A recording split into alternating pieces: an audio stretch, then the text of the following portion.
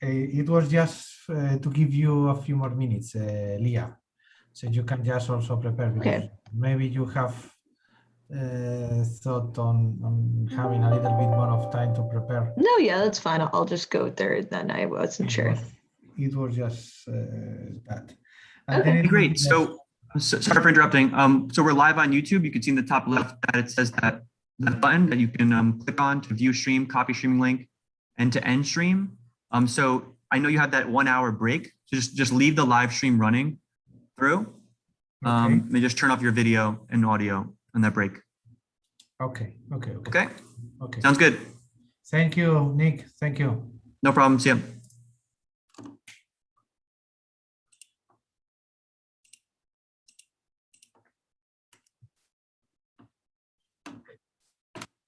Hi, Alan.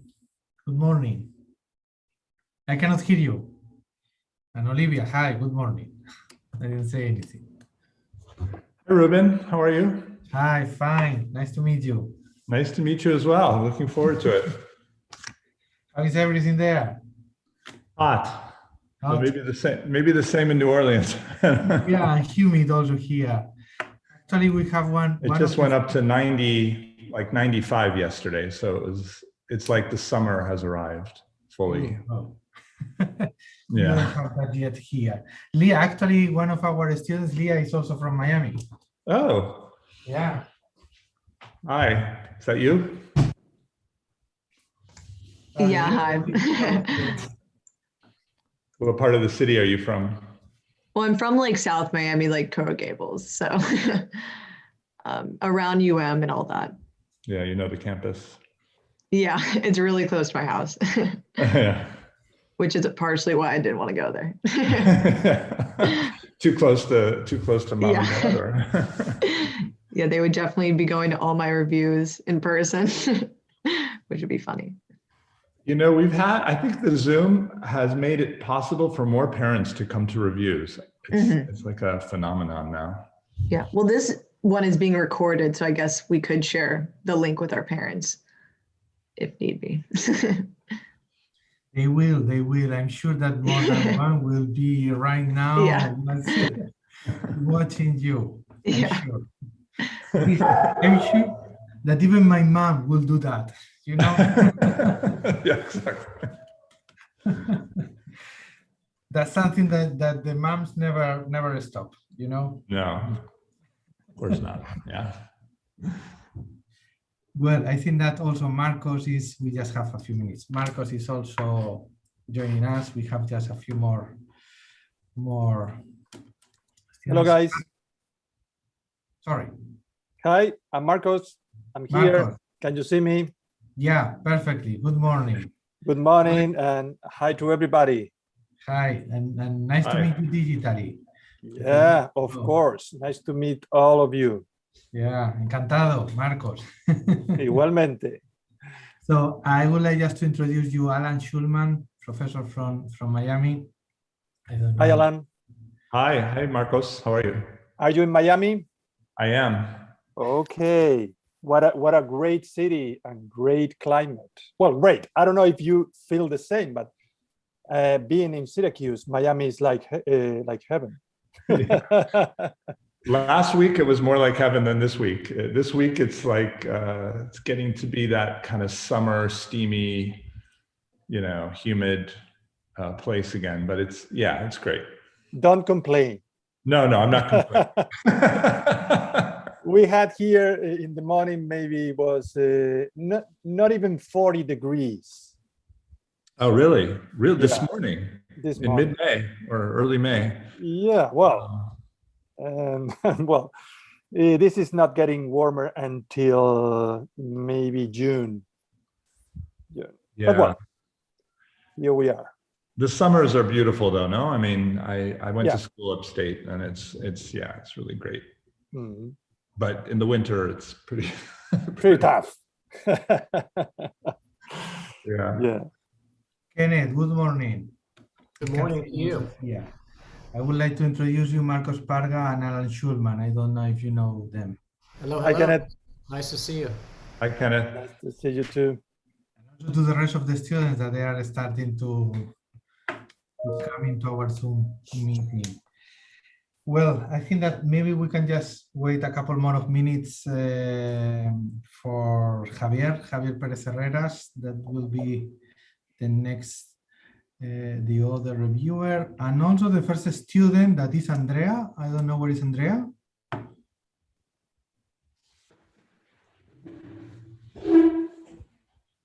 Okay, Andrea is here. Perfect. Andrea, we were asking for you.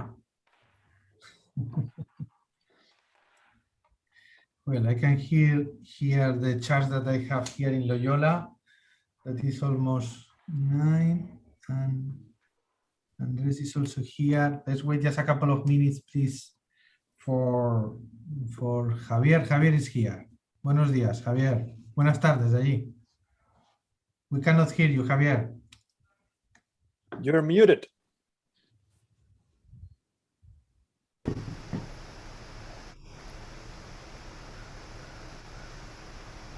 Sorry. Good morning. Buenos días, Ruben. It's my typical mistake. That's very easy for me. Very sorry. Javier, Hi, everybody. Sorry, I have it.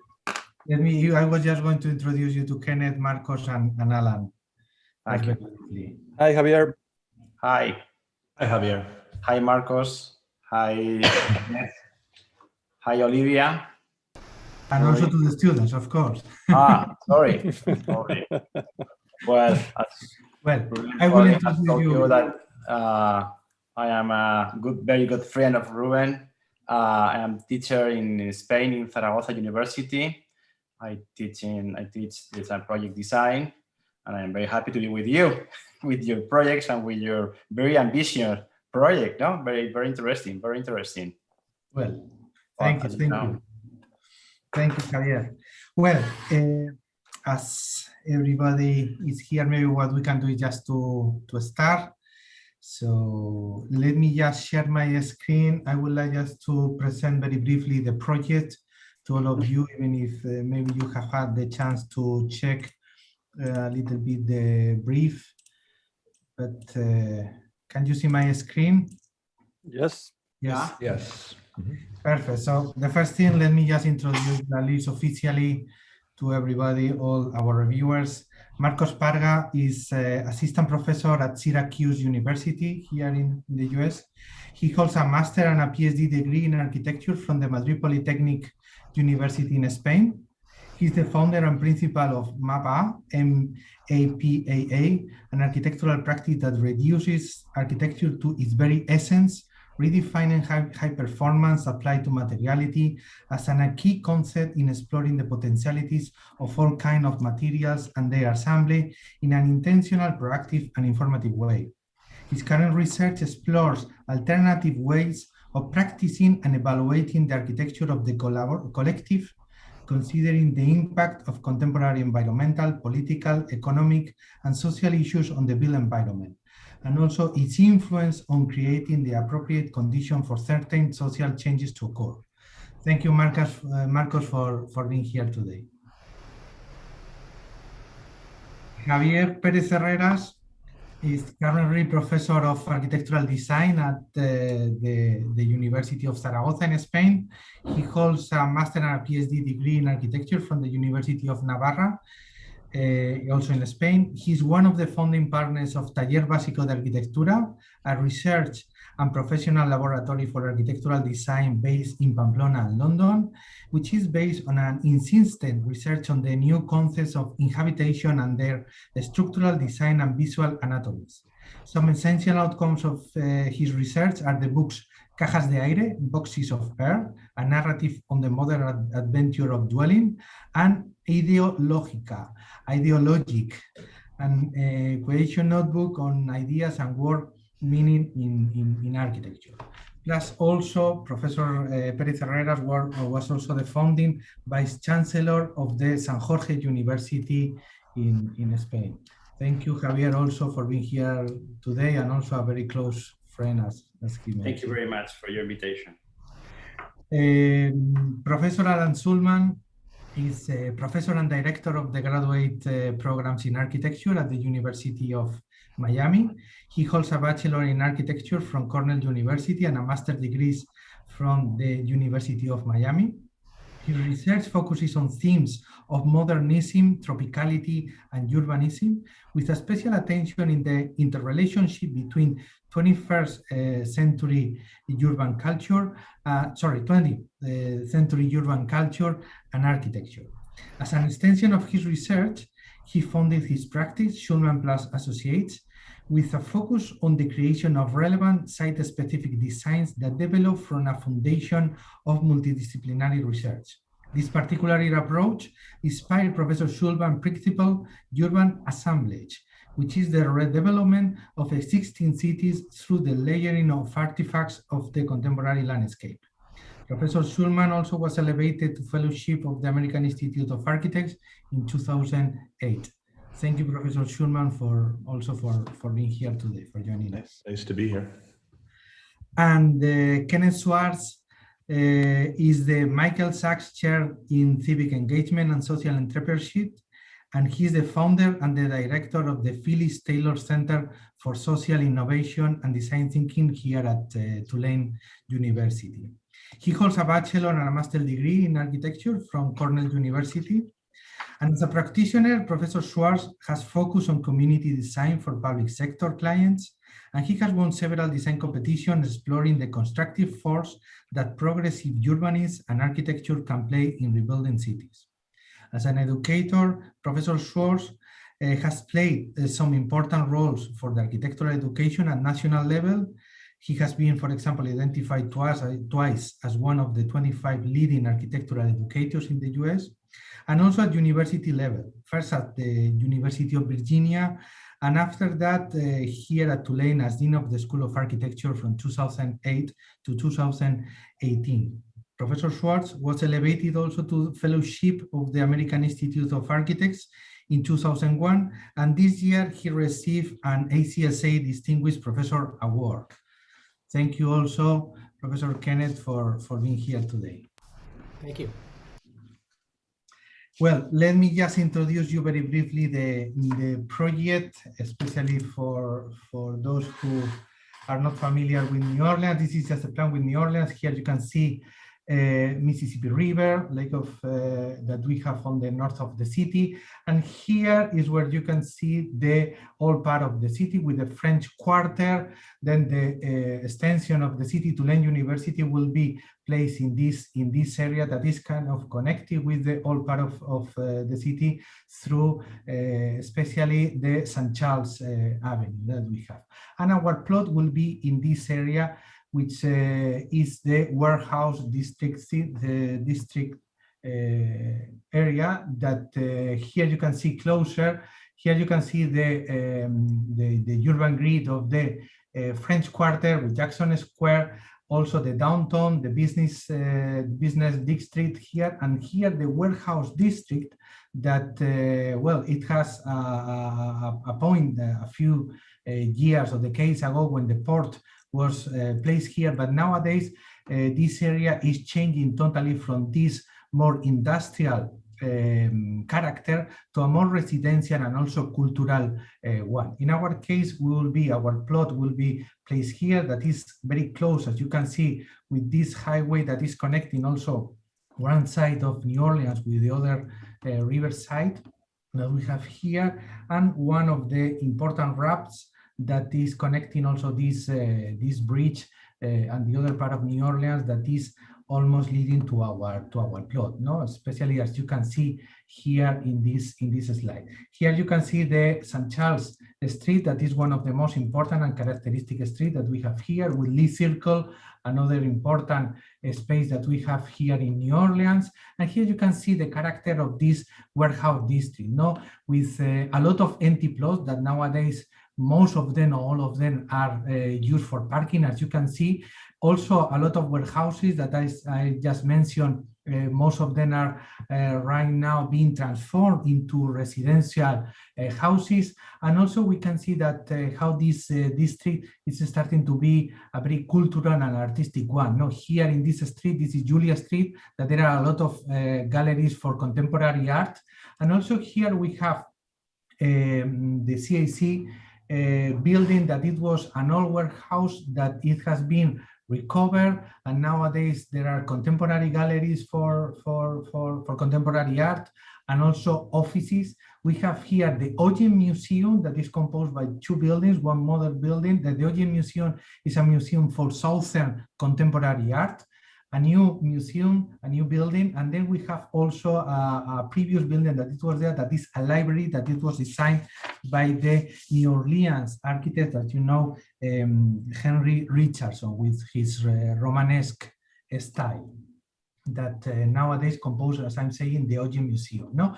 And also here we have one of the most important museums that there are in the city, that is the World War II Museum, that at the beginning it was only a small piece of this area, but nowadays it's kind of colonizing almost the character of this area. And now we have more buildings on this side and also on the other side of the street. And as you can see here in this photo, in this image, we can see that nowadays they are even extending, they are building a new extension of this building.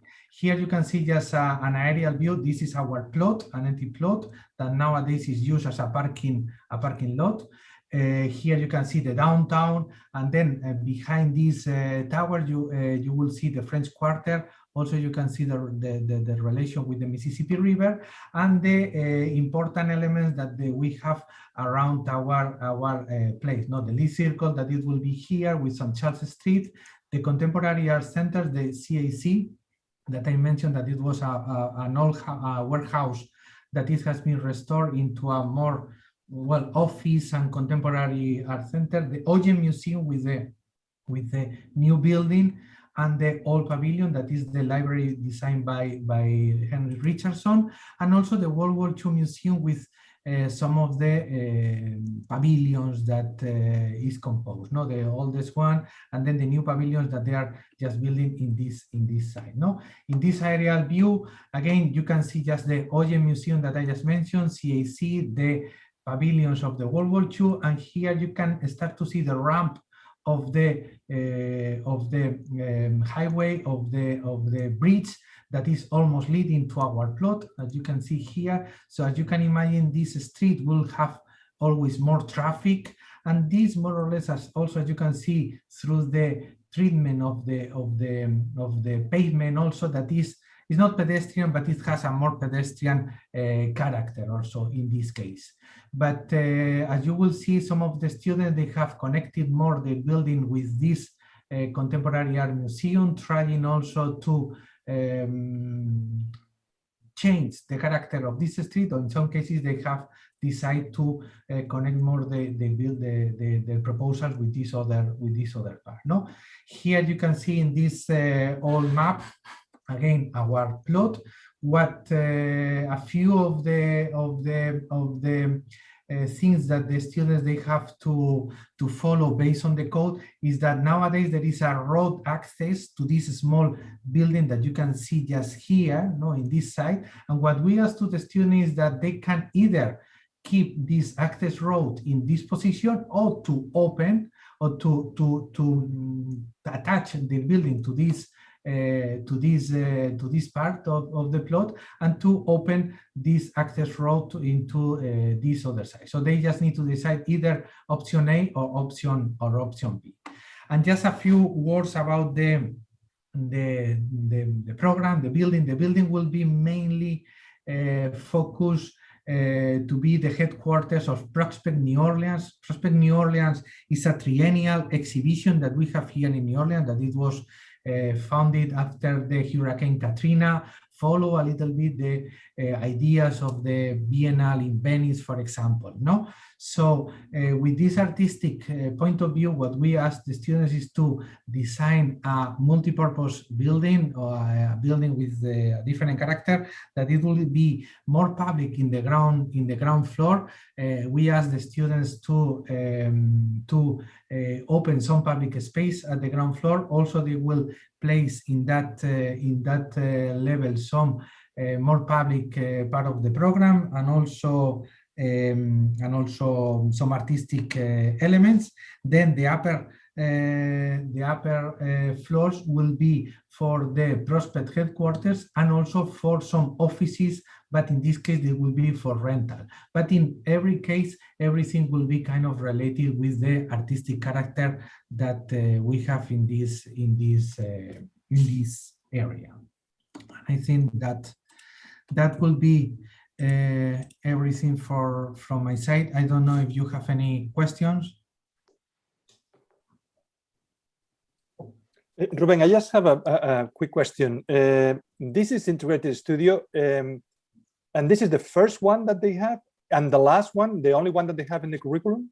Yeah, I forgot to mention that. Yeah, all the students are undergraduate students. We also have Integrated Studio for the graduate students, but that is in another section with another professor. In our case, all our students are undergraduate.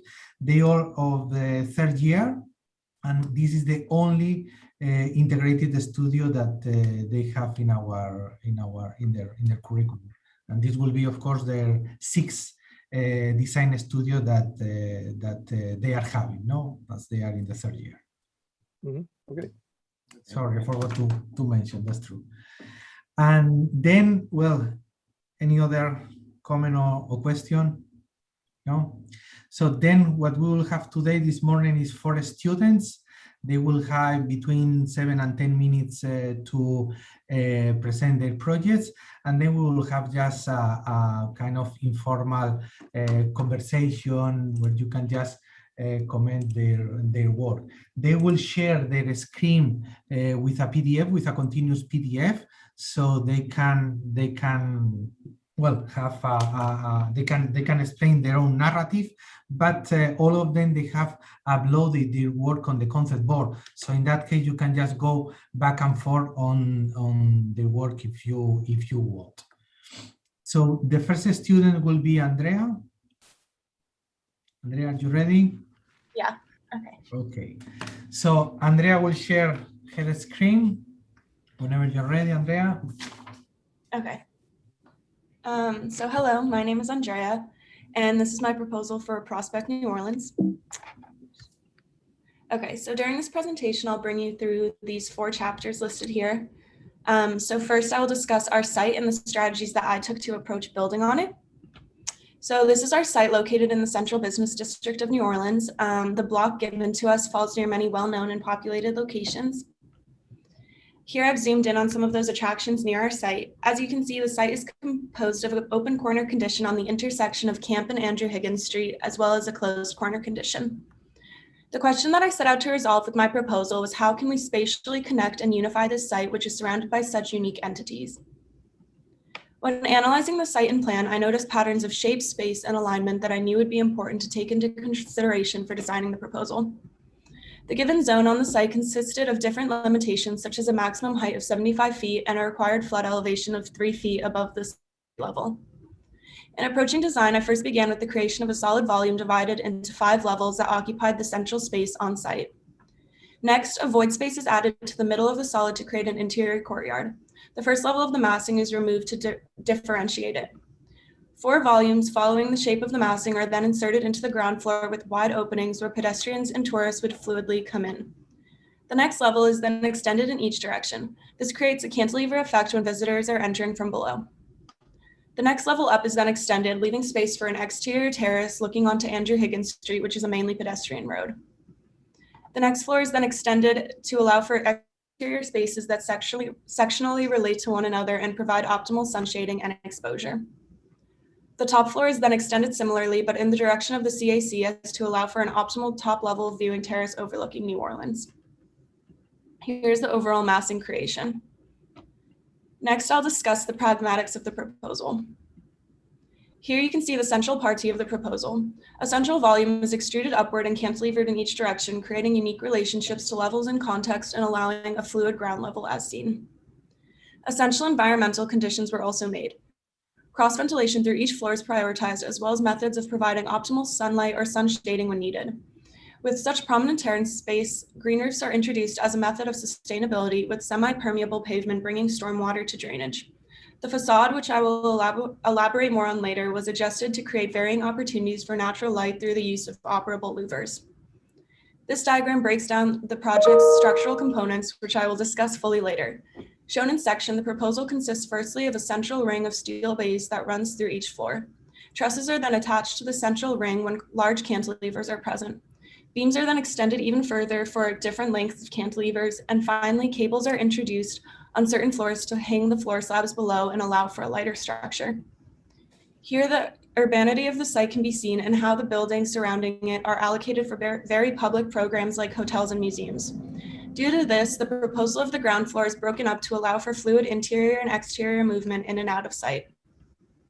The program moves from most public on the ground floor to most private as the levels get higher, with the ground floor being entirely for the public and the top levels being leasable office space. Circulation on each level always moves in a ring around the interior courtyard space, circulating to and from the vertical cores on the building's diagonals. Now I will discuss the proposal specifics. Here's the site plan with the proposal inserted. You can see the open occupiable terraces on both the interior courtyard levels and on the exterior spaces that overlook one another and the surrounding context. The proposal engages with the close corner condition between the World War II Museum and the CIC through this type of terrace. Now we will zoom in on the proposal's floor plans. Here, the aforementioned fluidity of the ground floor is displayed again by the separation of volume with public programmatic use that are inset in the site. This allows for free movement on the site's exterior. Stairs and ramps leading up to the occupiable exterior area of the site are located in between these four volumes, as you can see, and then the entry into these volumes circles the green courtyard in the center of the site. Cores are located in either corner of the site and are easily accessible both internally and externally. In the volumes where both cores are located, lobbies with freestanding space are placed. In the volume on the top right of the page, a bookstore and cafe is located with additional outdoor seating and operable sliding doors to connect the public with the exterior. In the volume on the bottom left of the page, there's a public gallery that programmatically relates to the many museums located near site. Moving up to the next floor, a more regular plan layout can be seen. The idea of the proposal's interior is to allow for as much fluid movement as possible. Open offices line the left side of the plan with a kitchen and lounge space directly above near egress core. Private and smaller meeting rooms are located in the back right corner of the plan as to allow more privacy, whereas larger meeting rooms are more central and connected to the inner cutout that looks down on the ground floor and allows light into the spaces. Service elements are always located in the core strips that are on either diagonal of the plan. In these elements, you can find restrooms, mechanical rooms, janitorial rooms, and of course the egress stairs and an elevator. On the next floor plan, a similar fluidity is seen. On this level, the first introduction of the exterior terrace is also seen. The interior courtyard here can be accessed from either lobby upon arrival to the floor and is a wide space for lounging and breaks from work where people can engage with the greenery and the other floor courtyards. The exterior courtyard here looking out on Andrew Higgins has several offices that are covered by a cantilever above and allow those who are working to get fresh air while being productive. You can also see the introduction of double height spaces on this floor plan. A double height space next to a grand and public stair looks down on the community room of the previous floor and spatially connects the two areas. On the plan of the fourth floor, another double height space beside the public stair connects this floor with public office spaces of the third floor beneath. This level has a similar setup in terms of circulation and office layout, but increasingly utilizes the exterior space. In the interior courtyard here, desks for covered office space are placed.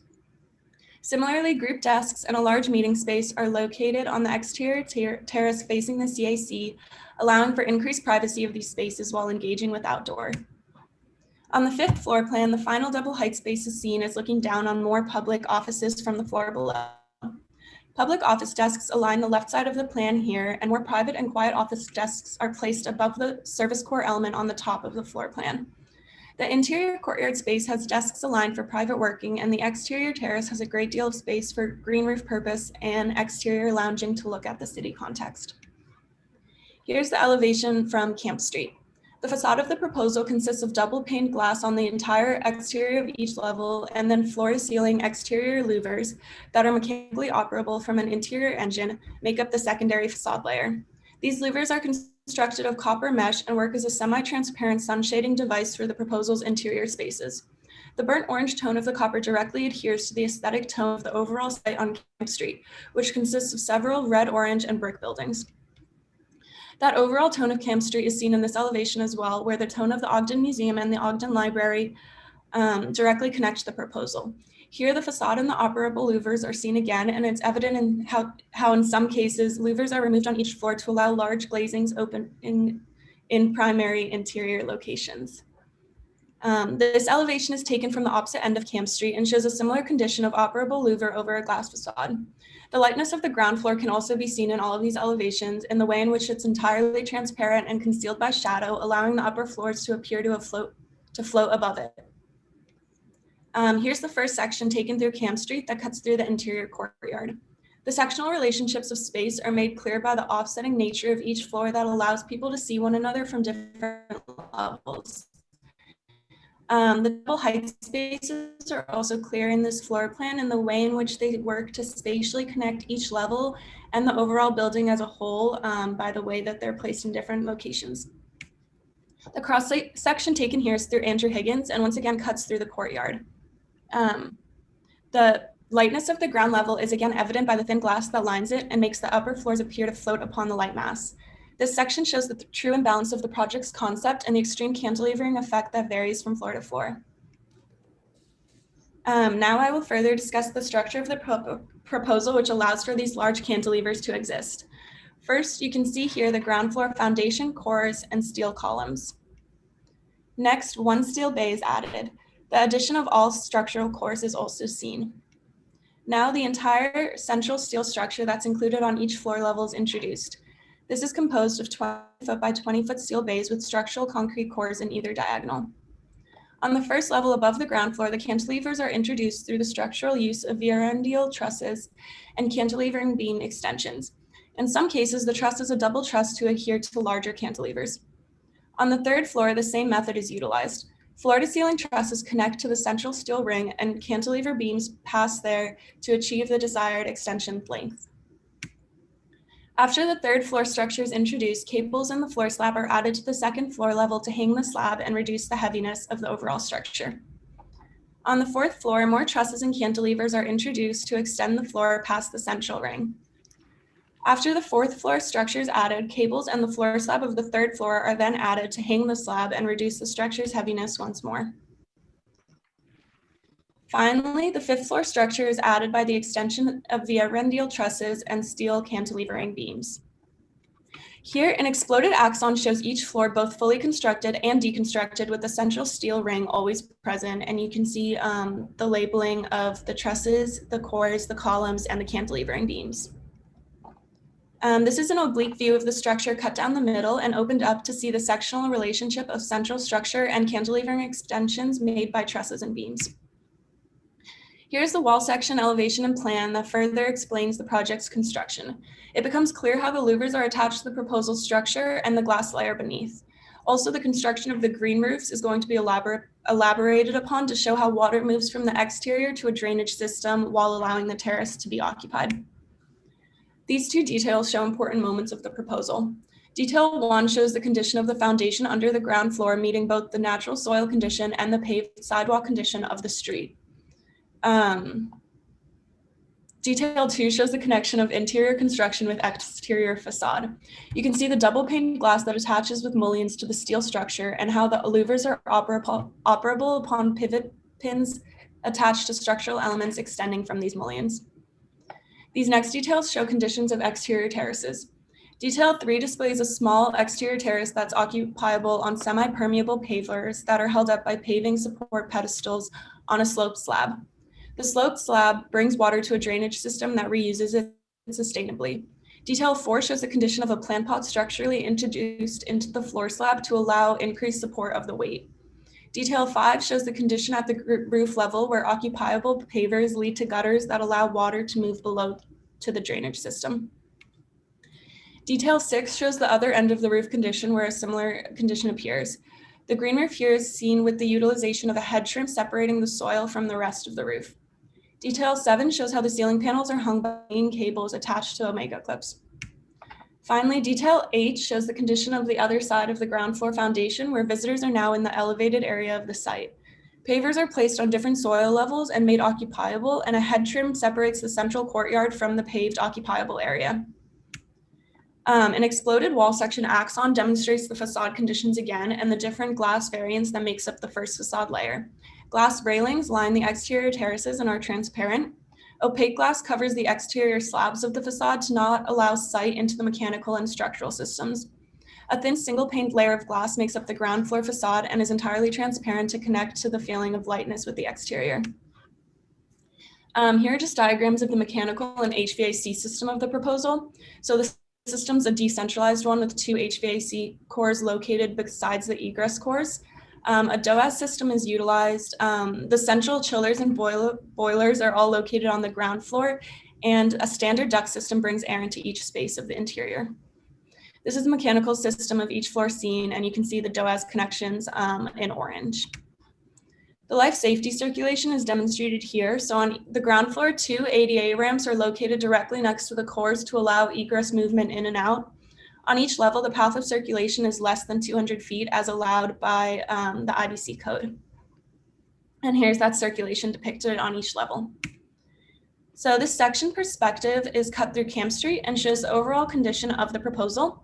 The double height space connections are visible on either side of the building, and the light and public condition of the ground floor allows for open movement by visitors and the public into the overall site. Here's a section perspective cut through the cross section showing the visibility to the project surrounding context that's made possible by the operable louvers of the facade, which you can see sort of the transparency in the back here. The section perspective also once again shows the structural elements of the proposal and how the mechanical system runs through the holes in the central beams to access each space. And finally, I will discuss the proposal experience through views. So here's a view taken from the central corner of the proposal between Camp and Andrew Higgins Street. It's evident how different levels of the proposal all connect and engage with both the context of the site and each other through the cantilevering nature of the project, as you can see here. And then this view is a front approach of the proposal's Camp Street elevation, where you can see how the louvers appear to give the facade a movable and changing element that can be either transparent or opaque depending on the exterior angle it's viewed from. The lightness and fluidity of the ground condition is also once again demonstrated as you can see the interior courtyard. On the opposite corner, coming from the CAC, you can see how the project cantilevers forward and brings visitors into the ground floor. The overall color aesthetic connection to the nearby context is also demonstrated here. This view is of the overall interior courtyard space taken from the ground floor. The sectional relationships are clear by the visibility of people on each level that can connect to and see one another and other levels of the proposal overall. This view is taken from an exterior terrace looking forward to Lee Circle, where it's clear how the proposal engages with surrounding landmarks and tourist attractions. The connection between exterior and interior is also made clear by an open glazing to the interior on the right, where you can see some open offices.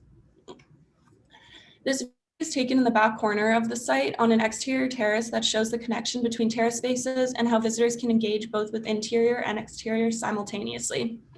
Also, you can see the color connection here as well between the CAC, the Ogden, and the proposal in these red-orange tones. This view is taken from an interior courtyard terrace where offices are placed beneath a cantilevering element from the above floor. Once again, the spatial connections become clear with the introduction of a double height on the interior to the left, and the visibility of those on other floors can be seen on the right. This view is taken on the interior of the second floor plan, where the overall openness and fluidity of the proposal is seen. Clear circulation on the left allows for people to understand the space, but at the same time connect with the open offices on the right of the view and the double height space above it. Light comes shining in from the interior courtyard and the exterior facade as well. And then this final view is taken from another interior space, this time on the other side of the proposal between the wall of the World War II Museum. A double height connects the office spaces above and below and allows workers to enjoy the exterior greenery condition while they work interiorly. Thank you. Thank you, Andrea.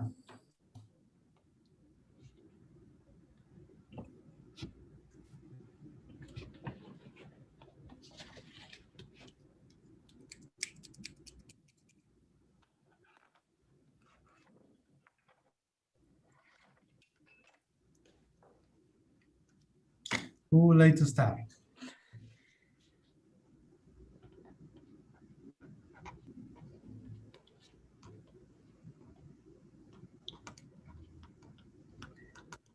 I'd be happy to start. Fantastic project, Andrea. It's really well conceived and really well presented, both graphically and verbally as well. A couple of thoughts I have. There is, it's obviously a very well integrated project where you've considered many, many different aspects in its development along the way. As a design proposition, I follow you completely on what you're doing, and the conversation that the building has with the adjoining and very diverse conditions around it is quite thoughtful and quite interesting. You have an agenda. The building presents itself very clearly as an agenda. The only part that I question a little bit is the cantilever on Camp Street. I understand why you've done it. It's been part of an argument. But urbanistically, I'm not sure it's a necessary move. The other ones I buy completely.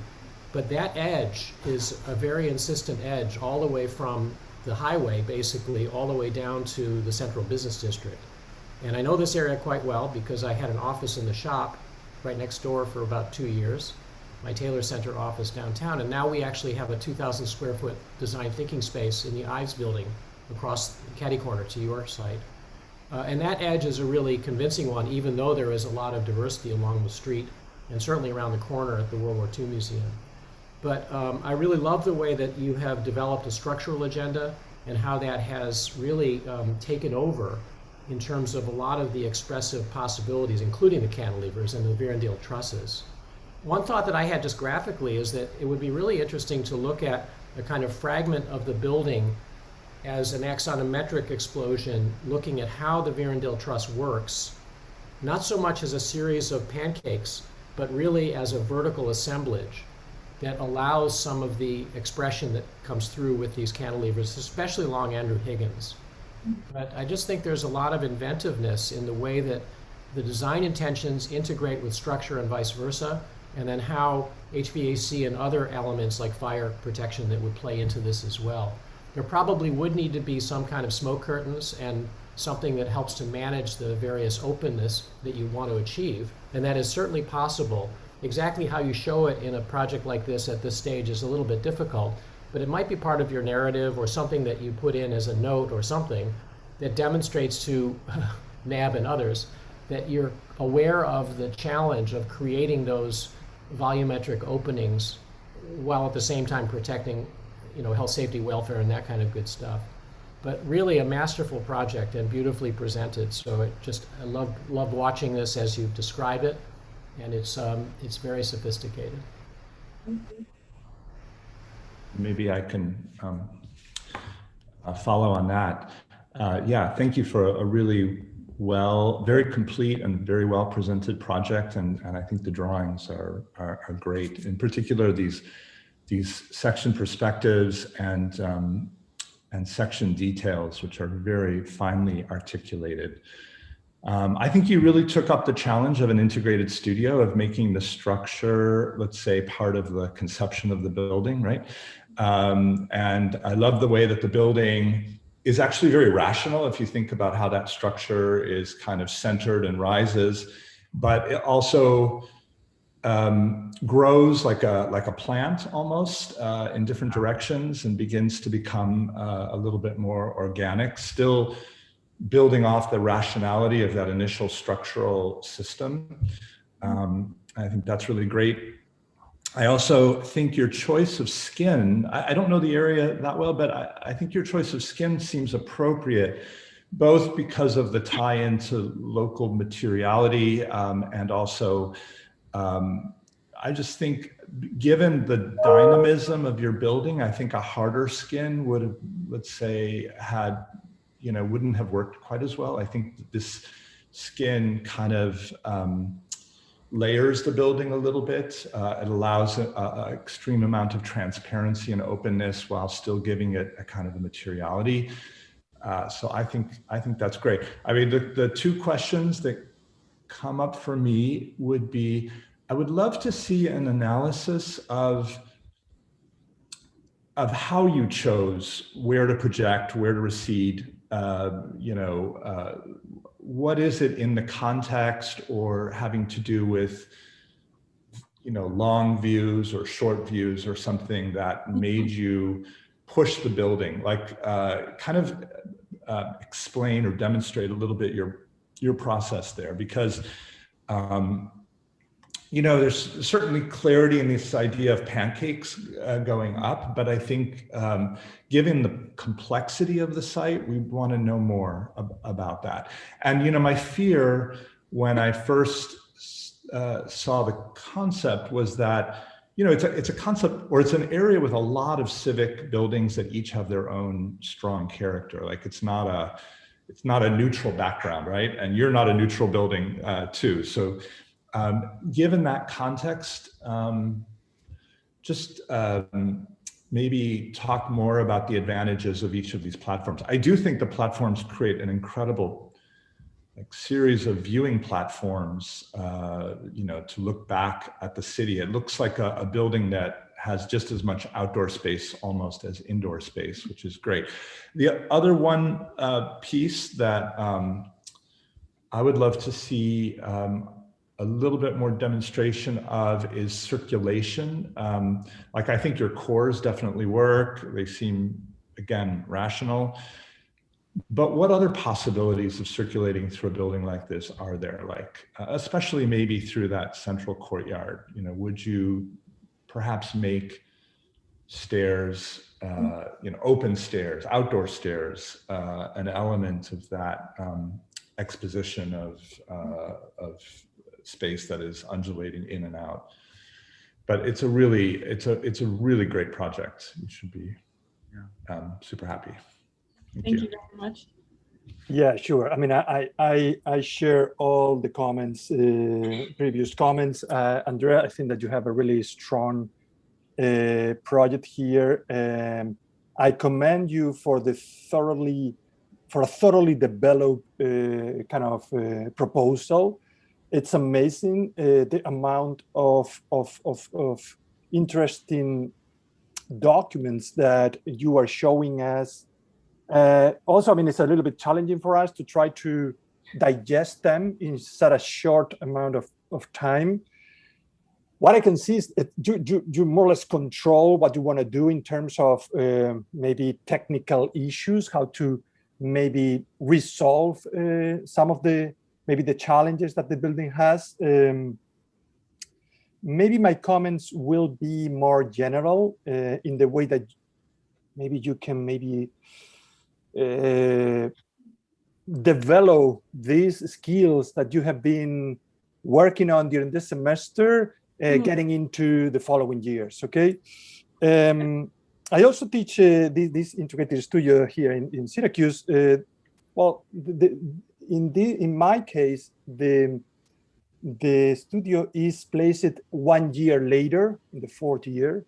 So this will allow us to maybe tackle other issues before the students get to this really challenging course. And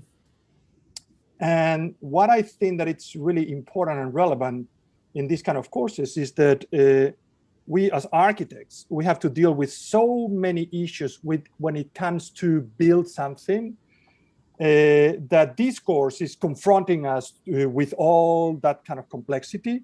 But for me, the most important thing is that we are not trying to just solving problems. It's more about maybe proving and also assimilating in a way that every single architectural decision has technical repercussions, right? Mm-hmm. And that at the same time, every technical proposition has architectural implications, right? So it's like an intertwined work where finally we really don't know. Well, we can stress several issues, and we can say, okay, this is the idea that drives the project from the beginning, or maybe it's not so clear. And what I'm trying to do is maybe try to construct something that is not so maybe cultural, socially driven, but is more technically driven. But everything, there's a common kind of work of intertwine things and try to explain these things in a really clear way.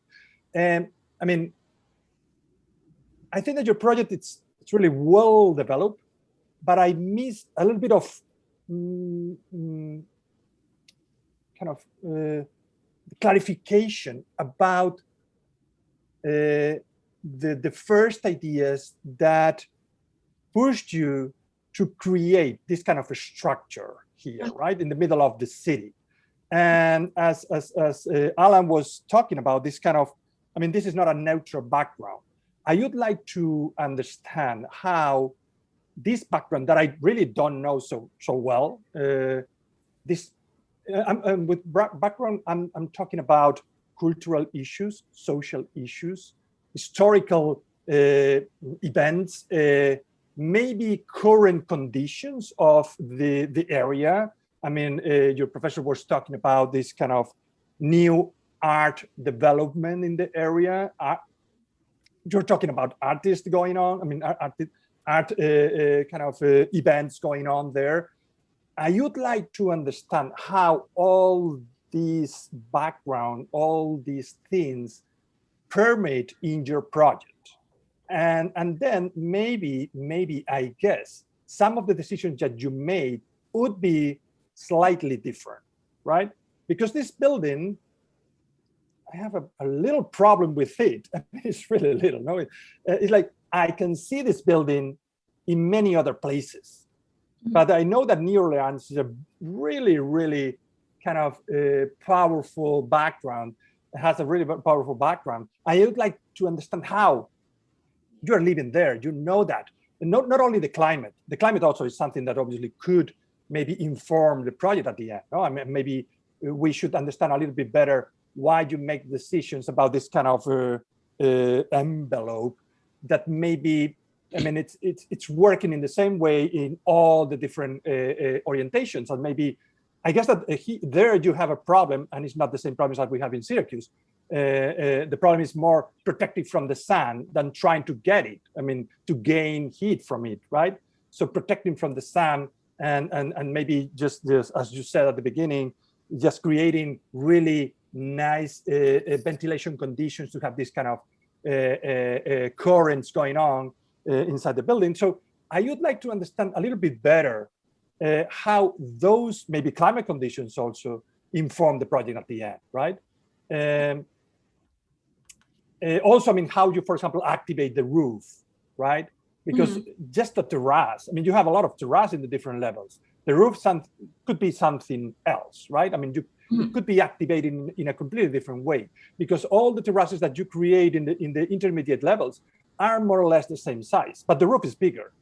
What are we going to do with that? How we are going to integrate that? How the building also, I mean, you explained really in a really interesting way how the building becomes more private as you are going up, right? I mean, from a really interesting public space in the ground floor to a more private space in the upper levels. And I think that maybe you could stress that condition and incorporate it also in the section, because I don't really, maybe I really didn't pay too much attention about the program, but why every single slab is the same height? Maybe you can incorporate a kind of hierarchy in the section where some of the elements are maybe higher than others. So you can maybe say or point it out that some of those places are more kind of open or maybe social because they have a higher difference between the slabs, right? So I think that it's just about stressing some of the kind of conditions that we can find outside of the project and incorporated them in the final proposal, right? But other than that, I think that you demonstrated here that you know what you are doing. You are you control. You know how to maybe develop or resolve a building like this in a technical way. But I think that you have to step back and say, okay, what do I want to do with my building? Yeah. What is this building about? What is the social implications? How this building will perform in this neighborhood? Who is going to use it? And if something, I mean, specific people are using it, how they will be able to maybe collaborate in the configuration of it, because finally when we look at the plans, they are really rational and they are well developed and well, maybe, I don't know, they work, but how maybe the community have a kind of word on the final configuration of the public spaces, right? There are a lot of artists going on here. I don't know if they have a place here to maybe to perform. How this will happen, how they will colonize some of these areas. So the building will become something else. I will stop here because we don't have so much time. Well, thank you. Thank you for the presentation. Well, Andrea, congratulations for your project. I think it's very interesting. Your different professors have explained a lot of very interesting ideas. I wanted to stress some of them. I think that Professor Marcos Parga has stressed you that I think it's a very beautiful building, but you have to try to root in that place. I like a lot this building, but if you consider, as Professor Schwartz has told us, you have to try to consider the urban conditions that how grow up this building, and I see this picture of the section. They are very nice. They are very beautiful. They are really nice. They are a splendid project, but I think that is in the middle of something that is equal. Everything is equal, no? And I like a lot this metaphor that this is like a plant or a tree that is growing up, and the plant or the trees which is growing up are moved for the tree, for the wind, or are moved for the sun of the light because it's in the east or west side. And how urban conditions move this building. How urban conditions move this building. And probably you have to give more information to your project. When you talk about public places, private places, but you have to talk about the different, the CIC center, the museum, the road. There are different conditions like the wind, like the sun that move your tree. And if you are able to check to realize that different condition, this urban condition, you will move your building not in a freedom way, that according to these ideas, and your building will be, the same building will be perfect in that place. The section will be perfect in that place. But I think I have to try this idea of growing up, looking at these other conditions, no? The other idea that you have to, and in this way, I think it could be interesting, in my opinion, try to make difference between the different stratos, like a tree is growing up. How do you root the building? How do you offer to the sky? How do you look at the wind and the city? How do you? They are very information that you have to look for around that city. Perhaps you can try to consider the different density of your facade, or the different height of your levels, or the movement that try to tend to move in a specific side and opening to other side. I don't know. In this, it's a very vertical, very symmetrical building. No? This has forgotten which is surrounded. No? The other topic that I would like to talk about, I like a lot this kind of studio because it's very interesting, and a studio that wants to integrate everything around the project, around the idea of the project. No? And I would like to talk about the structure in this image. I think this is a very nice picture, but it's hidden a problem, in my opinion. Horizontal structure is, in my opinion, very equal. It's very similar to vertical structure. And I think you are trying to define slabs that they are floating in the air. It's a light building because it's able to move, to dancing in the air, no? To dance in the air, if we try to develop this kind of studios that try to integrate everything, in my opinion, is because we want to discover information in the different aspects of the project. The structure is something it's obvious is necessary, but the structure has to be the soul of the project in this case. I think that the horizontal elements are right. They are thick elements, but vertical structure have to be thinner, have tried to disappear because you are dancing, you are moving with the wind, you are, the structure is, I think it's very strange that the horizontal structure is the same structure that vertical structure. It's very strange. And we have to ask to the project, what kind of structure I have to propose according to the idea? What kind of facade I have to propose according to the idea? What kind of techniques I have to manage according to the idea? In this case, the structure is very important. And I say, well, perhaps you can rethink the difference between horizontal structure, this is like that they are floating in the air, and the vertical structure that's like in deep tubes, moving, that allows to the horizontal structure moving, floating in the air.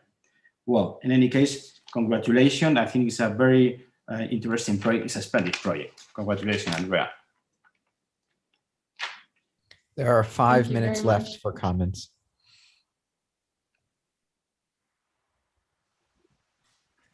Thank you, Mitchell. Well, Alan, please. I was just thinking that, you know, there seems to be an agenda with landscape here that maybe is not fully developed. We see the idea of trees or plants located on those terraces. You know, I think, you know, to Javier's point, I think the, you know, the horizontal structure may need to get even thicker. I'm not quite sure, but I think you could really use that depth in any case to, you know, allow a more robust landscape idea up there if you want. I think it's one of the advantages of this Virandil, let's say, approach. And, you know, I just think even though we're not landscape architects, let's say, you could have a landscape agenda with the project. I don't know if that means creating more shade up there or low landscaping that just softens the surface of those terraces or that drapes down over the walls.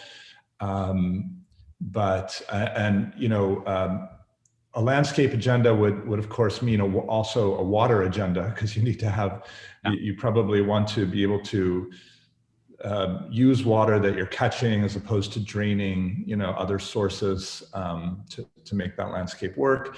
But your building has lots of roofs and lots of opportunity to catch water and probably to store water. So I think that could be also an interesting aspect of this project, where you leverage your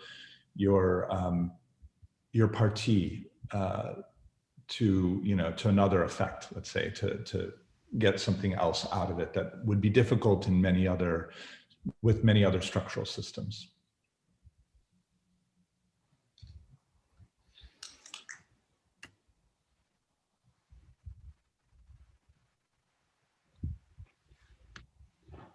Well, if we don't have any other comments, I think that, well, we can just move on. Andrea, thank you so much. Congratulations for this incredible work.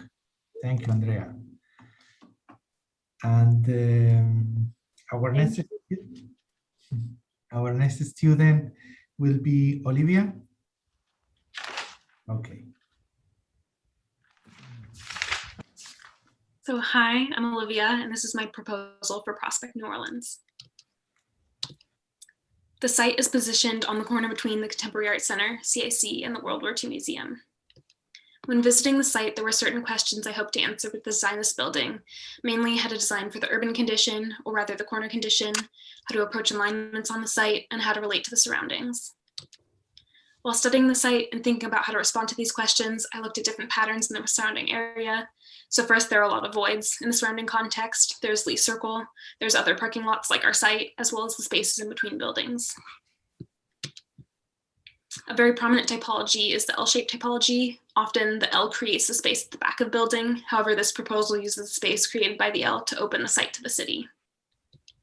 And as I've said, there's an important task to relate the proposal to the alignments on the site. This means the edge of the CAC and World War II museums, as well as the Memorial Hall Museum and Ogden Library across the street. The strategy to approach the site and the exterior of the building is to start with the mass, that's the buildable area of the site. pull the form back to create delivery access for Prospect New Orleans and the CAC, to visually and physically connect the World War II and Ogden museums by carving a void out of the mass to create an L-shaped building, which also opens the site as a public plaza, to push down one of the wings of the L to create a roof garden, and then lastly, to elevate the plaza so the first floor can be one continuous plane, in other words, seamless. The strategy for how the interior is organized is twofold. First, to place a bar of program along the party wall, and then to place another bar of program that organizes the space and create zones within the building. Second is to link the floors and create double height spaces, so there are views through the interior. What's formed is a chain through the building or a cascade through the space.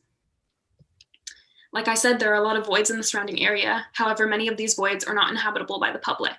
So one of the main goals of this project is to open the space to the city, which is especially important to have a public open space in an area like this with the Ogden World War II museums, which get a lot of visitors.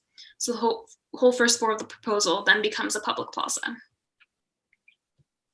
The L-shaped volume of the building relates to the surrounding context and it supports the urbanity and movement of people in the area as it's a public space serving the surrounding buildings. There's also transparency through the building, showing the animation on the inside. This idea of transparency is achieved through the facade. The first floor is enclosed by glass and can be completely open to the city, and the aluminum louvered facade on the upper floors creates a veiled quality that still allows the building to be open to the city.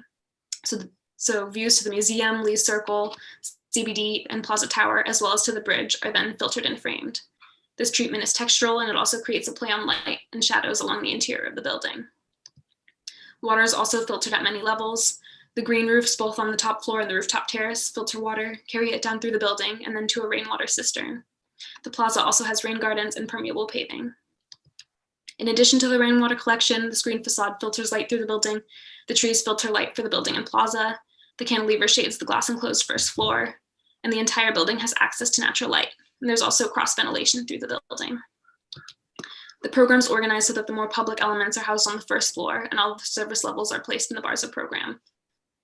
Fire protected circulation cores and elevators are positioned in these bars of program as well. And there's also secondary stairs throughout the building that serve to further create a connection between the floors. The proposal aligns with the CAC, World War II, Ogden, and Memorial Hall museums. It's an L-shaped form, again, relating back to the L-shaped typology. Like I've said, its position on the site opens the building to the city. There's the rooftop level with skylights, 6th-level terrace overlooking the city, as well as the plaza. The servant spaces are always placed in these bars of program. They order the space of the interior and allow for the program on the interior to be open and flexible. The gallery is placed along this bar of program so that it can be open, and the flexible space that's created allows for the gallery to be converted into community room or auditorium. And the central rain gardens of the plaza also act like the bars of program on the interior, and they order the space of the plaza. The ground floor also houses the main entry with lounge in addition to a secondary lobby for the Prospect headquarters. And the first floor is also seamless, so along the plaza it can be completely opened up, and this allows for the cafe space and gallery space to be able to spill out into the plaza. So the building can then function as an open public platform, serving to connect to the levels of Camp Street and Andrew Higgins Boulevard. The second floor houses the library and co-working rooms. You can start to see the double height spaces that create a chain through the building. There are double height spaces here to connect the library with the level of office spaces above, as well as the library and office spaces on this floor with the main entry below. In addition to the bars of program, the double height spaces also order and define the interior. Different kinds of co-working zones are then created to suit different people's working preferences, including large communal tables, individual desks, a long table overlooking the courtyard, meeting rooms, and soft seating. The same co-working zones extend through the building as well as the double height spaces. So even when the double height spaces are not connected by secondary circulation, they still create a visual connection between the floors. Here, there's a large double height space at the top of the L that looks out onto the Ogden Museum and Library. The higher in the building one travels, the more office spaces interact with the views out and over the city. On the 5th level, there's double height space facing the World War II museums, where there are also views to the bridge as well as to the Plaza Tower and CBD. The table along the window also serves to connect the co-working space to the plaza. The top floor has more co-working spaces that look out onto the city, as well as a rooftop garden to be utilized by both Prospect New Orleans and the rentable co-working space. The office space can be closed off from the lobby, lounge, and terrace to create a more private and quiet zone, and the terrace is shaded by a canopy and can be used as a place for working, events, or looking out over the city. There's the chain and cascade through the interior that creates a visual connection from the entrance and all the way to the top floors. And you can start to see transparency through the building, not only through the cascade and other double height spaces that allow for views between the floors, but also the transparency created by the screened facade. There are also skylights with exterior fins for sun protection that allows for views to be connected from the ground floor and out to the sky. As well as views through the building, there are also views, as shown by the diagonals, that connect the prospect to the Ogden Museum. There's also glass at some double height spaces so that there can still be visual connection through the building, but without noise. From the first floor comes this idea of continuity in the carpet of space. The whole first floor is fluid, and the space is not defined by interior or exterior, but rather programs can spill out and interact between the inside and the plaza. In addition to the physical connection, there's also a visual connection from the first floor into the street. Referencing back to the L-shaped typology, the proposal opens the L-shaped building to the context. The carpet of space is then created by the L, and the building and plaza are open and relate to the Ogden Museum across the street. And again, the space becomes inhabitable. Similar to how the proposal relates to the Ogden Museum, the space of the L allows the building to have the same relationship with the World War II Museum across the street. There's also an important relationship between the building and its neighbors. So on one side, the building shares a wall and touches the World War II Museum, and on the other, there's the void and air created by the CAC in Prospect, where there's space carved out for delivery access. Looking at the facade created by this void, again, there's transparency through the building. There's the open and public first floor, the textural veiled facade, and the double height windows that open and frame views to the city in between the gaps created by the CAC and surrounding buildings. There is an important relationship between the plan section and elevation. It communicates how all the parts and pieces come together. For example, the relationship between the two facades, the louvered facade and the glass curtain facade. So the screen facade system, the facade armature and deck for cleaning access, and operable windows in the curtain system. Also, there's the connection with the building and the plaza with its permeable paving and rain gardens. Taking a closer look at the details, on the first floor, you can see the threshold and the interior, and the threshold between the interior and plaza with its slot drain and permeable paving, as well as the prefabricated cantilever at the threshold and its rebar connection to the slab. There's also the floor assembly and strategy. So there are cellular beams so that the mechanical, electrical, and plumbing can run through them. And the slab cantilevers over these beams so that the first floor looks thinner from the exterior, and it also creates a place for air supply and return. Also, there's the connection between the structure and facade system, as well as the green roof assembly. The wall section axonometric is where the building's construction systems come together. Looking at the peeled apart assembly, there are the different layers of the facade, from the foundation to the plaza and rain gardens, to each floor and its connection with glazing, and to the roof.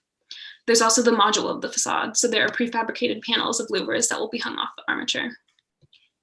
The section perspective is where all elements come together, not only the technical elements of construction, but also the human experience. So again, there's the cascade through the interior, there's the urbanity and public first floor, there are co-working spaces above, and lastly, there's the relationship created with the surrounding buildings across the street and the void formed by the alley. The structure will be a hybrid of concrete bearing walls and steel frame. In addition to the deep foundations, the concrete bearing walls form the bar program along the party wall and fire stair. The steel frame then extends from these bearing walls, and the typical bay size is 20 by 40 feet. You can see here the connection between the steel and concrete, and again, cellular beams are used so that mechanical, plumbing, and electrical can run through them. The mechanical system employed is a VAV system in addition to a DOAS system. The system is situated in the bar program along the party wall, and services at each floor placed in the same location, allowing for vertical shafts to exist where necessary, and also providing each floor with a similar ducting configuration. The system has been decentralized to allow for smaller ducting sizes, as well as smaller air handling units. The DOAS strategy allows for better humidity control, more precise air delivery, and decreased energy consumption. The VAV system allows for more flexibility to individually regulate spaces for thermal comfort based on the needs of users. The exit discharge on the ground floor is the alley and plaza, and there are also 2 fire protected stairs at each floor, 1 for each wing of the L. The common path of egress travel wraps around the L, and all the travel distances to the fire stairs are below the requirement for a sprinklered building. Looking at the views now, again, there's the idea of the carpet of space and the continuity between the interior, plaza, and street level. There's also transparency and animation. So the plaza allows for the block to become animated by human activity. One can also see the movement and action on the inside of the building. So the animation on the inside becomes one with the animation on the outside. The building connects to the context, so the building not only becomes an extension of the street and inhabitable for the city and visitors of the museums, but also through the building, Views through the building connect the Ogden and World War II museums visually and then physically through the plaza. The first floor is open and inhabited by the public. The glass doors can be open and the entire first floor becomes this public plaza. And the outdoors become an extension of the indoor program, whether that's seating as an extension of the cafe or moving some of the exhibit outdoors. Taking a closer look at the facade, you can see the degrees of transparency from inside to out. There's the louvered facade that filters views and filters light. There's also the internal transparency created by the relationship of double height spaces that link the floors. And there's also the canopy of trees that shelter the workspaces behind. In addition to transparency through the building, there's also internal transparency via the chain of double height spaces. One can see this cascade from the bottom floor to the top floor and out to the sky, as well as to the plaza, creating an internal transparency and internally experienced animation. In the double height spaces, there is another version of this cascade, an internally experienced animation. There is seating of the perimeter of the building looking out onto the city and plaza, and there are also views between floors that link the different kinds of co-working zones. There's transparency from the outside of the building but this transparency is also experienced from the inside looking out. Someone can be working and at the same time looking out over the city. So the building connects to the plaza and it connects to the surrounding context. Thank you. Thank you, Olivia.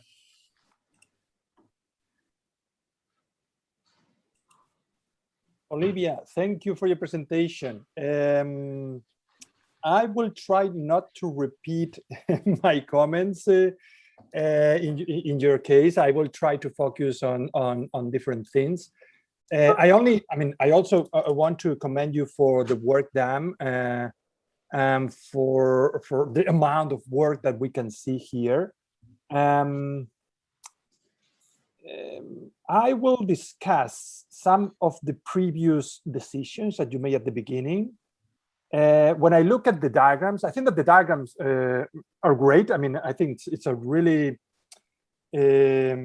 powerful way of simplify ideas and convey them in a really direct way. But at the same time, sometimes we can feel that those decisions are a little bit arbitrary or maybe not enough explained. Okay, I really buy the idea of creating an interesting public space in the ground floor. Okay, you are giving the city that space to colonize it. Okay, I mean the premise is really interesting. How you do that is what I will put into consideration, okay? Because as far as I know, just attending the presentation, the Ruben presentation at the beginning, this main street is a pretty kind of a busy one, right? I don't know if it's true or not. There are a lot of traffic there, right? Yeah, there's a decent amount of traffic on that street, and then the other one's more pedestrian. Okay, noise. Traffic is noise, is something that obviously we normally don't connect with an interesting public space nearby, okay? So you with your building, you can change that. You can respond to that reality. So the idea is, okay, I need to create here, I want to create a kind of a buffer space between the building and the city that I will activate, or no, I wouldn't say I will construct, I will design. You will just lay down and see what happens. This is what I really like about the previous idea. So how are you going to do that? You have to respond to what is happening next to the site. So maybe your building should protect us a little bit from that big road, right? To create another conditions that will allow people to use that space.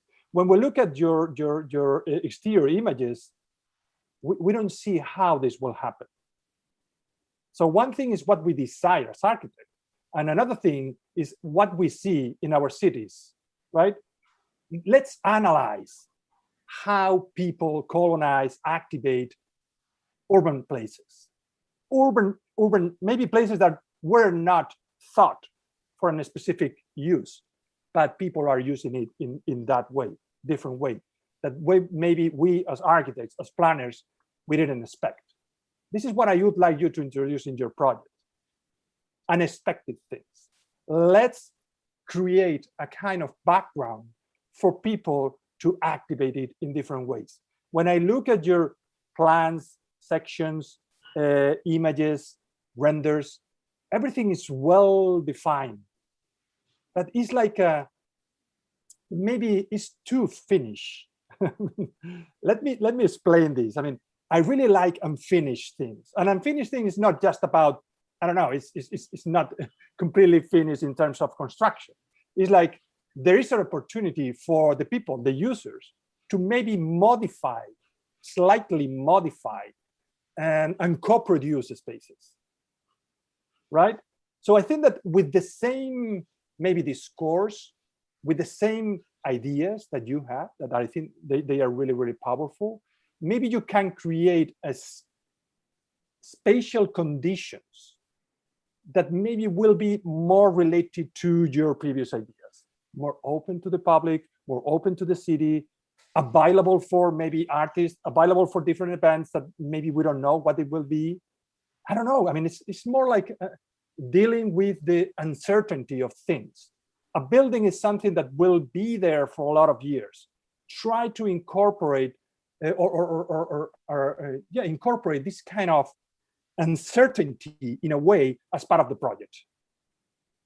I mean, I know that sounds a little bit challenging, but maybe it's not so difficult, okay? And then your project would maybe convey other ideas that for me are really, really important when we are working in this kind of urban fabric that has so many things going on around. We have to respond to that, as we were talking about in the previous project. So let's build infrastructures that could respond in different ways in the future. And that's what I would do. I mean, I think that you already know how to build things. Always, one would say, why not explore other ways, for example, to deal with the structure? Explore the possibilities of other materials. I mean, I guess that you are using here steel structure, right? Mm-hmm. And also, yes. I don't know, concrete the slabs, right? Or metal decking, I guess. Yes. We have to also have a more maybe ecological approach, no? I mean, we know that all those materials are a little bit contaminant, okay?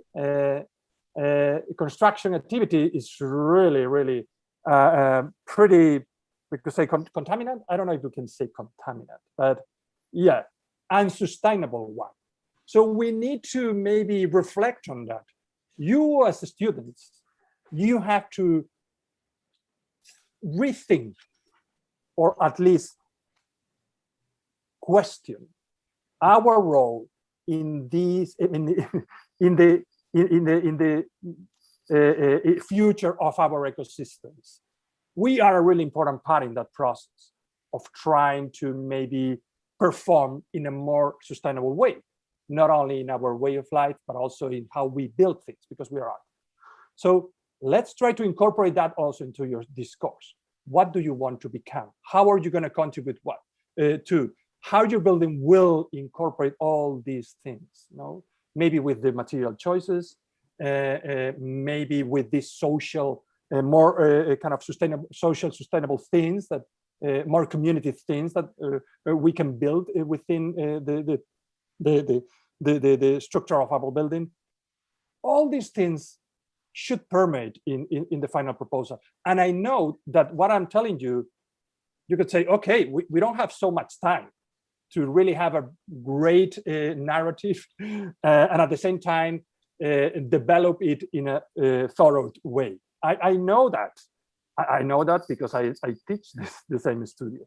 But we cannot forget about that. This is not just about solving problems. This is not just about maybe have a suspended ceiling that it's hiding all the mechanical systems are going on in above our heads. It's more about, okay, let's take advantage of this. This is happening. How I'm gonna take advantage of it? How I'm gonna incorporate it? You know, maybe it's more simplifying things. I mean, I think that it's challenging, but you have the the ideas behind your proposal.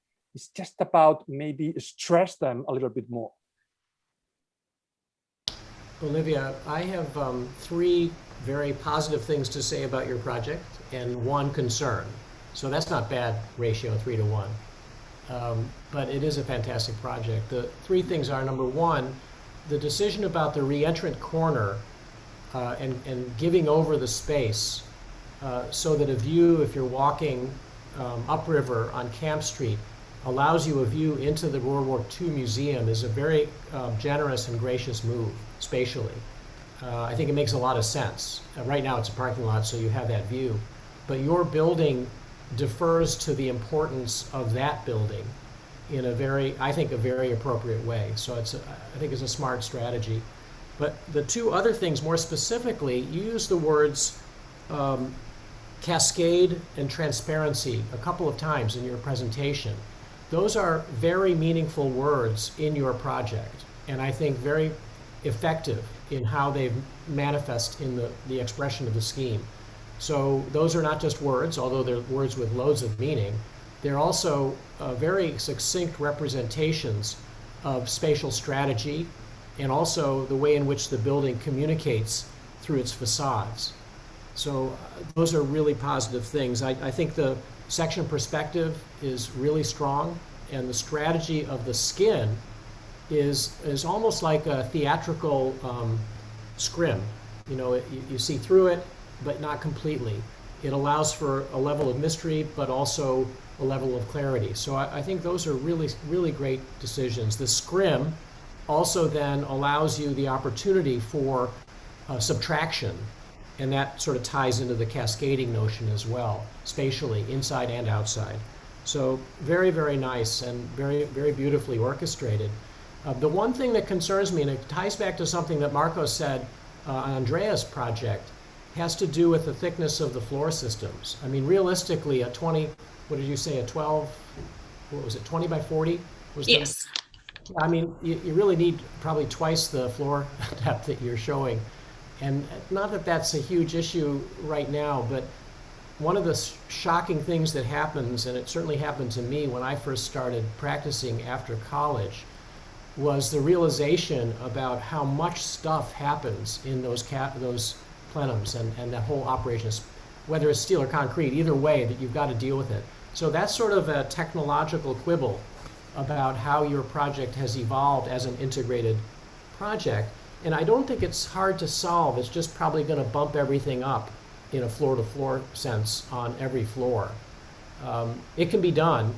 In some ways, I've been trying to visualize your project with those added dimensions, and I actually think the project might get better. Some of the vertical dimensions could benefit from greater depth spatially inside as well. So great project, really, really fun to look at this. And so 3 to 1 is not a bad ratio. Thank you. Hi, Olivia. I mean, I agree. It's a really great project, and one of the things that I like about it is that it's a good urban citizen. Like, I think it really belongs there on the street. The way it, you know, you've made I guess a 75-foot building seem to fit in really well with both the World War II and the Contemporary Arts Center. I was a little concerned about sandwiching the 1-story portion of the Contemporary Arts Center between the other portion, the older, I guess, piece, and your piece, but actually it works really well. I think your plaza is very strategic in relating to, as Kenneth was saying, you know, to the surroundings. I was imagining that you could, from this corner, I guess the one we're seeing in the upper right-hand side, you would get a view straight to, is it Bell Circle? The circular plaza that's like a block away? Lee Circle. Lee Circle. It's Robert E. Lee, and Robert E. Lee no longer exists on his column. He's gone somewhere else. Yeah. I see. But it's still called Lee Circle? I believe so. Yeah. So anyway, and then I think your building works well the other way. So the L shape is really working for you, I think. And I think it was a great strategy. I think it's also a good strategy for what I, take as a kind of a hybrid concrete steel building. because you're able to just sort of put those concrete cores, off the visible sides of the building and embed them along party walls and that sort of thing. So all that is really good. And I think your sequence of spaces is quite beautiful. Like that section, the cascade. I mean, it's just a very mature, like spatial idea.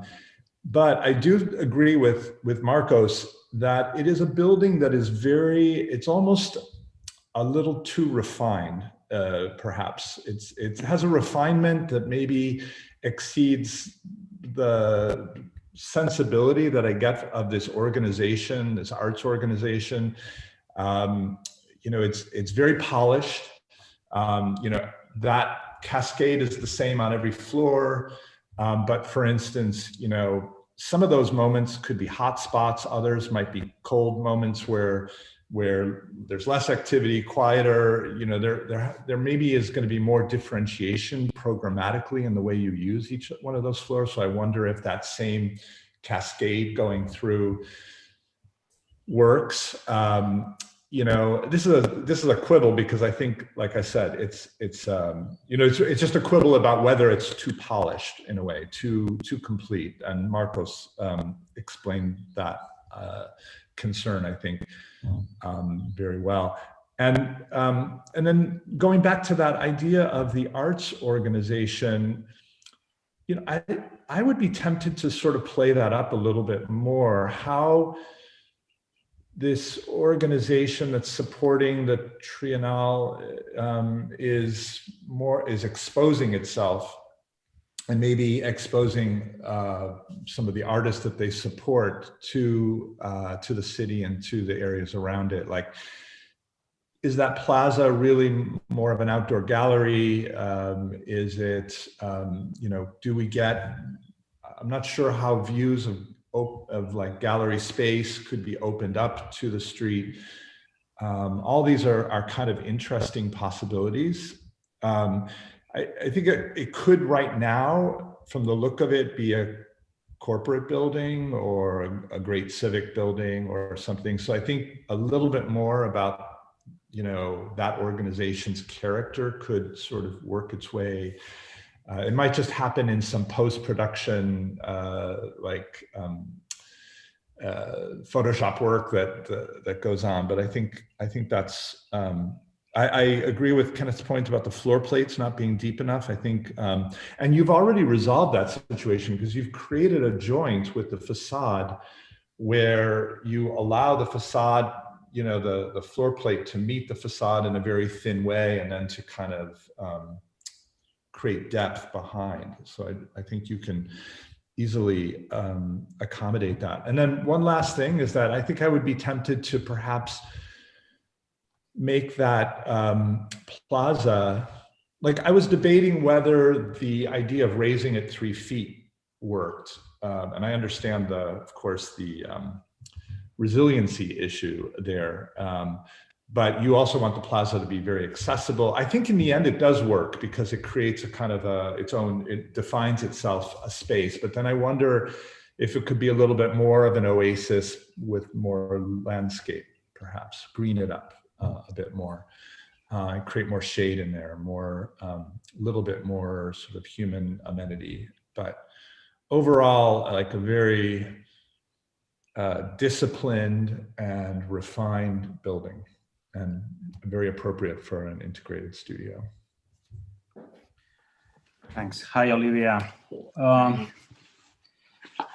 You have a very smart strategy, but I want to look at, when you build up a building, sometimes you don't build up a building, you build up a public place.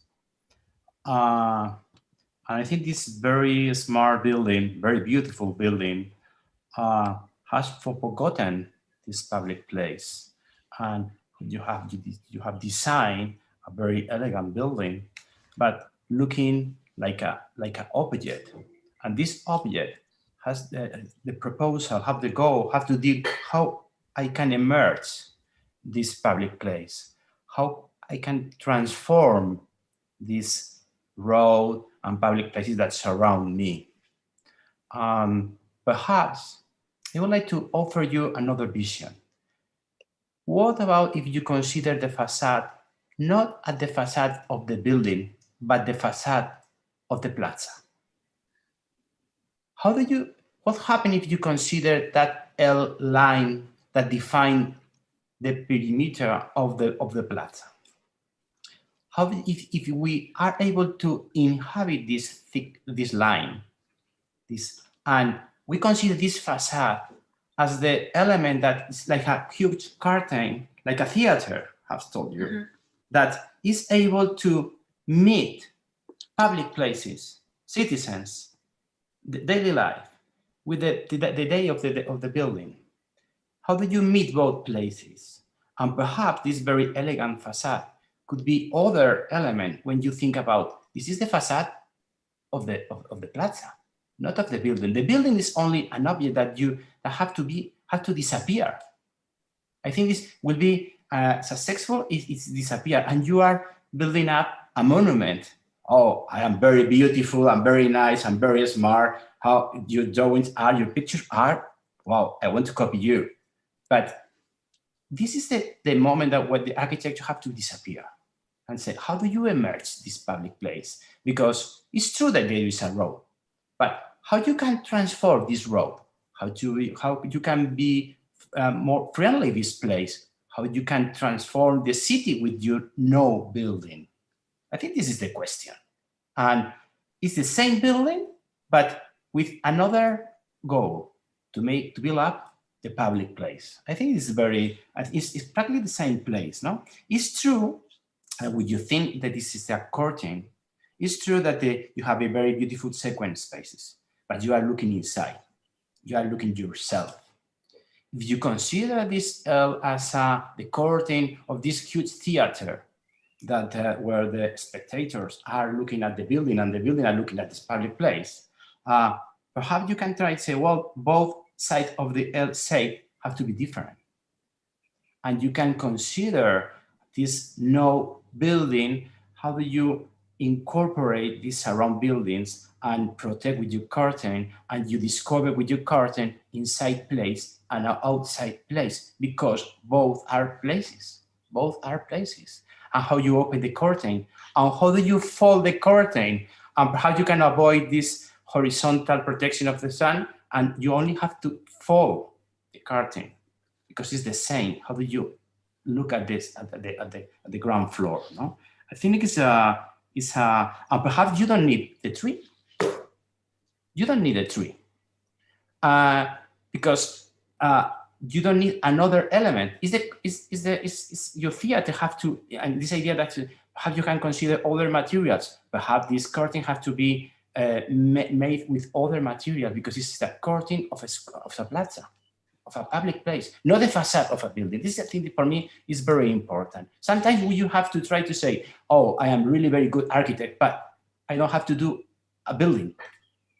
I have to do a non-building because I have to try to be anonymous and we emerge a place. I think in this moment you are the best architect. So?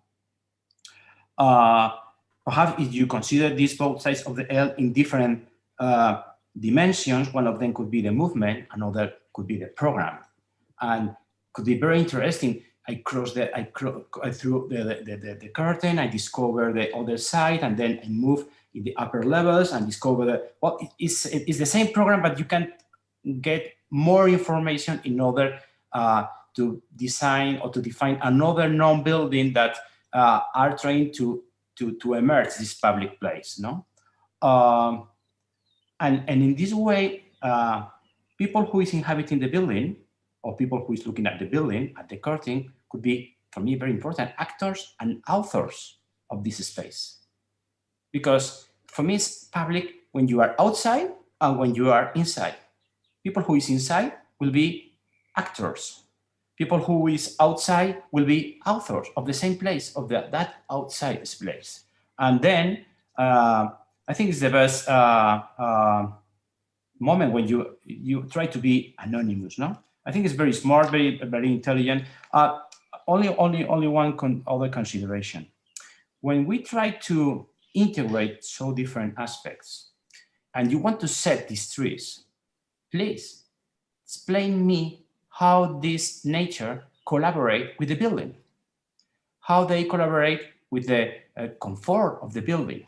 How do you manage installations when you have these trees? I think it's very important you contemporary the new generation of architecture have to work all together and integrate nature as mechanism of our buildings, an organic mechanism. Thank you, because your project is very, I will copy you. Thank you very much, Olivia. Thank you. There's 5 more minutes.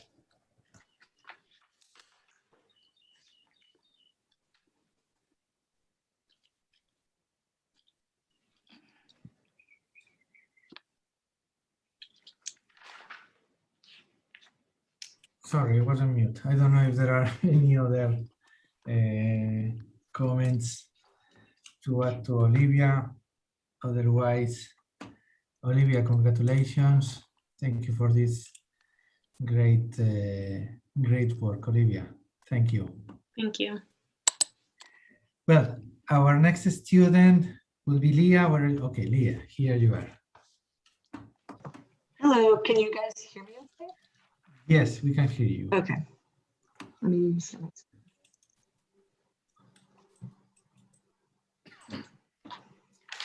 Yeah. Okay, this is a proposal for Prospect New Orleans, and my name is Leah. Leah, we cannot hear you very well. No. Oh, no, okay. Hold on. Can you hear me better now?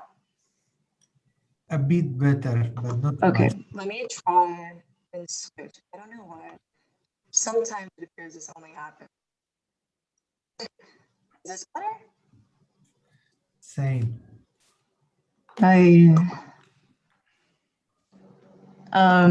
Is this better? That's Yeah, better. now it's better. Is this better? Yes, Yes, that's better. yeah. Oh, okay, great. Okay. That's okay, sorry. No worries. Okay, here's our site located in New Orleans, highlighted in red. And then on the left of the site is Uptown New Orleans, which is where Tulane University is located. And then it's just in between Uptown and Downtown, which holds some of the main culture sites in New Orleans, such as the French Quarter and also the Superdome. And there are many other sites of public interaction and culture that surround our site, such as an array of restaurants, galleries, and also museums. Our site being located here just in between this nook of museums that is encompassed by the Ogden, the CAC, and also the World War II Museum.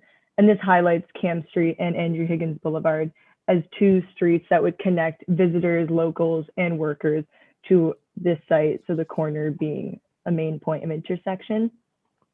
And traditionally, plazas are open air courtyards in the center of a ring of program, and this proposal calls to invert that strategy, allowing for the plaza to wrap around the program, allowing for those that are on this plaza to be on display to the city and then also interact with the sites around them.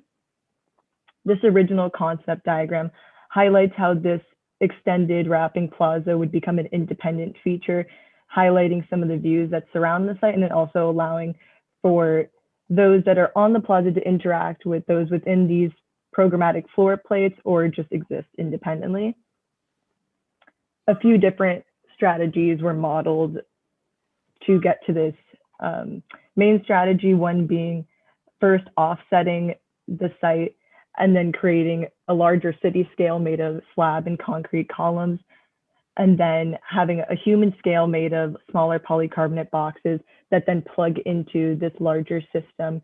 And then upon that grid of columns and also the program, those concrete slabs are folded to create the external plaza.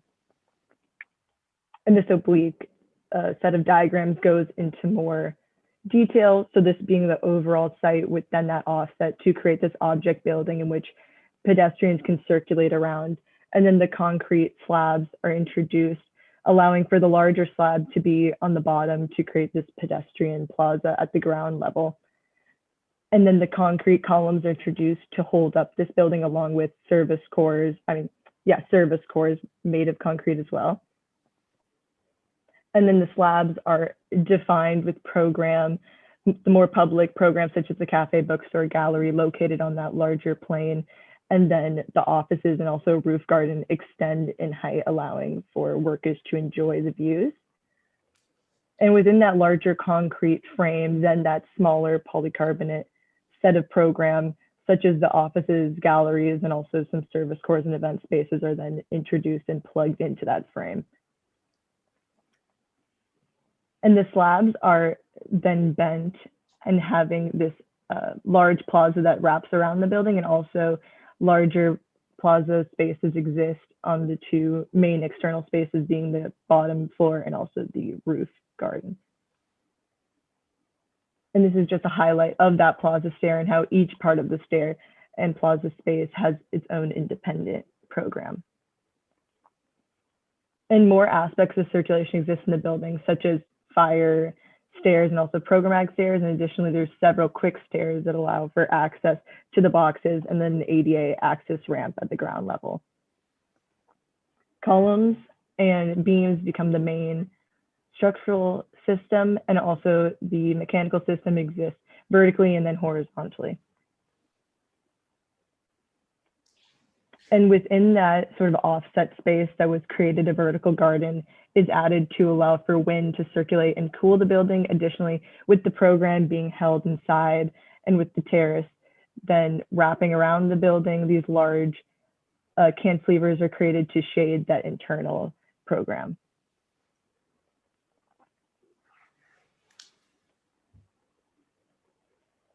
This highlights some of the varying programs that exist along the site and how there's much pedestrian traffic that goes along Camp Street and Andrew Higgins Boulevard, allowing people to easily access the ground floor plane of the project. So here being the bookstore to the right, and then to the left being the cafe at the ground level, with much exterior space, allowing for people to circulate around the building and being able to enjoy this outdoor plaza space without venturing into the building. Then they can also go inside and enjoy the interior bookstore and cafe and enjoy this garden wall that exists on the right. And this public floor being focused on serving those pedestrians also has a gallery that is accessible through this quick stair, but also the service core. And this gallery allows for people to view those in the bookstore and also the cafe below them. And this quick diagram in the right-hand corner will show some of the features of the boxes and how they arise through the project. So the second floor holds the auditorium and event space and can be accessed from that large exterior plaza stair, but also through the interior service cores. So if one is going from this large stair straight from the street, they can enjoy this outdoor stage area and also this outdoor exhibition, which would focus on featuring some of the musical history of New Orleans as they approach this next performance stair, or they can venture into the building and enjoy this stage and auditorium area. And above that auditorium space is held this event space, which allows for people to view those below them. This third floor is the main floor for the Prospect headquarters, and there are varying experiences of offices, some being these more solo offices that have porch-like experiences, creating this hallway into a more semi-communal zone. There's also these meeting rooms which have doors that could be fully opened, allowing for circulation throughout if it's more of a communal meeting, but also for it to be closed if it's more private. Additionally, there are these terrace offices, which cubicle-like formations are created by the placement of these planters to have more private offices on this large cantilevered terrace. And this terrace space is only accessible to those in the office, as the external stair is wrapping around and going up to the next floor in this corner. Additionally, these mezzanine walkways allow for people to view those working below them. And similarly, that sort of connection with those working on these raised platforms looking down to those below them is similar on this floor as well, with these large communal working spaces, but also these mezzanine working spaces where people can open these large sliding doors and then view those working below them, similar to a balcony that is in many New Orleans homes. And this last floor of dedicated program has more communal office spaces and also a double height library space, and then this outdoor stage area with the view of the World War II Museum relates to the second event space, which is held on this floor. And then the last floor holds a roof garden, which allows for a 360 view of the city.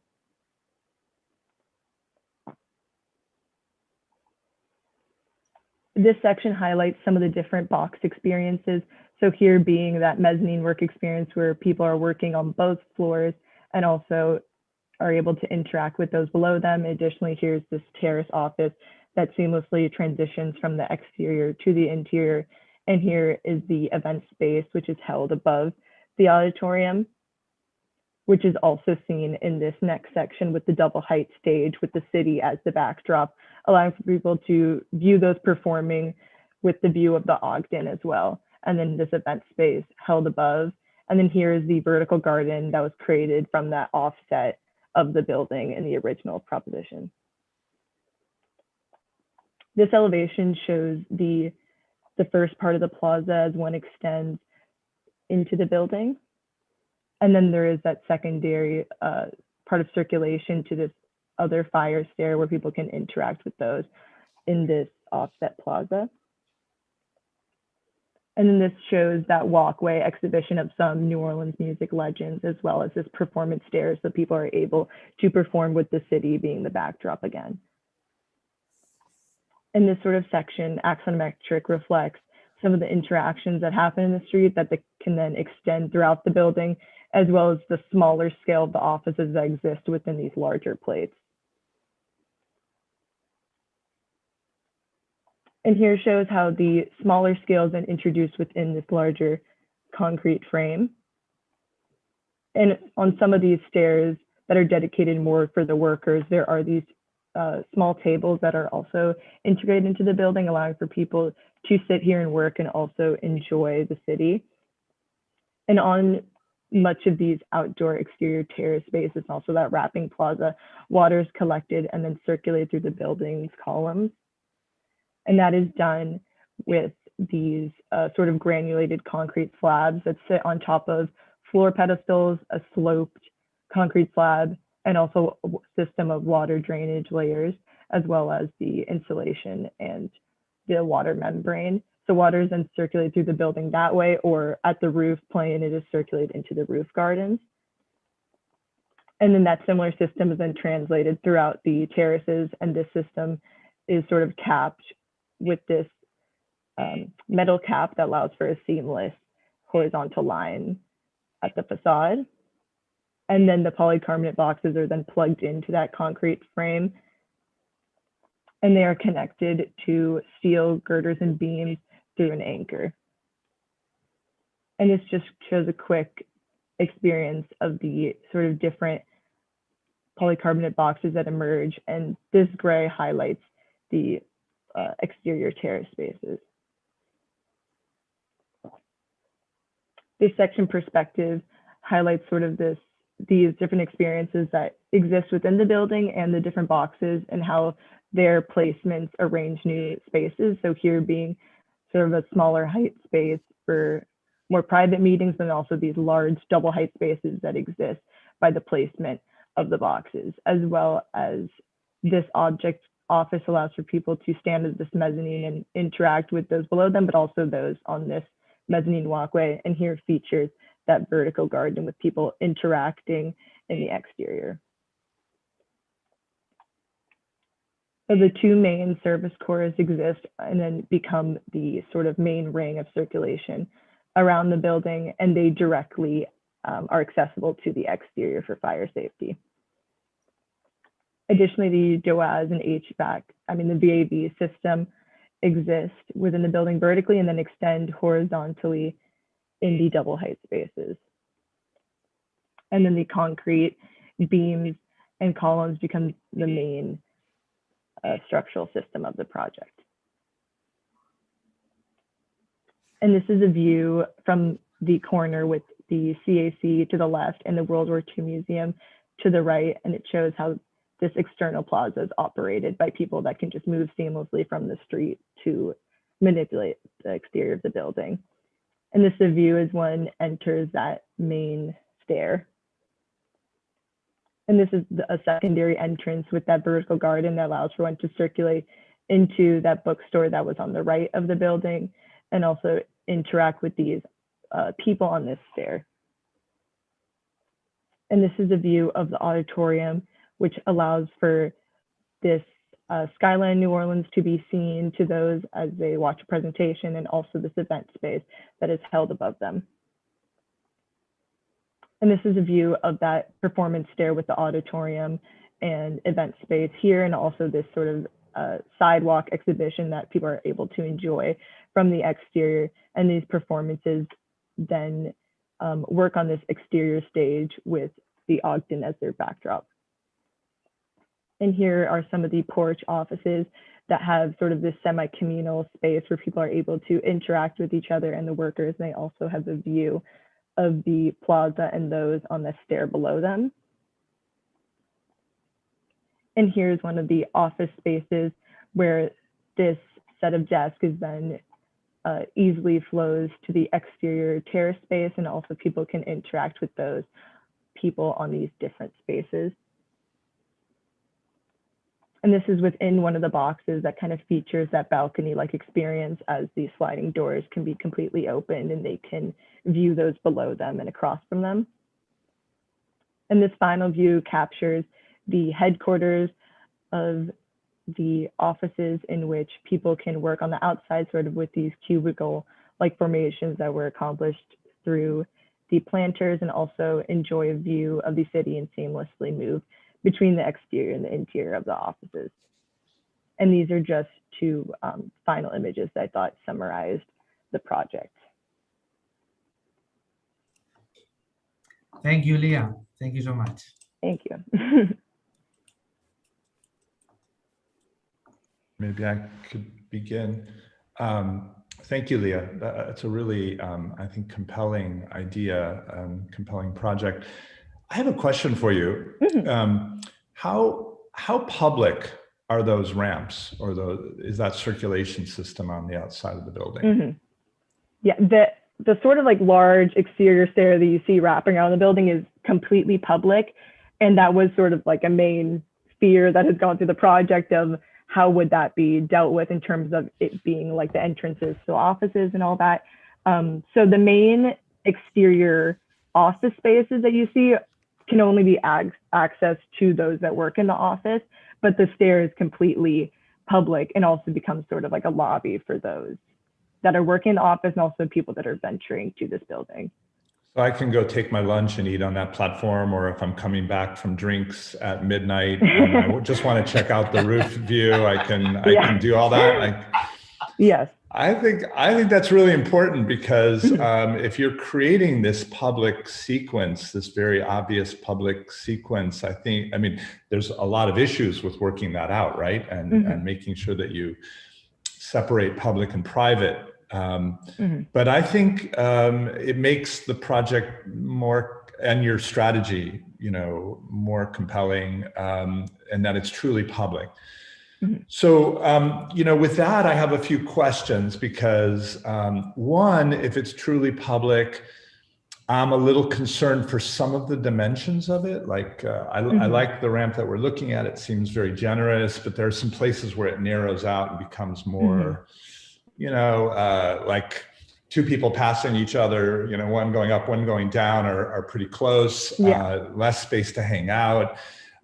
So I think the potential of that stair ramp to like be this sort of absolutely continuous public terrace is, a key to the project. And then another key is getting to the top. I mean, where am I there? If I rise to the top of this building, is it just a platform with some landscape beds, or should there be something really both programmatically and maybe even spatially,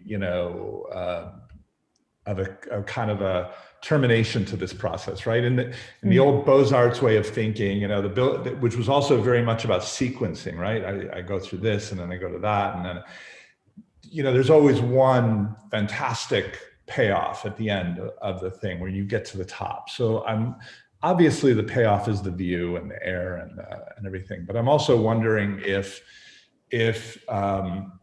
some really important aspect of the programming of the building could be up there, and maybe something extremely public also, so that it would be even more of a draw to to people to come up that ramp, right? As opposed to just going and getting the elevator and everything. So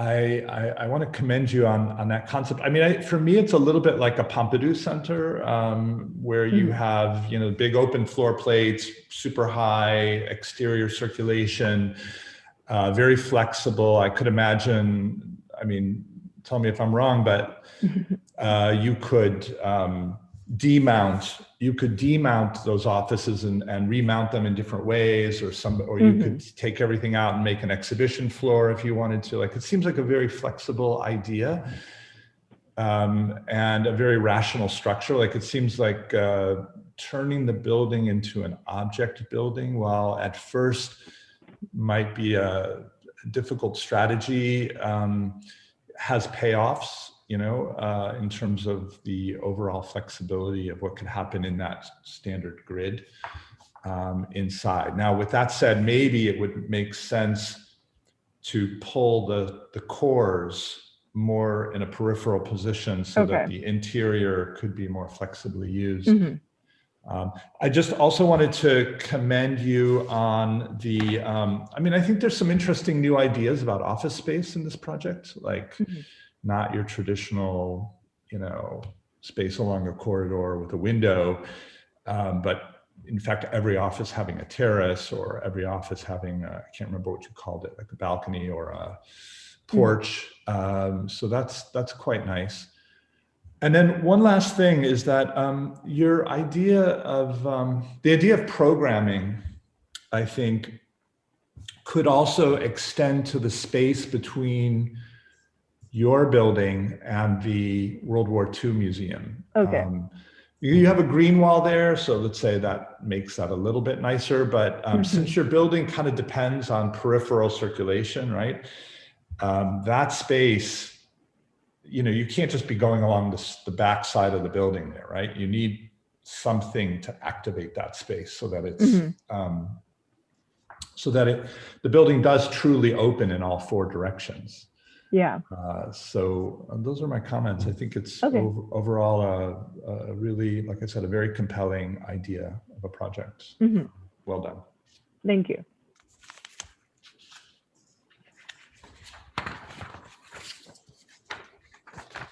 Yeah, I mean, I have to say that I love this project. I mean, thank you. I think that you capture the essence of many of my previous comments in the way that this, for example, this building performs within the city, and how you understand public space as part of your proposal, right? I think it's a really interesting exploration. I also think that, as Alan said, it has some challenges when we are dealing with these private and public spaces kind of operating in different levels. That is not just the ground level. But I think that, I mean, it's a disruptive way of understanding that connection between the public life in the city and the private organization of a building. So I think that we can find interesting things there. I mean, there's a dialogue that it's really fruitful for me. I think that also you chose an interesting strategy to activate the whole idea of this kind of vertical sequence or public sequence throughout the building, using a pretty, I don't know if I would say raw, but simple and maybe neutral infrastructure. We will talk about how you construct it, because I don't really know exactly, maybe you can just clarify me. I mean, the structure is a concrete structure or is a mixed structure? Yeah. Because I mean, I look at the details and I see some elements that look like steel elements, but then when I look at the images, everything seems to be concrete, exposed concrete.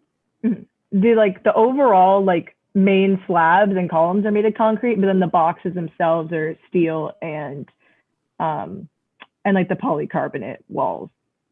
Okay, so it's a solid concrete slab. Mm-hmm. Solid. I mean, there's no any steel structure going on there within the concrete element. Oh well, yeah, like a reinforced. You don't have that. Yeah. Oh no, I lost you. I lost you. Maybe I can go back to my the details. When I look we at, lost you for a few seconds. I don't know if you say something. Because when I look at the structural diagram, do you have that in mind? The structural diagram. Can you pull up the structural diagram? Mm-hmm. Sorry, I think I lost everybody back, for a second. Back. Okay. Back. You have so many slides. But well, I mean, I am looking at the structural diagram here in the concept. Yeah.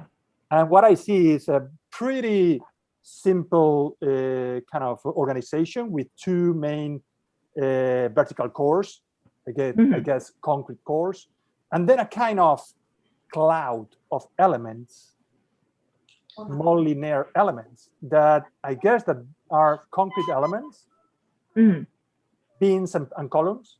Yes. Okay.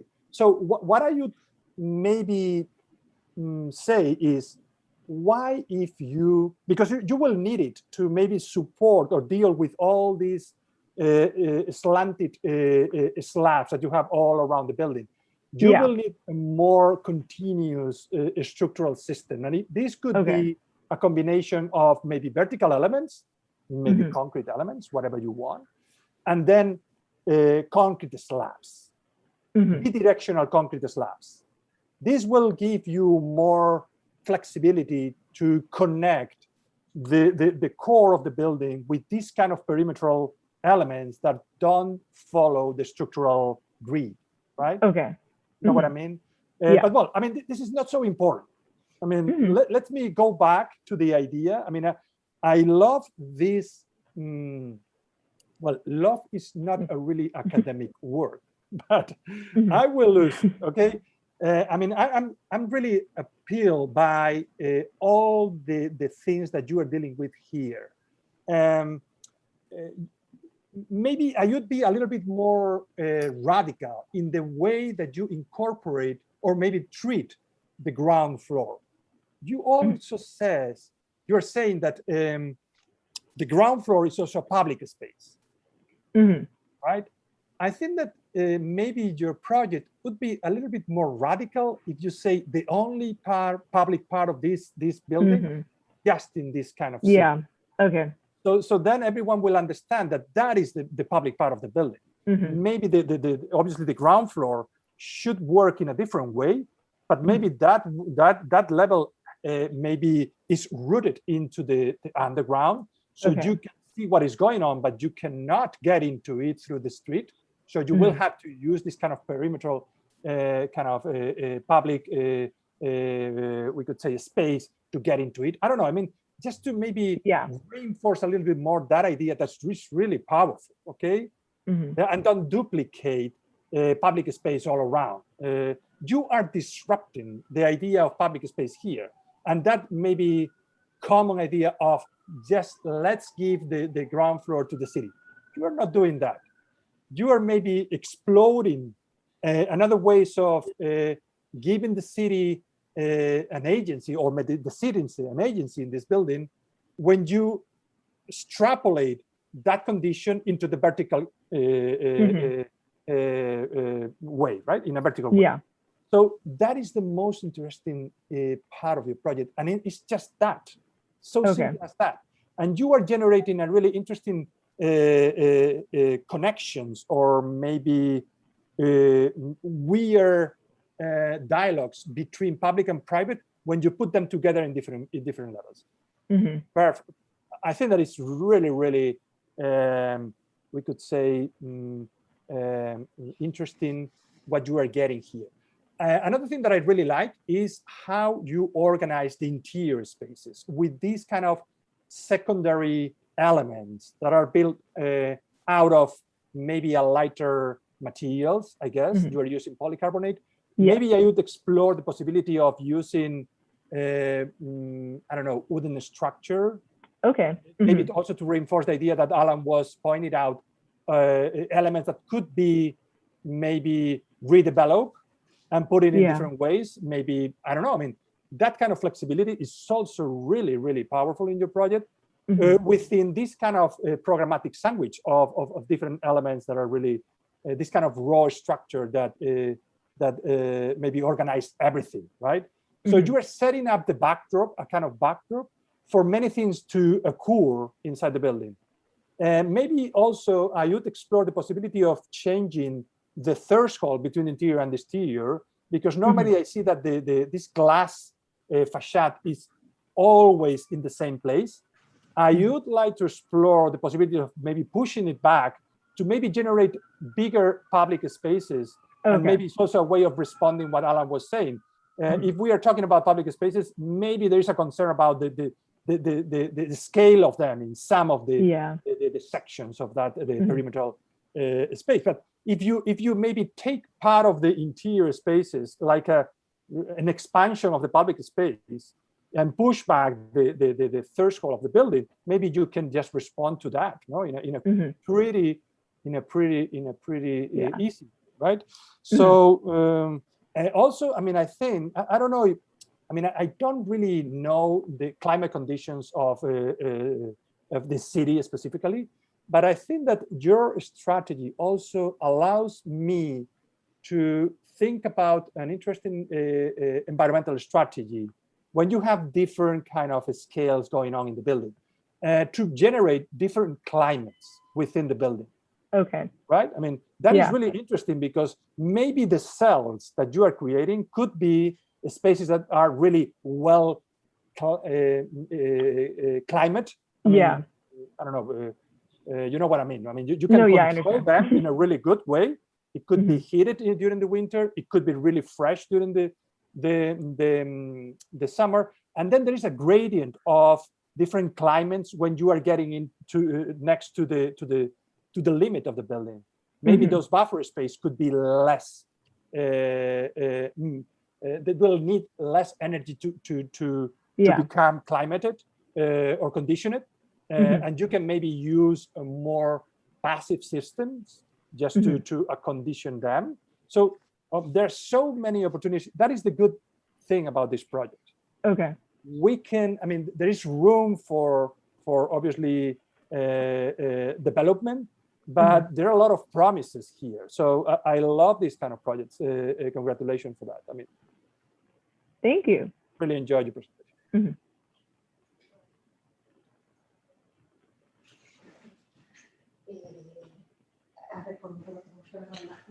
There's 7 minutes remaining, just to let you all know.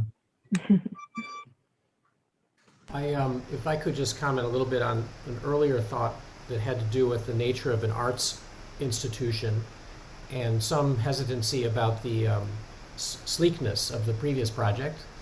Your project, it seems to me it's not a surprise that arts organizations are attracted to warehouses and loft kind of conditions, because they're rugged, they're sustainable, they can be repurposed every 10 years or every 2 years. And in fact, the CAC is a great example of that right next door. So one option is that you create a kind of heavy shell, masonry shell that's a loft-like condition that allows for almost unlimited flexibility inside. Another option is the approach you've taken, which is a kind of modular loft-like setting in a frame building that allows for, in theory, a great deal of change over time. And I think that's also a different, sort of a more technologically progressive approach to the same idea. Your project is not normative. It's really consciously almost like a stage set, like a scaffold. And I think that's a very interesting proposition for Prospect 3 or 4 or whatever we're up to. And it would allow for the notion that this organization and the kind of nonconformist artists who are part of this operation from both within New Orleans and nationally and internationally, how they occupy the space, and then 5 years from now it could be a completely different set of people and different set of issues. So I think as a proposition, it's really thoughtful and also in very interesting dialogue with the CAC, both architecturally, masonry, bearing walls, timber construction inside, very heavy. It was a warehouse originally. And your project, which is much more kind of incremental and additive in its tectonic form. So all of that's interesting. I thought that that many of the renderings, with both in section and also in perspective, were great, with kind of Edward Hopper figures and David Hockney figures, and all of these kind of characters quoted from art history, modern art history of the 20th century. That was interesting. I will throw a little bit of rain on the parade. Okay. Just because I'm not 100% convinced about the external loop. Okay. It's a powerful idea. It's bold. It was clearly a significant generator for the scheme. And at the same time, I see the potential benefits of it, and I think it's a very cool idea. In reality, the structure to accomplish that actually is probably much more complicated than you are recognizing. It seems to almost levitate, and things don't really levitate. They actually have to deal with gravity. And so I'm a little bit concerned in that sense. I think the NCARB people are going to blow a gasket, so to speak, when they see the continuous steps without any breaks. And I mean, it's like there are things about the ramps that at the large scale have a real sense of ambition and purpose, and I respect that. At the more fine-grained scale for a kind of integrated project, the reality check isn't completely there. And that could be, if I were looking at this project midway through schematic design in my office, I would say, this is so cool, this is exciting. Let's take a look at how we could accomplish much of the ambition while perhaps subsuming the sequence into the body of the building. Or maybe it should be an actual ramp, which would be, not a stepped ramp, which would at least have some advantages in terms of accessibility. I don't mean to be so picky, because the project is exquisite and the ambition is really great to see. But I just wanted to be one person voicing a little bit of hesitancy about that move. No, I understand. But really interesting project, incredibly well presented as well. Thank you.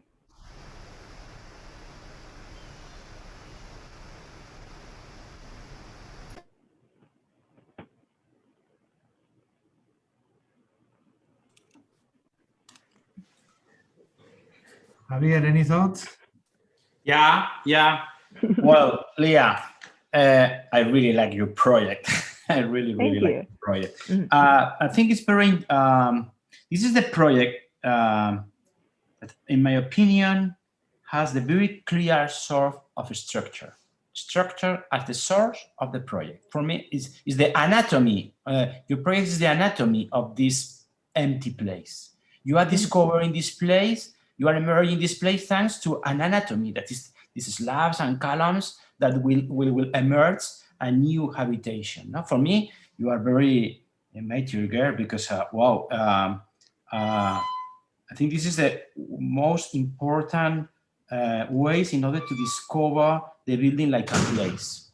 You are not building architecture, you are building places. And thanks to this kind of infrastructure, you are given the opportunity to discover other kind of architecture. This is, for me, is very important in this kind of studios and this year of your studies. And it's very important that you have to keep this idea of research in architecture. With design, we research. And for me, it's a very key question. In this idea, it's true that you are risking, obviously. But you have to say, well, I will solve. Don't worry, I will solve. It's true that you have a clear problem with how do you control public places, how do you control this public line. But I would say, please keep this idea of research and obviously, of course, researching through the structure.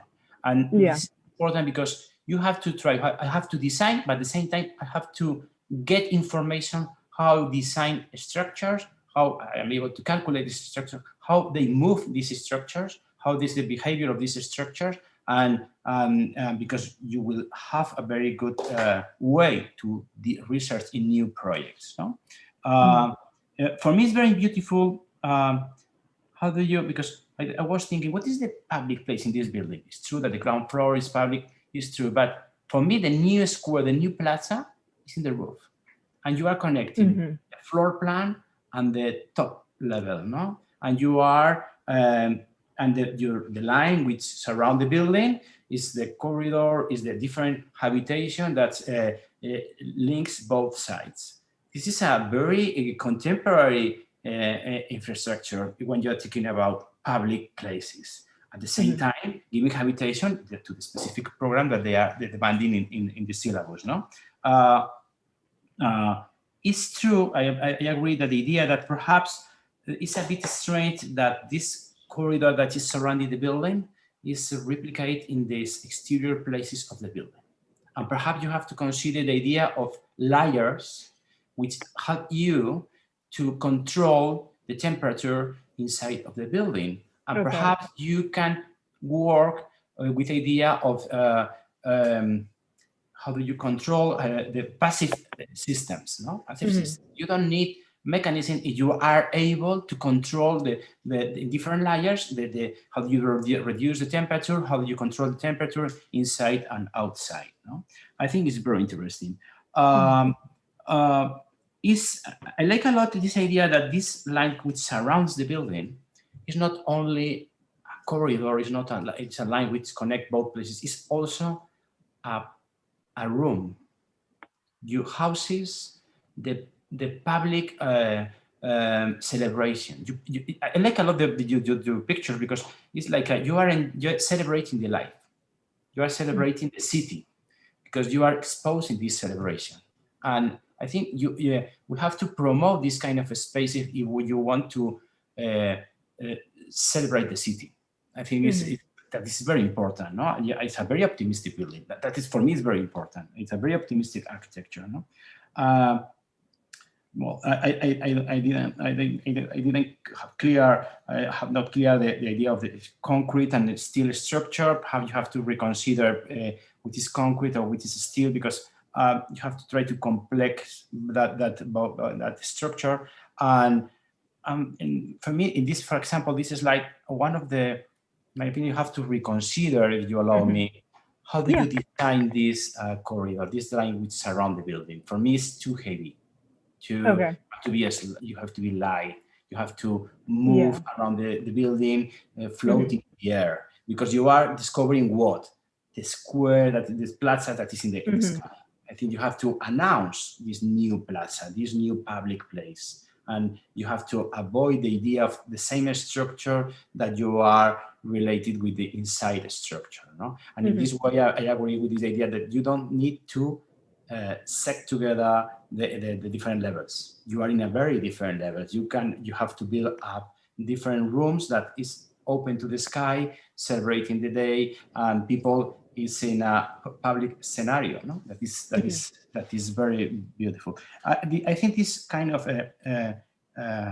this infrastructure or buildings that the soul is in the structure discover a very interesting flexible inhabitation that is very important in our contemporary buildings. How do you change our weight of inhabitation? How do you manage the different agencies that are renting the building? How do you manage the different relation between interior and exterior? How do you manage the different relation between interior and interior? No, I think this flexibility is very interesting.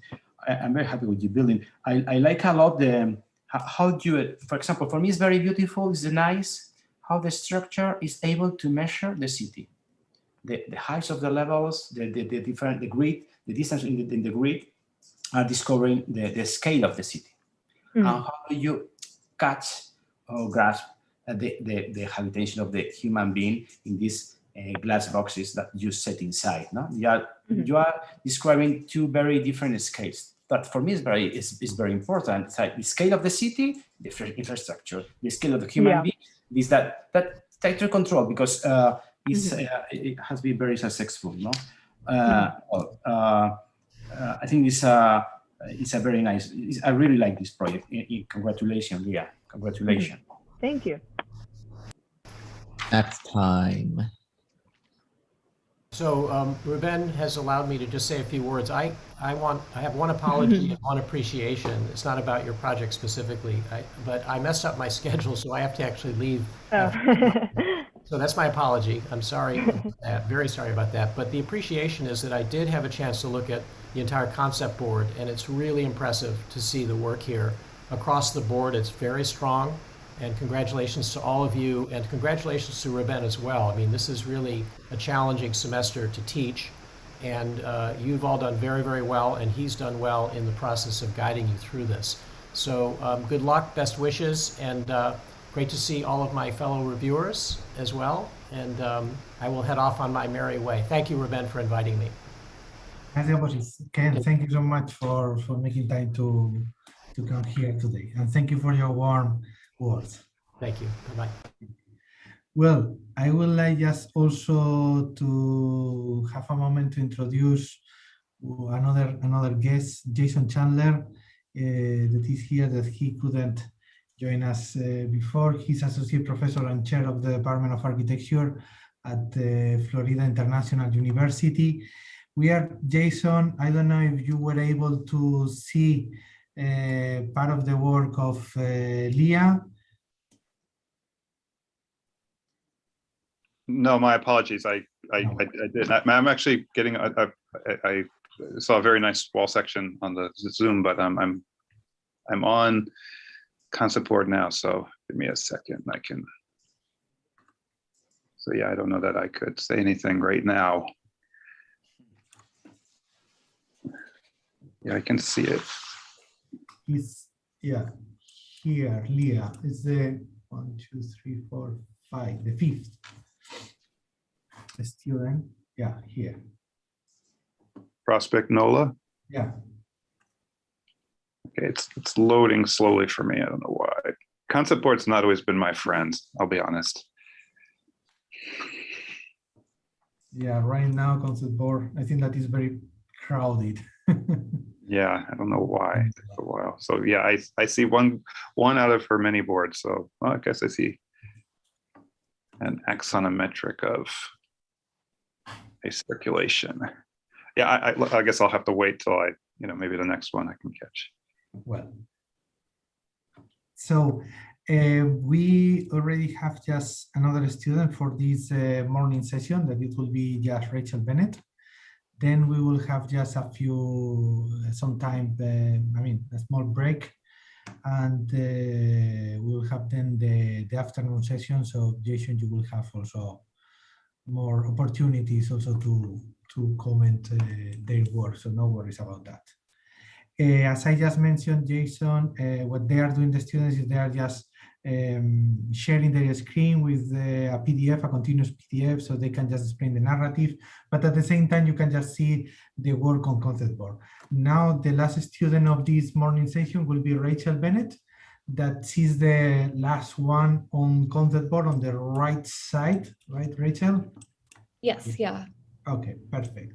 In case that you want just to go back and forth and to check her work. So Rachel, whenever you're ready. Yeah, sure thing. Let me share my screen.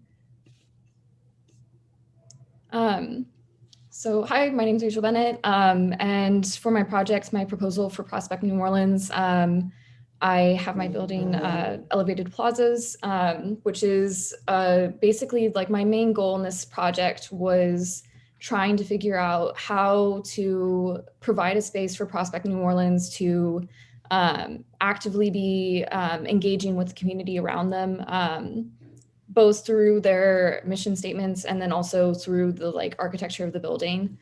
And so, yeah, I have my table of contents here. So I'll just go over a brief description of the projects and everything, and just my initial analysis. sorry, this is like taking a little moment to load. I have just like a figure ground of New Orleans. Basically, the key information to get from this image is our site is really centrally located to a lot of things that are going on in the city of New Orleans. So we're right off the expressway. We're located right around all of these really culturally significant museums and locations around the site there. And we're also right next to the Arts District along Julia Street, which is constantly bustling with like various activities and things like that. And so there's a lot of pedestrian traffic coming through, both in terms of like tourist traffic that are like visiting the museums and things, and also just people that are involved in the arts community of New Orleans. So I hope you guys can see the figure ground now. But our site is located right next to the Leah Chase Circle, and yeah, connected with all the streetcar and like right off the expressway there. So it's very much like in the very center of the city, and also close to the French Quarter. And then here I just have some of the various points of interest highlighted on a site map. So right across the street from our site is the Ogden Museum, and then adjacent is the World War II Museum. As well as the CAC, the Contemporary Arts Center, which is kind of similar to Prospect in that they have like various art programs, mainly focused on the local community. And so that's like an exhibition space and co-working space. So definitely a lot of points of inspiration to pull from there, just in terms of how they had the space organized and things like that when it came to designing the project. And so one of the big things that I wanted to consider when I was designing it was the client itself with Prospect. Was a lot of their mission statements and goals as a company are trying to connect with locals and also just the general city of New Orleans with the international art community through their art exhibitions. And also trying to use that as a way to benefit the community, both socially and economically and environmentally. And just kind of like try to create discussion and discourse, especially like amongst people that maybe wouldn't be engaged in art normally, or like wouldn't be interested in art, trying to get that engagement in the community and start that conversation and things like that. So what I wanted to do with the space was to create an environment that basically fosters that sort of community and really invites people in and creates both a visual connection with the things around it, and also provides that environment for community to gather and for Prospect to host various events and things like that. So one of the main like typologies that I used was like this idea of like a plaza. And so the entire lower floor of the building is entirely open, which I'll show in the partie drawing. So what I wanted to do was kind of this like, rather than having a traditional office tower that occupies the entire site, have it be isolated to one portion of the site and then keep the rest open to really like draw people in and create the sense of openness and connection to the various buildings around it. And so the whole bottom level of the structure, you can see in the light blue, like all of those rooms are encapsulated in like a glass facade. And so it's basically transparent all across the bottom level. And then the plinth that kind of cuts across the exterior is a solid concrete, but on the interior, there's these courtyard spaces that allow natural light to come through, and those have glass along there. So it offers like a little bit of privacy there, but still has the natural light and everything. And then the office tower continues upwards and has that glass facade up to the side. And this top level here, so the reason I called it the elevated plazas was that lower level is like really that like public, that point of entrance where you're coming into all these community spaces, the gallery and everything. And so that I wanted to keep as open and inviting as possible. And then that top level there connects to like a semi-public workspace and library and event space, and has like an outdoor terrace area for people to walk out. And it also provides stormwater management and things like that. Which is, you know, very prevalent in New Orleans. And then just like a general program breakdown on the very bottom floor, as I mentioned, like that's primarily public space. So the dark green is where I have my exterior spaces, like the open spaces in the building. And then the dark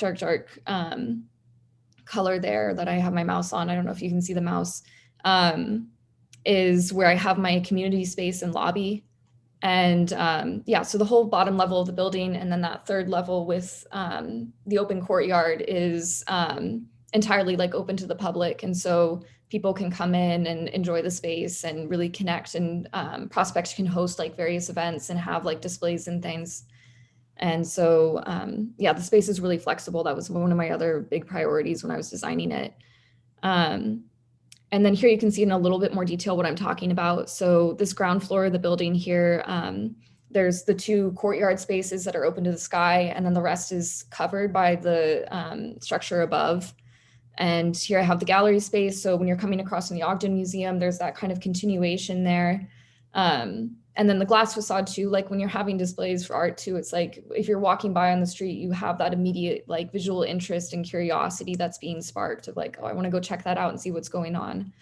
And so ideally, I see this as like being a really interactive and lively space, and people coming from the museums and things. It's really like in the center of all of this. And so yeah, so I thought it was really critical that this be a public space on this bottom floor.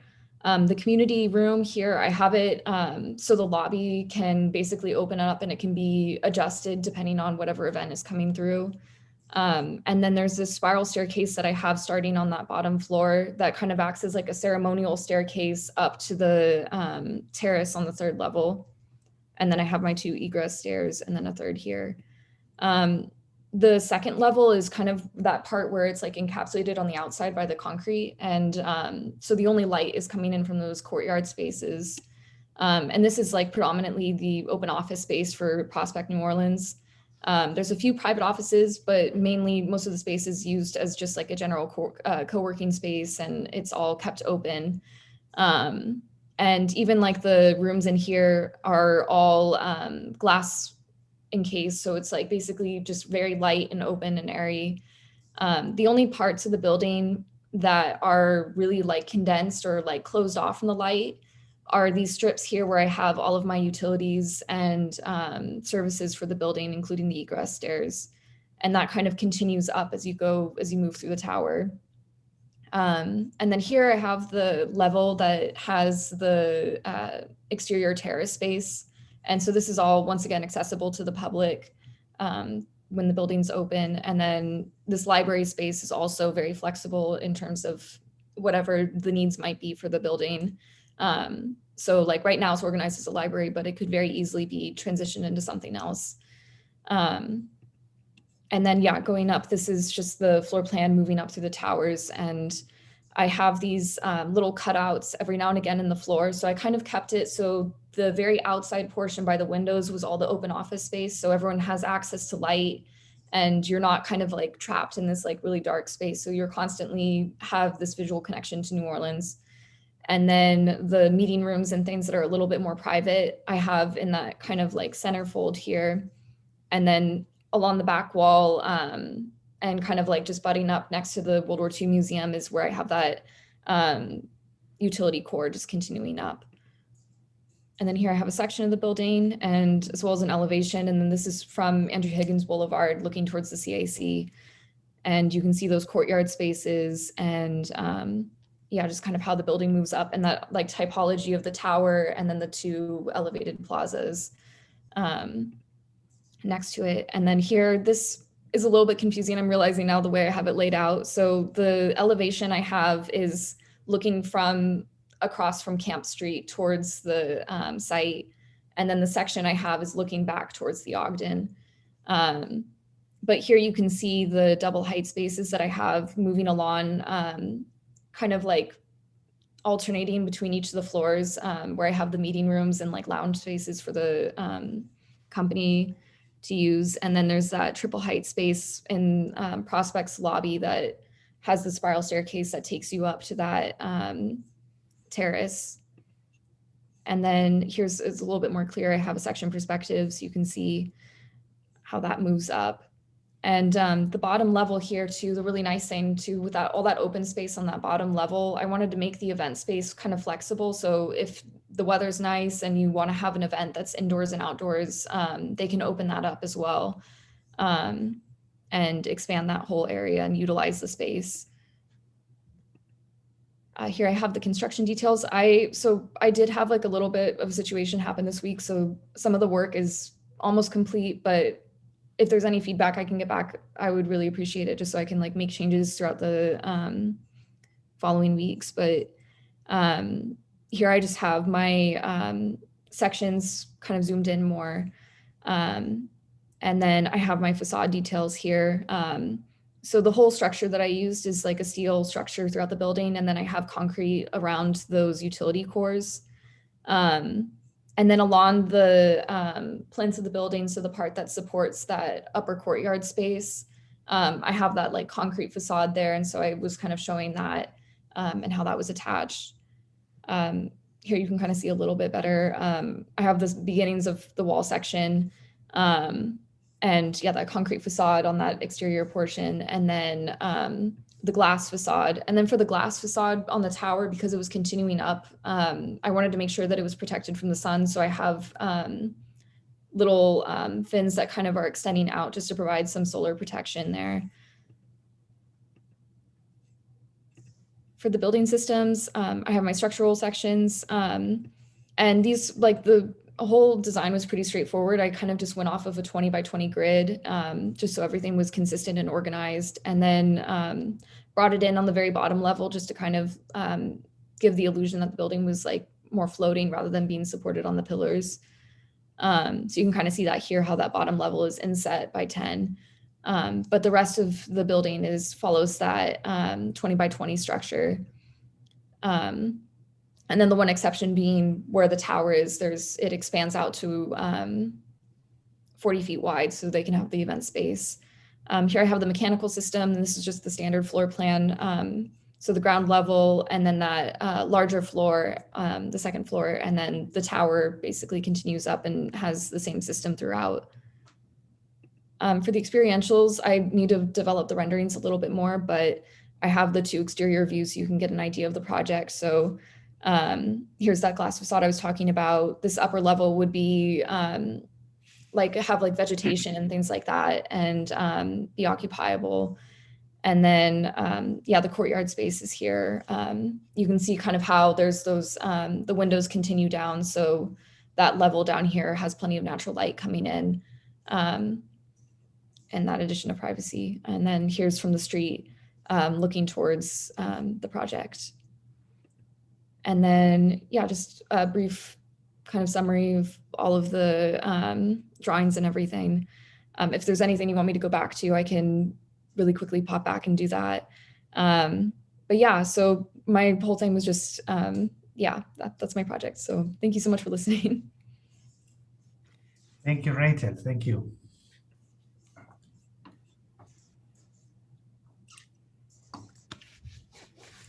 Rachel, could you just go back to what was the idea behind the lower structure on the corner and the higher structure? What was driving that strategy?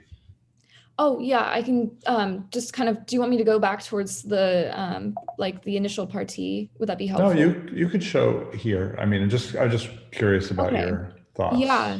Yeah. So for me, like, I think a lot of it was trying to figure out, because like a lot of my like really like the very, very, very beginning concepts, like I wanted to play around with the courtyard or like have some form of like an outdoor space. Just the idea of having like a building that took up the entire site and was just this kind of imposing blob was really unappealing to me. And I was thinking too, if I'm going to work in a space like that, I want to have some openness and like have that,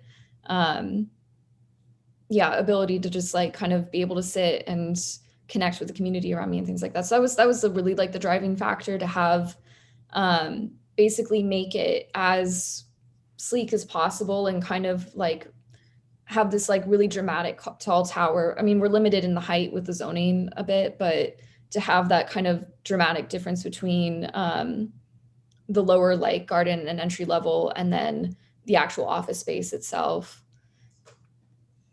So yeah, that was kind of some of the initial driving factors. I'll just hop in here. I think it's an interesting project at many levels, and why I'm interested in it is that it's using a series of typologies that I think work very well together. And there's a lot of precedence because I'm curious about the disposition of the building on the site too. So, immediately I kind of think of the Lever House, right, in New York by Bunshaft. And if we just think of the Lever House, one thing, when you look at that plan, he goes to great pains to sort of pull the tower off the property line edge so that it's sort of a crystalline freestanding thing. But again, he's also rooting it into the fabric of the city with the sort of plinth, which has the courtyard.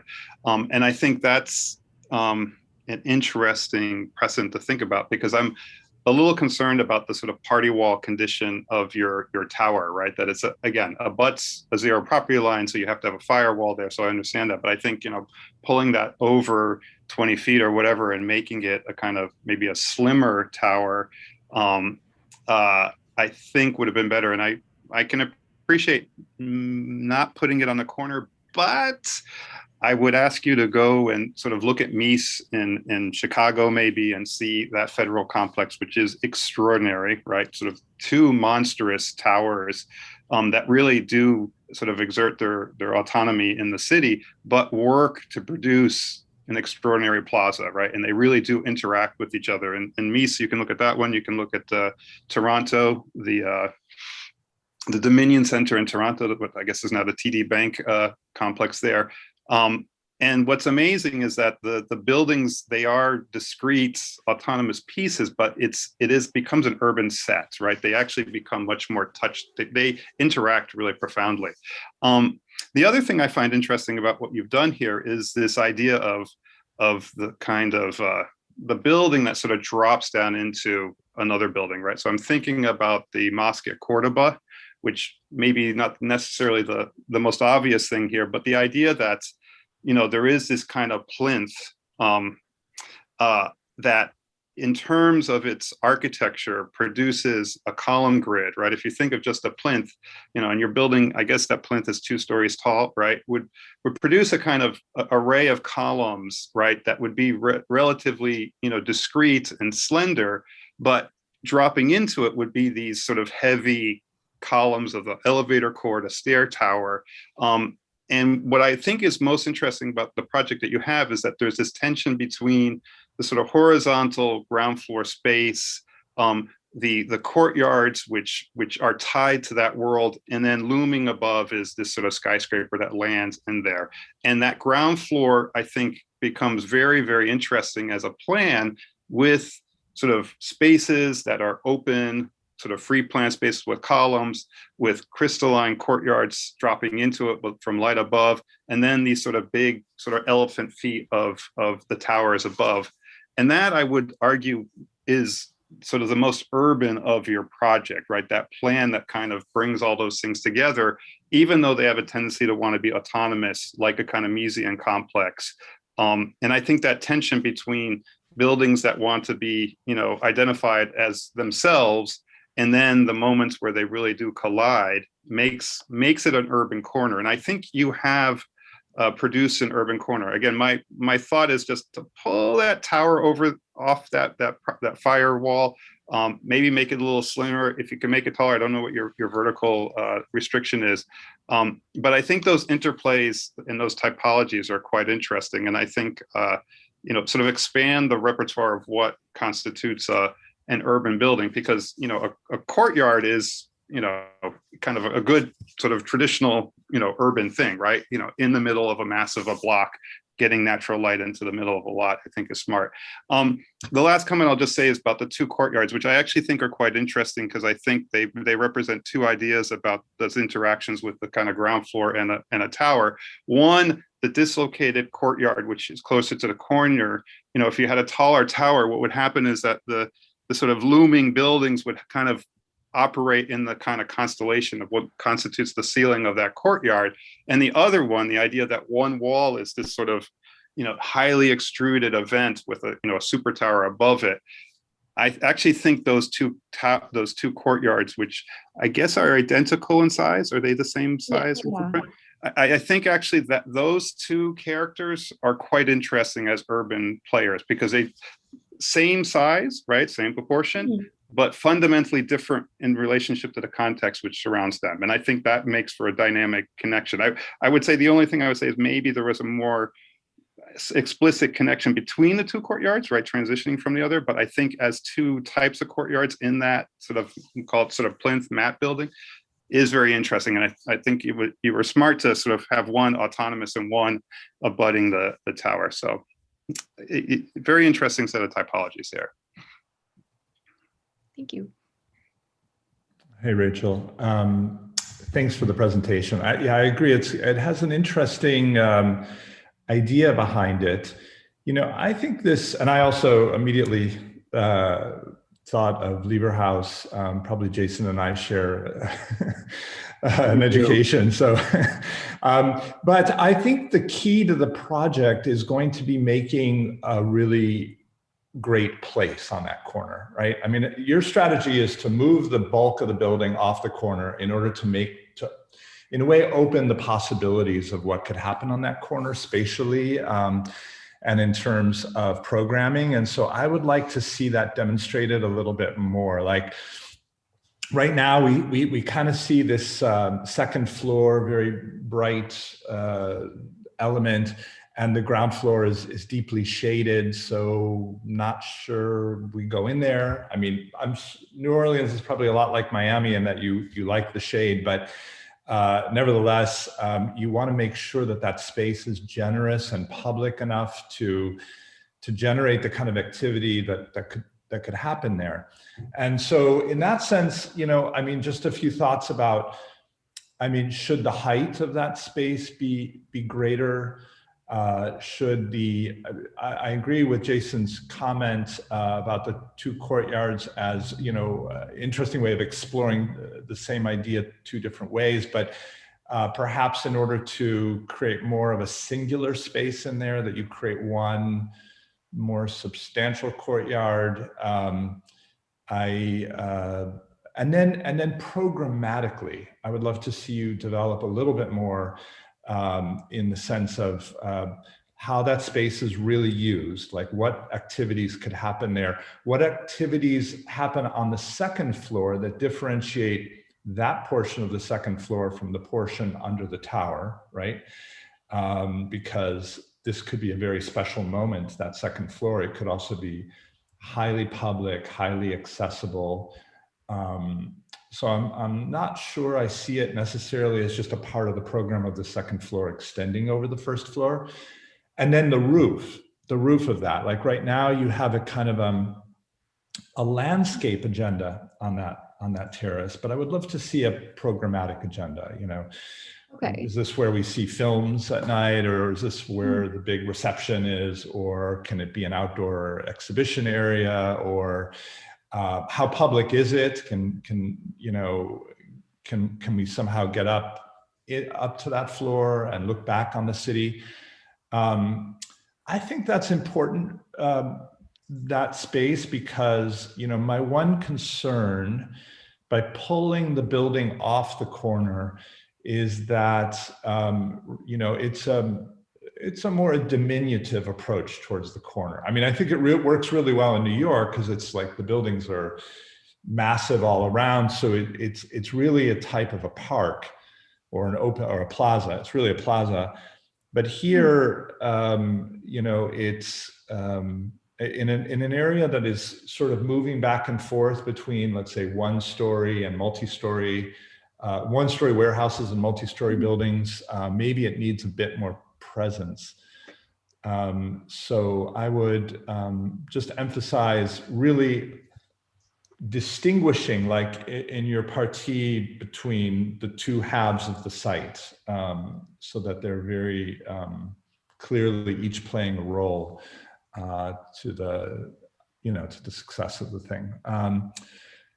I think I love what I like in your project is these double height spaces that get established. I would love to know a little bit more about why those spaces are where they are, like what in fact is joining programmatically all those different levels, And do they want to be connected like that? But I think I love that moment where you can almost navigate through the building through these double height spaces in the same manner as we were discussing earlier with the Cascade project. And then one last thing would be to watch out about moments where building components come together, like there. Where one skin hits the other skin, or where, where the skin comes down into a roof. I think those are kind of critical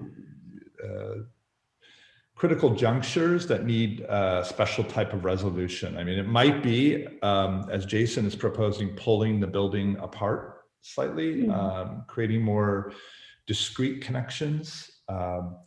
Or it could also be done in the Miesian way, just by very carefully controlling the skin, the language as it runs from one side to the other, or from vertical to horizontal. But yeah, congratulations. Thank you. Rachel, yes, I want to start with kind of a comment about your presentation. Thank you for the clarity of it. I will try not to repeat some of the comments that we heard, because I agree with them. I would like to start with a question, because the title of your project is Elevated Plazas. I would like to know, and maybe just to be clear, I'm reading your project in a good way. How people from the street can get to the the third floor, the elevated plaza? How is the way that they have to get into the building to get there? Yeah, so currently there was actually in an earlier review some discussion about like if one of the courtyards should be used, like if there should be a ceremonial staircase in the courtyard that the public can access, but I'd like played around with that a little bit, but I decided that the best course would be to have a ceremonial staircase that was inside the building. So you do have to go. So it's like more of a, I would say like a semi-public space, rather than like a fully public space. Just because you do have to like go through that lobby space and like go through everything. You don't have to go through the offices. That was like one main thing that I wanted to make sure is that you weren't like walking through someone's workspace to get to that area. But yeah, so it is like a little bit more of a more private plaza, which kind of sounds almost like an oxymoron in a way, because like plazas are generally you describe it, because I was expecting this response, and for me, what you created is a kind of domesticated publicness. You are dealing with that, and that's something that maybe I would like to generate my comment around that idea. No?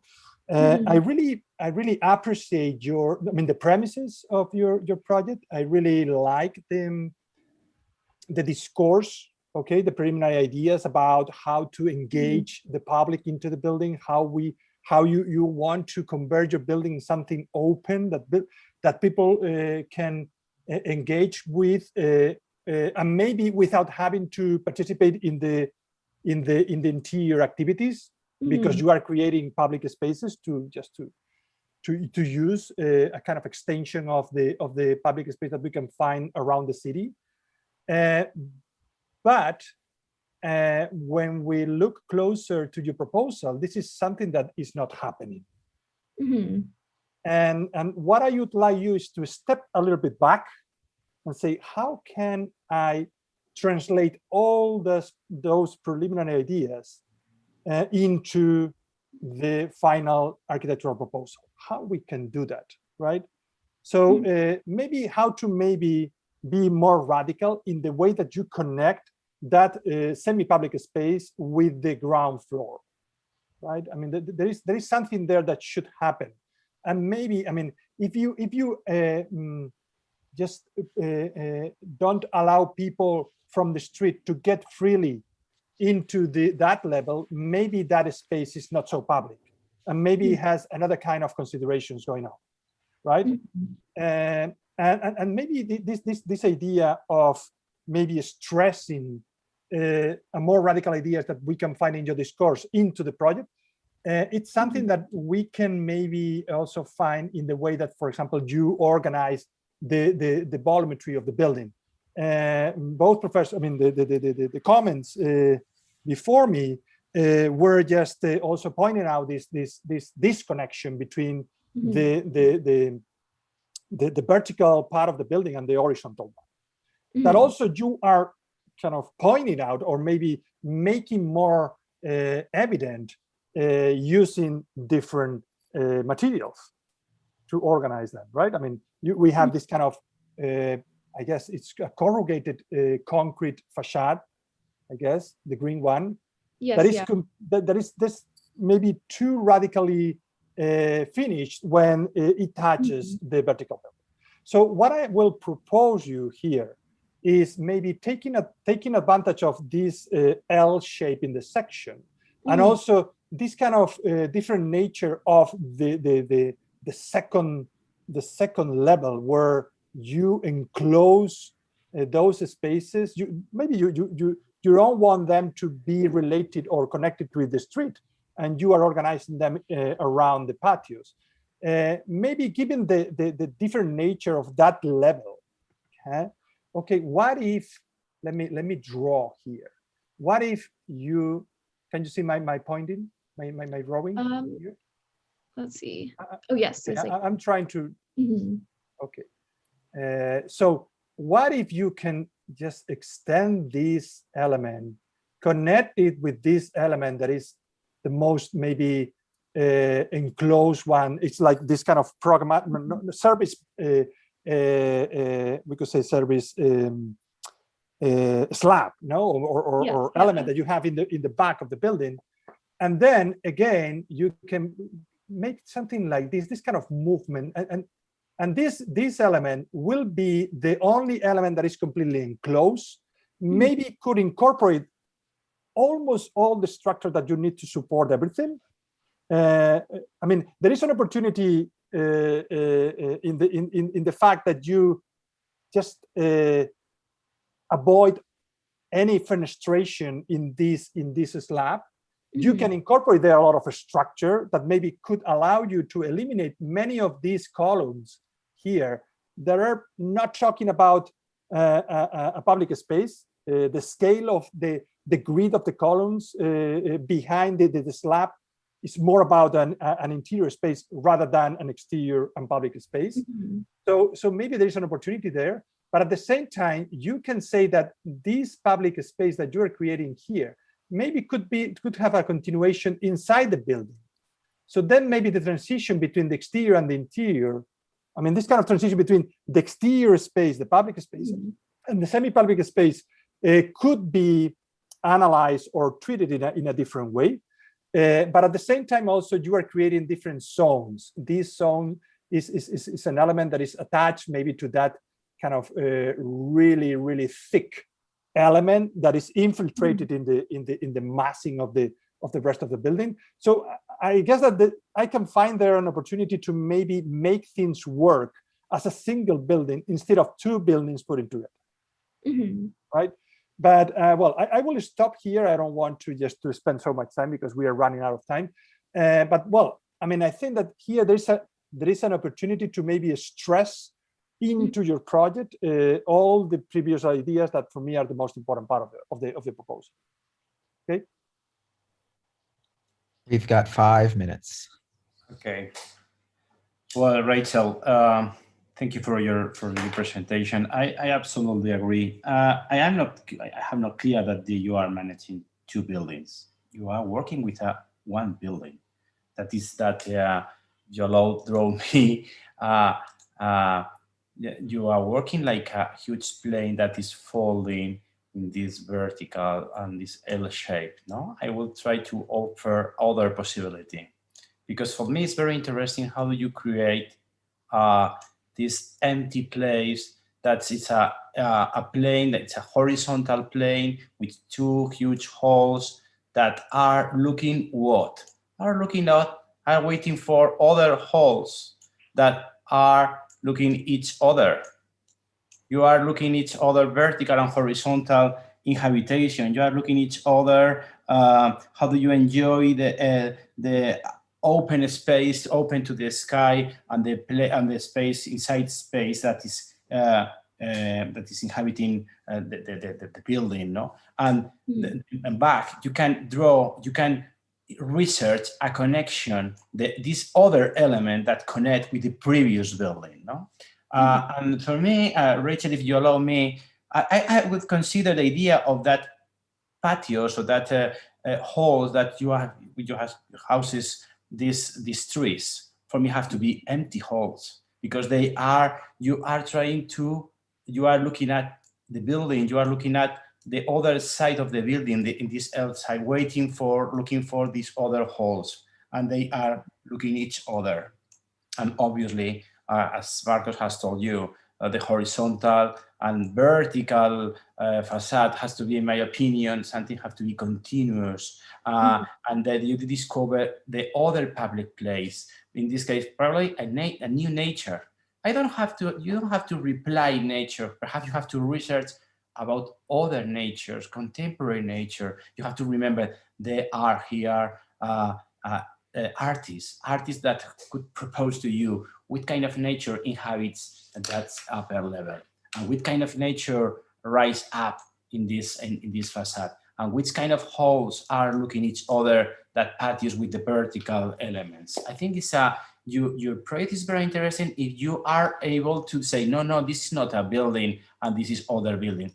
Sorry, it's only one building. It's a L shape that you fall, and you are able then, if you consider that both places are working together, you are emerging in a very beautiful way this volume of earth. This is the new plaza. This is the alternative plaza to the ground level. What you discover, you like a huge balcony which offer to the city, look at me.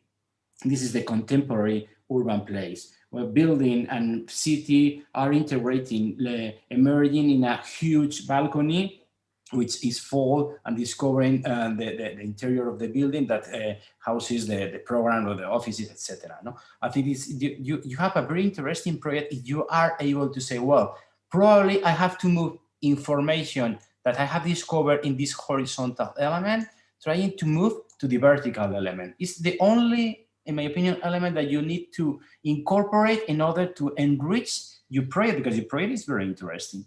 And perhaps you have to consider, and then I have to find out the element which connect this L shape with the previous building. Well, you have to the service element or all you need, no? But I think you simplify your project in one unique building that is this L shape. You discover a very interesting, and you will have information in order to avoid this, for me, a strange facade. This like an office facade, but a modern facade, a bit the 20th century. And you have to say, well, what is the facade that has huge eyes who look each other with my previous eyes that have discovered the horizontal element? No, I think it's you have very, very interesting, and you have to research in this horizontal pavement, this horizontal nature that you will be the new plaza, no? The new plaza of the city.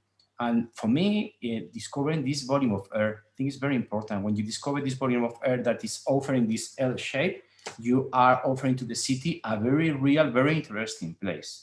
Congratulations, Rachel. Thank you.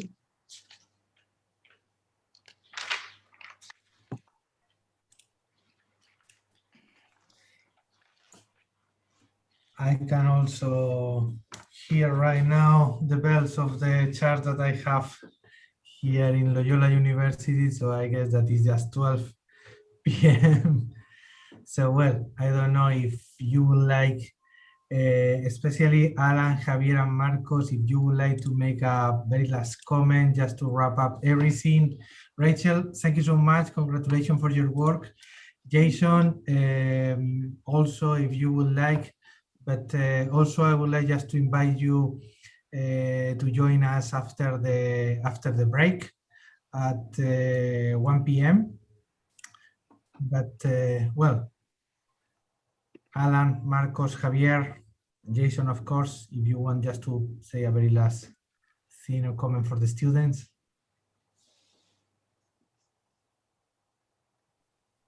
No, I only want to say congratulations. No, that is very important for me. That's very intensive project. I think it's very important when you try to integrate so different elements that have to find out the architecture. No, that we are building up.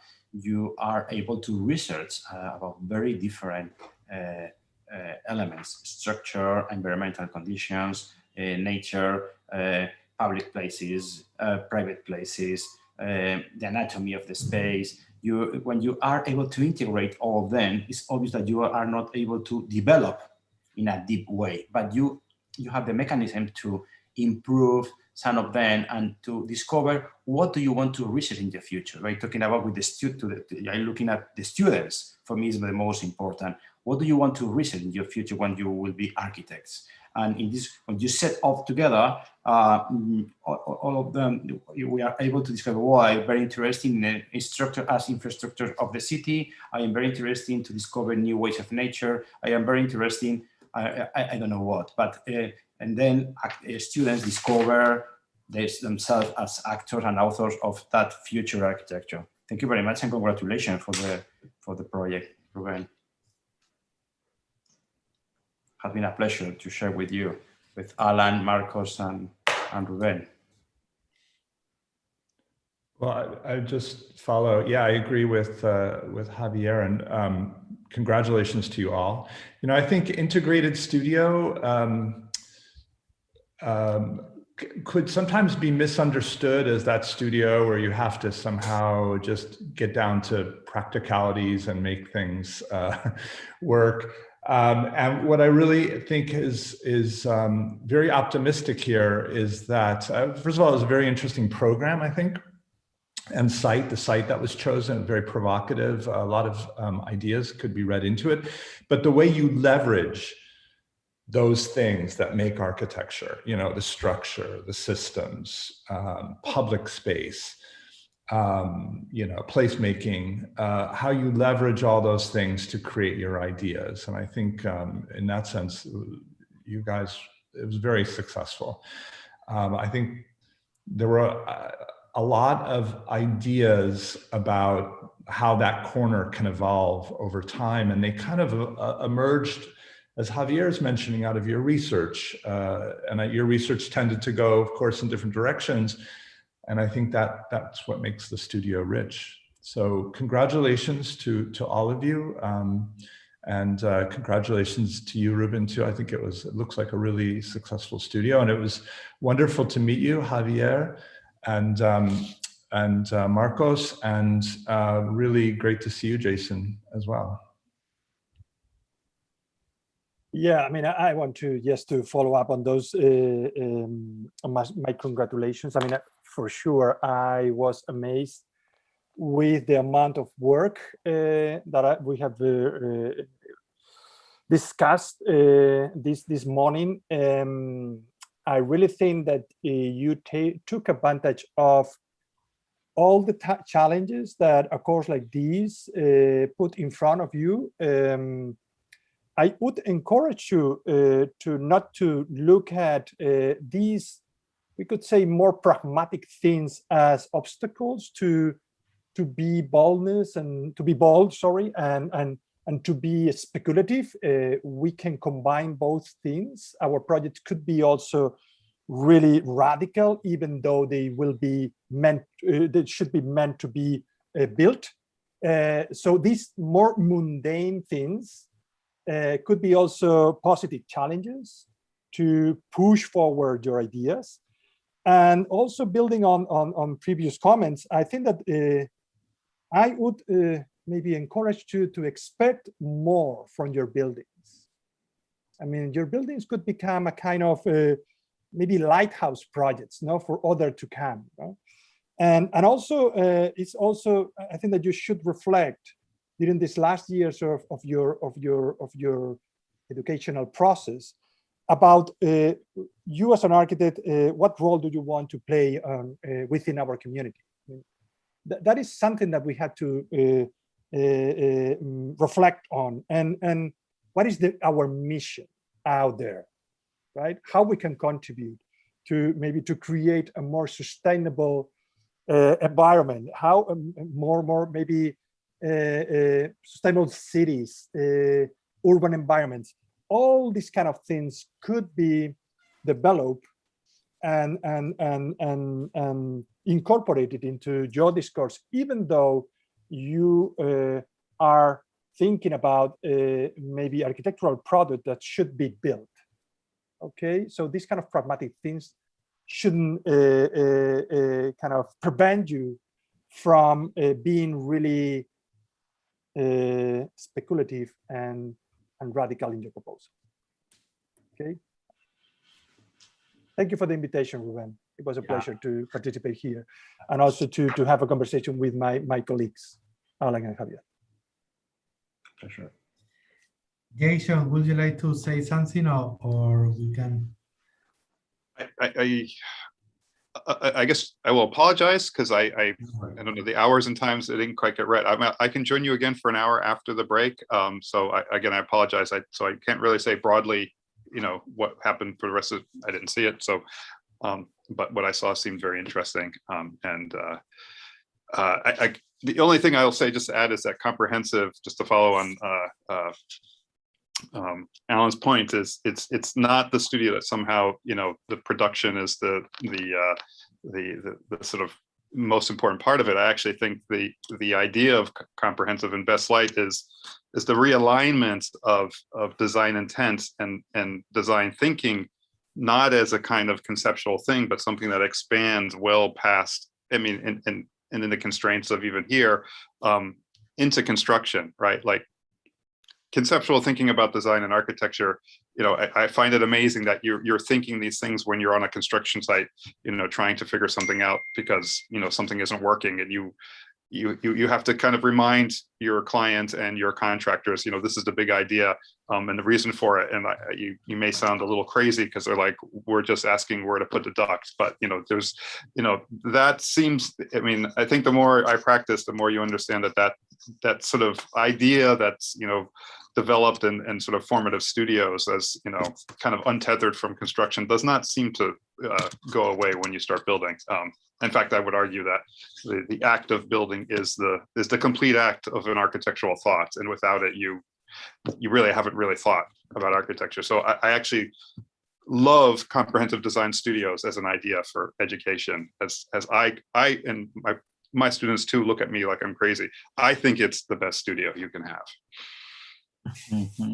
Thank you, Jason, for those words. I have repeated them a lot of times during this semester. So thank you so much for that. Well, Jason, of course, please join us also after the break. And then Alan, Marcos, Javier, thank you so much for your comments and for your feedback, for your time and for your generosity in general. Gracias, thank you so much, and hopefully we can meet in person very soon after this situation. So thank you so much again. Thank you very much. Pleasure. Likewise, Ruben. Pleasure. Bye Bye-bye. And to all the students, please, let's just come back a few minutes before, 1, okay? 5 minutes before, we can just join us. Anyway, for you four, congratulations, okay? Great work. Thank you so much. See you guys.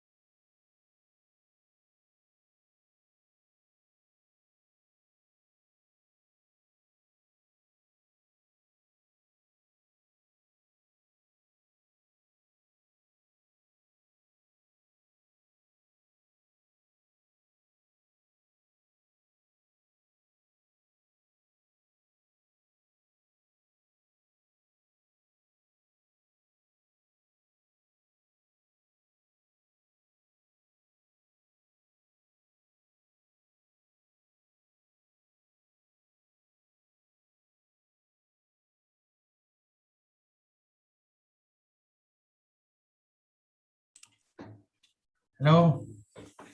Hi. Hello. Iñaki. Hi. Hi, good morning. Alexandra. Good afternoon. Nice to Good meet you. afternoon. Nice to meet you. Let me just introduce you our Dean Iñaki Alday, and also our students, Alexandra from Austin. Hi, Alexandra. Good afternoon. Pleasure to meet you. Nice to meet you all. Let's wait. I just heard the bells of the charts that I have just here, but let's just wait a couple of minutes. Sure. David Thompson is here. David, hi, good afternoon. I think that you know Iñaki. David, how are you?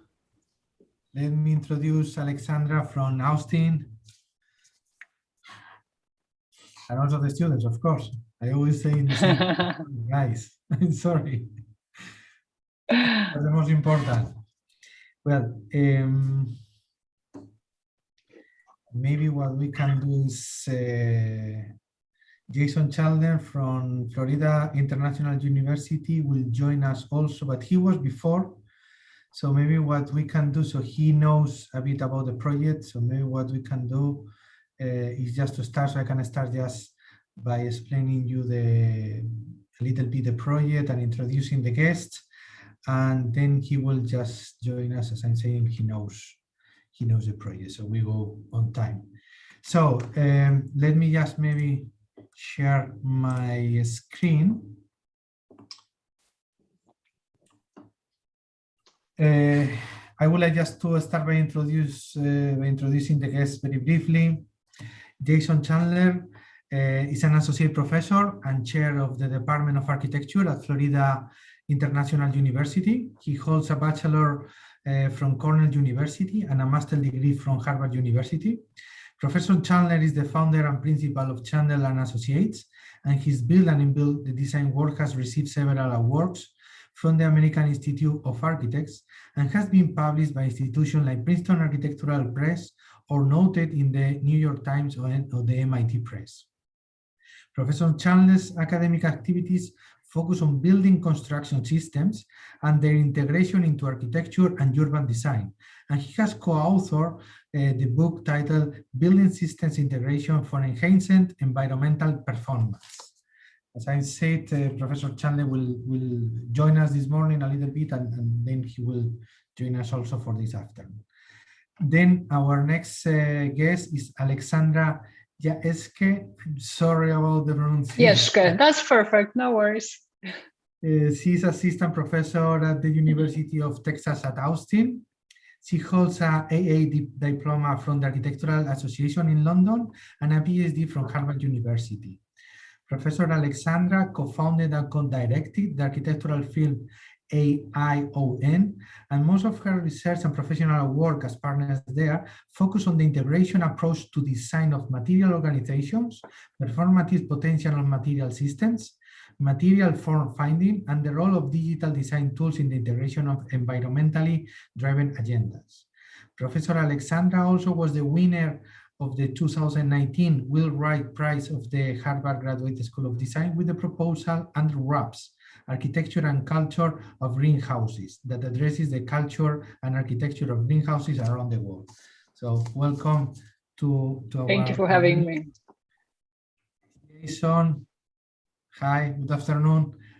I just introduced you very briefly to the rest of the reviewers and also the students. So let me just introduce you to the other guests, Alexandra and David, and also our dean, Iñaki.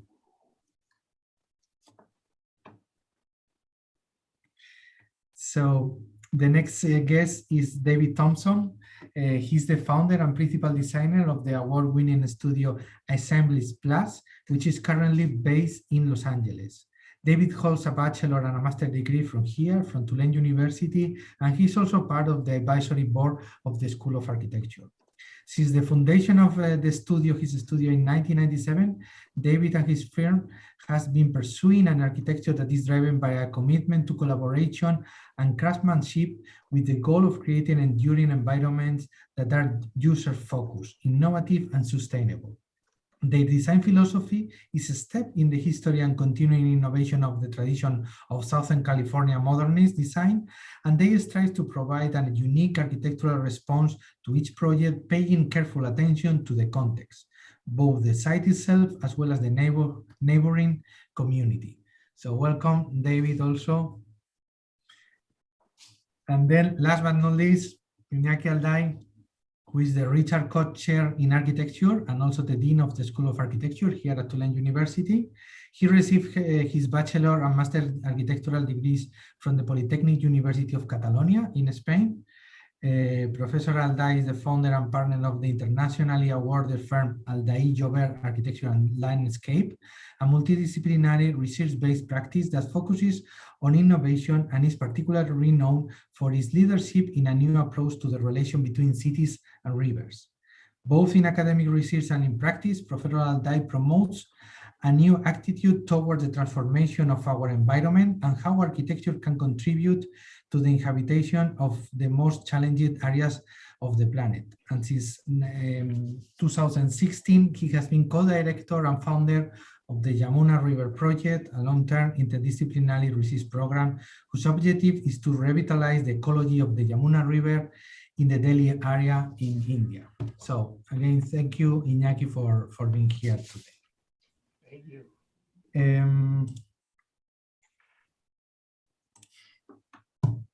Just very quickly, this is just New Orleans. Here you can see the French Quarter, the old part of New Orleans.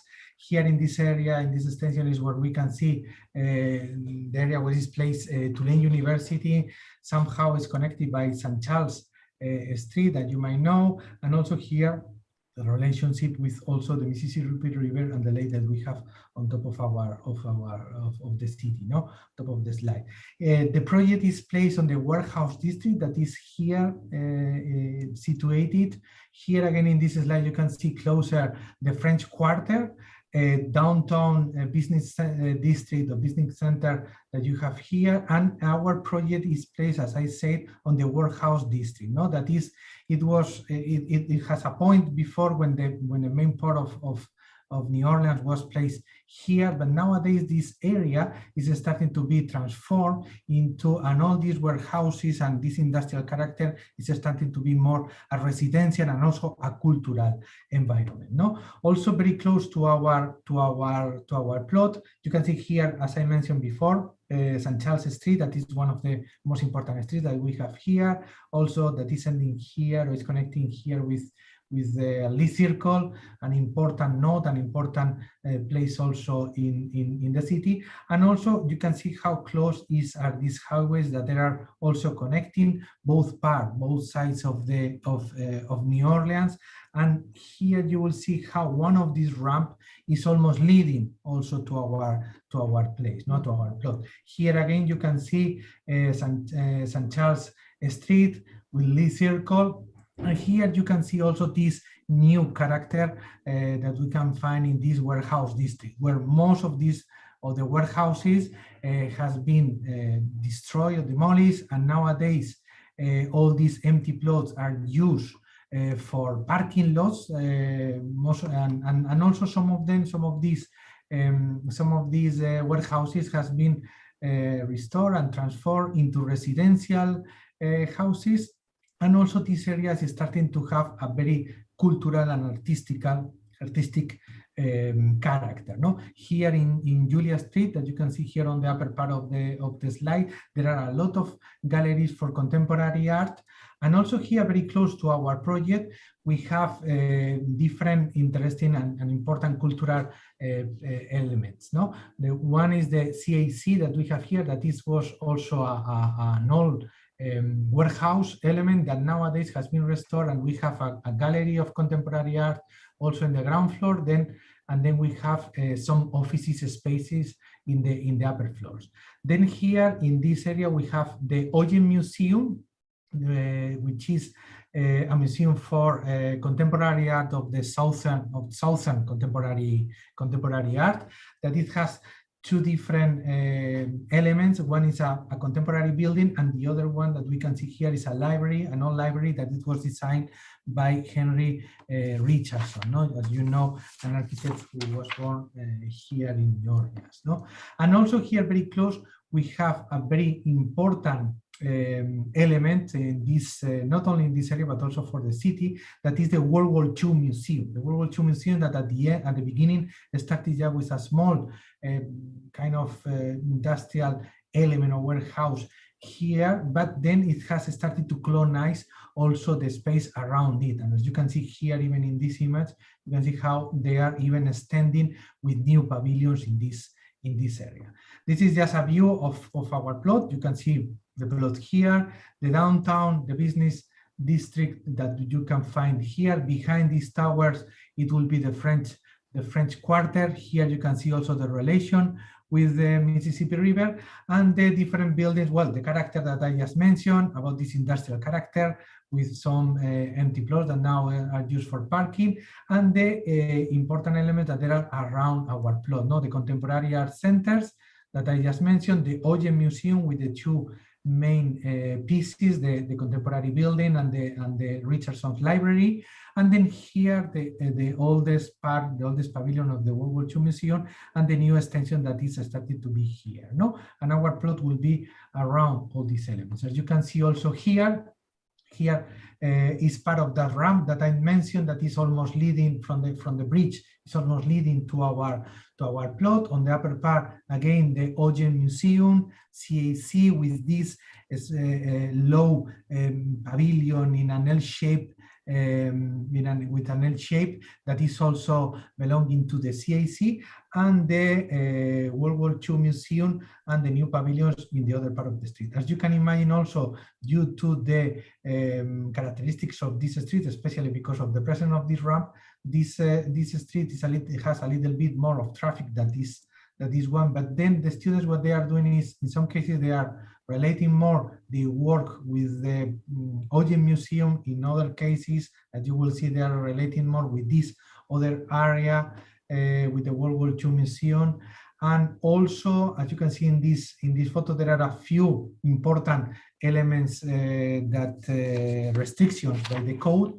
One is that here you can see an access road that it is right now here in this party wall, that what we ask to the students is either to continue to keep that access road in that side of the plot or to change to the other part. So this will be up to each student. Also, we have, due to flooding issues, to raise the buildings 3 feet, and also we have a restriction in the heights of the building. That's why you will see also that the final heights are kind of controlled.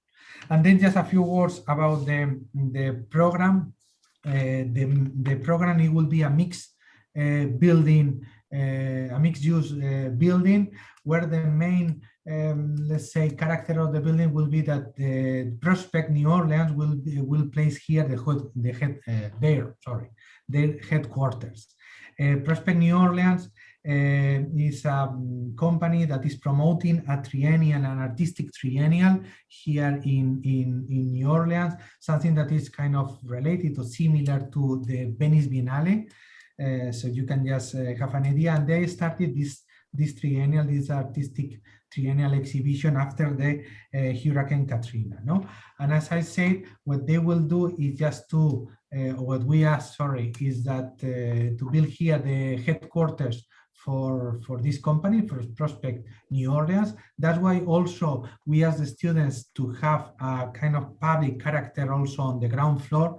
In some cases, or most of the cases, are opening public spaces, but also they are placing there some public elements to have this relation with the city. And then in between the headquarters and this public element on the ground floor, there will be more rental offices, mainly focused for artistic, let's say, character. Then also, I would like just to mention that in this case, this integrated studio, all the students are undergraduate students. All of them are from the third year. So this is their sixth studio that they are having. I don't know if Do you have any questions? No?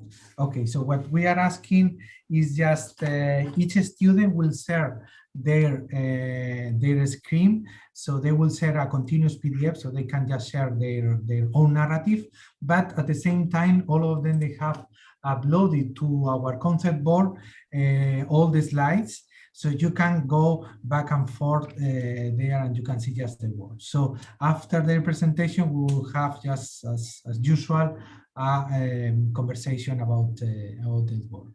So if there are no questions, we can just start. Alex, you can share your screen. I will. Okay.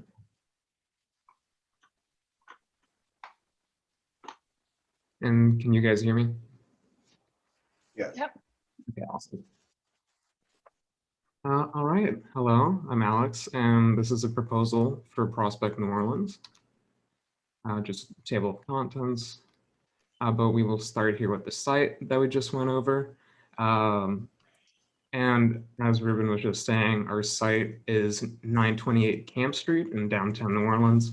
In its current form, the site is a parking lot that's sandwiched between the Contemporary Art Center, the World War II Museum, and the Ogden Art Museum being across the street. But when starting to think about the early design process, some early goals going into it were to get natural light throughout the project, given that it is a corner site, cross ventilation, and providing privacy visually and from the noise pollution of the busy street. So moving into the Part T, as you can see here in the figure ground of the site, the proposal would take up a majority of the footprint of the given site. And in its simplest form, the project is an extrusion of the site up to the 75 feet height capacity, and then carved into with those carved pieces then removed. And by removing those pieces, exterior balconies are created that allow for dynamic views of the surrounding context, the CAC, the World War II Museum, and the Ogden.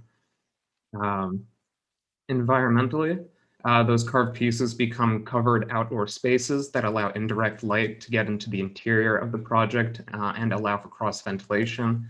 Moreover, the addition of a perforated mesh facade and skylight further help regulate the amount of direct light exposure to the open and predominantly glass interior. And this is an axonometric diagram of the proposal in the context.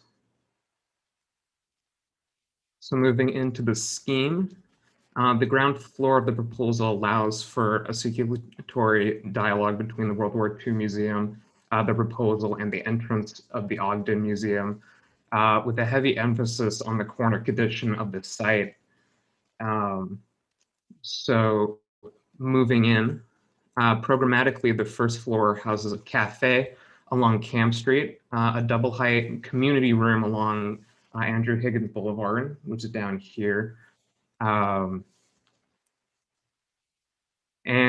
a gallery space that spills out into this middle atrium space here, with circulation cores on either side that allow people to gain access to the upper floors.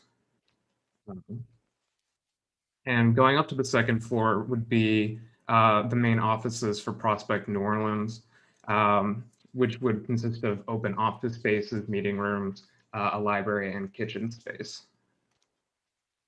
Moving into the third floor, it would be more rentable office space, kitchen as well, and a double height library room north of the site with an exterior terrace.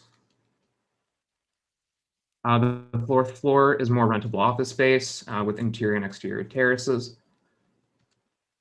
And the fifth floor houses meeting rooms, as well as a double height event space. And the sixth floor would be more traditional cubicle office space. Sectionally, you can see the effect of the removal of those carved spaces from the massing the proposal that allow for a variety of spaces as you move throughout the project. Here you can see that community room, the library space, as well as 2 exterior balconies. And in this section, those ideas are reiterated. Once again, seeing that library space as well as those exterior corridors and balconies. Here you can see the perforated mesh facade of the project, which shades the interior of the proposal, as well as the openness of the corner condition along Andrew Higgins Boulevard right here. And here's another view along Camp Street that again goes over those ideas, and you can get a sense of the relation between those openings. And again here along what would be the utility road with access to the first floor here. Now moving into the systems. Here you can see a detailed section of the facade and structure with another zoomed in elevation of the facade. The project is a steel structure with concrete structural cores where the circulation occurs. And here you can also see the skylight in action as well. Here are some callouts of the structure showing the connection between the facade and the overall structure, as well as a call out of the skylight system here. And more call outs here showing the connection of the structure down to the foundation. And here you can see all of those together here in this section perspective. Here you can see a layout of the structure diagrammatically. The project was designed on a 40 by 20 steel structural grid with those concrete cores in the middle and a wall of concrete where the project meets the World War II Museum. And this is a diagram of the mechanical systems of the project. It would be 2 dowse systems that would sit on the roof that runs separately behind down through each circulation core that would regulate the temperatures of the project separately to each corner. And here is a diagram illustrating the circulation of the proposal. The circulation has a common theme of a central square path that revolves around the center of the project. And this section perspective gives you a look at the structure, mechanical, and circulation kind of all together throughout the project. And moving into the experientials, this is a view of the corner condition of the proposal. Here you can also begin to see the illusion of transparency that is created from that mesh facade, exposing a bit of the structure to the outside. And this is a view from the entrance of the Ogden Art Museum, where you can see those openings again, as well as that utility road here. And this would be a perspective from the World War II Museum along Andrew Higgins Boulevard, looking back into the project. And this is a perspective looking into the double height terrace spaces, this one being the same one along Andrew Higgins Boulevard. And you can get a sense for the shade provided by those overhangs. And moving into the interior of the proposal, this is the first floor atrium space that would greet occupants, where Prospect New Orleans would be able to display some of their work, and you can see the community room to the right here. And this view of the third floor double height office space gives you a look into how the facade performs interiorly, providing dynamic lighting throughout the space. And this is a view of the third floor circulatory space, and it gives you a look into how the predominantly glass interior allows for views and connections throughout the project. And another look at a double height office space the other way, that gives you, again, another look at that facade. Now moving up to the fourth floor circulatory space, you can kind of see the effect the skylights have on the project, as well as that open interior glass. And the sixth floor, where you can see an interior terraced office space. And it gives you, again, a look at those skylights. And thank you. Thank you, Alex. And I'm gonna open this view. So we can go to the next slide. Okay.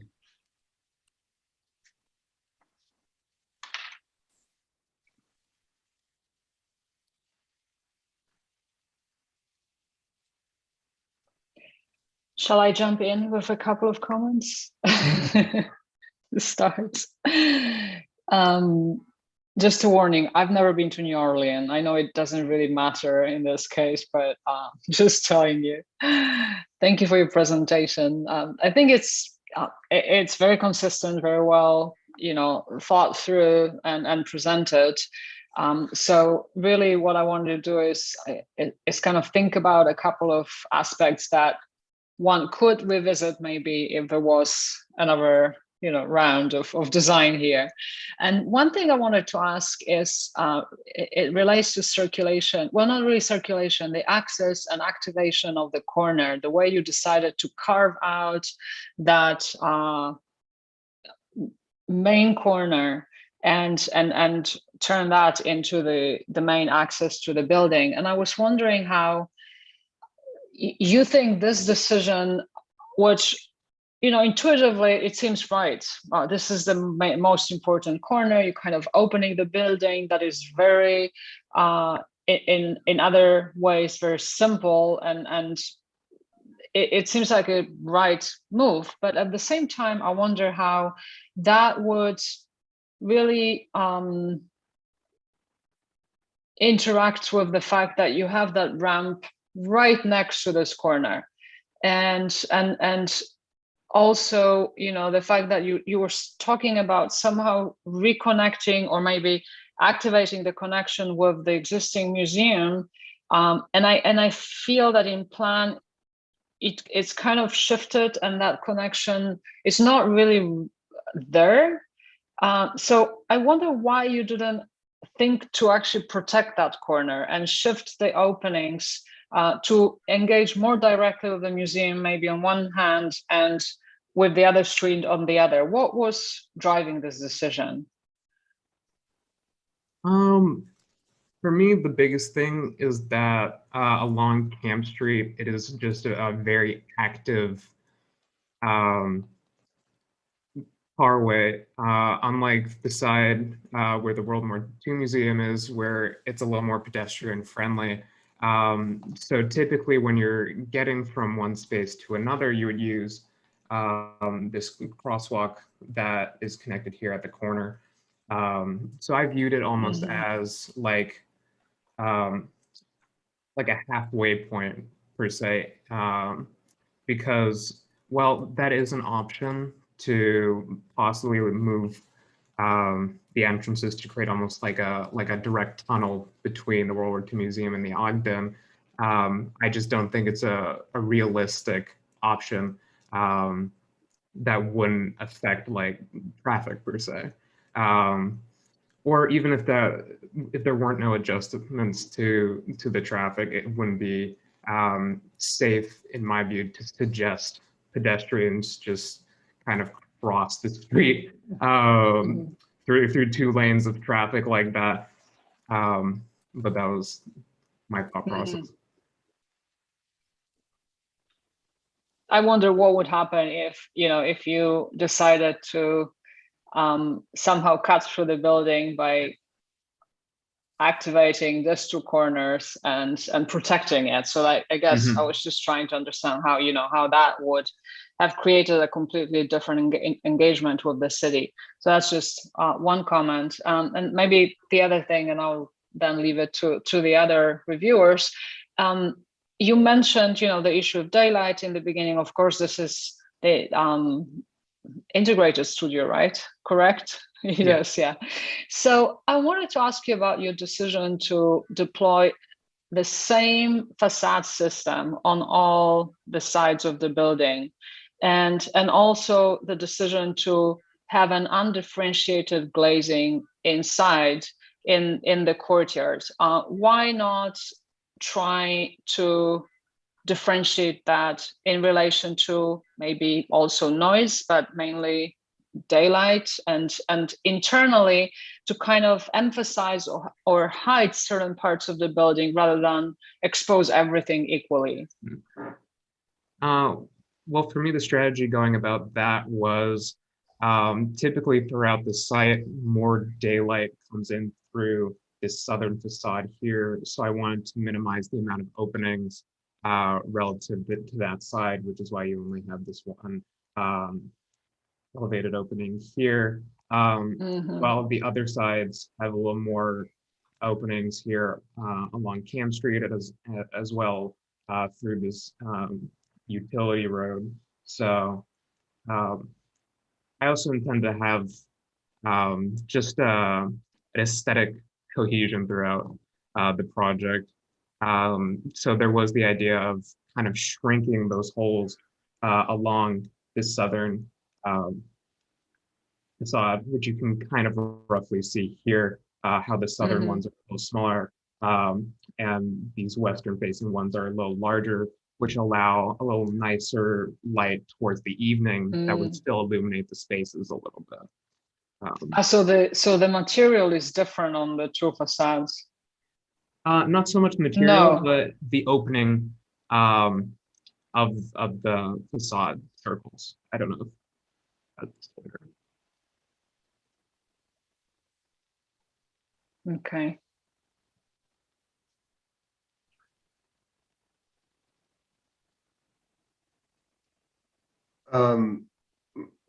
I'd like to say, first of all, Alexandra, if you haven't been in New Orleans, you should run, don't walk. I know, I know.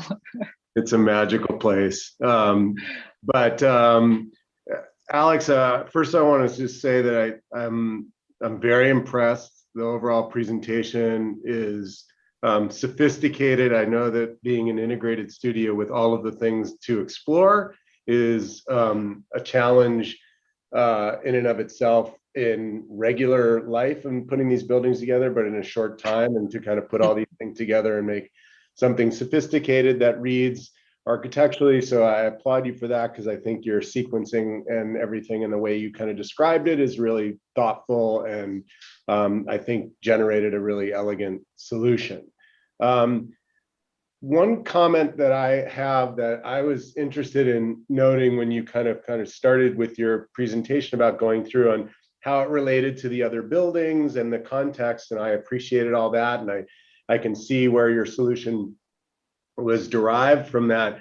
My concern was, or where I felt like more exploration could be done, or more diagrams and understanding, is how and I can appreciate like all the natural light with the central atrium and things like that, but I want to understand how this works for the occupants of the building. In some ways, I don't really have a sense. I know that they're office spaces, but it seems like you've created a very dynamic work environment here. And how do you see that becoming a real instrumental piece in the occupants of the building, and how that's going to make their work environment better, how they're going to be more productive, or how that's going to enhance their, the people that are actually using the building. So I'd love to hear more about, I'm sure you've thought about that, but I would say that that was one thing that I felt was like a little missing, that the building was so integrated in its site and all that kind of stuff. I just felt like the occupants were sort of left to the wayside, which I'm sure you thought about, but I'd like to hear more about how you, your strategies around that.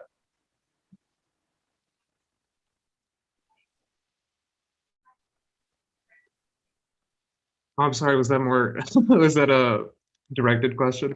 Yeah, I mean, again, I'd just love to kind of understand a little bit, or your thoughts on that portion of it, and what the quality of space for the occupants, and what you think about that. Well, part of me feels like, and I can only answer that on a personal basis. But for me going into it, I feel as if the most productive workspaces are ones where you don't feel confined, and spaces that allow for constant collaboration, and things of that nature. So going into designing this office space, I wanted to design a lot of spaces that would allow for kind of that open feeling, as well as encourage collaboration, which is why a lot of furniture choices at the moment are designed or geared towards groups or several people sharing the same spot.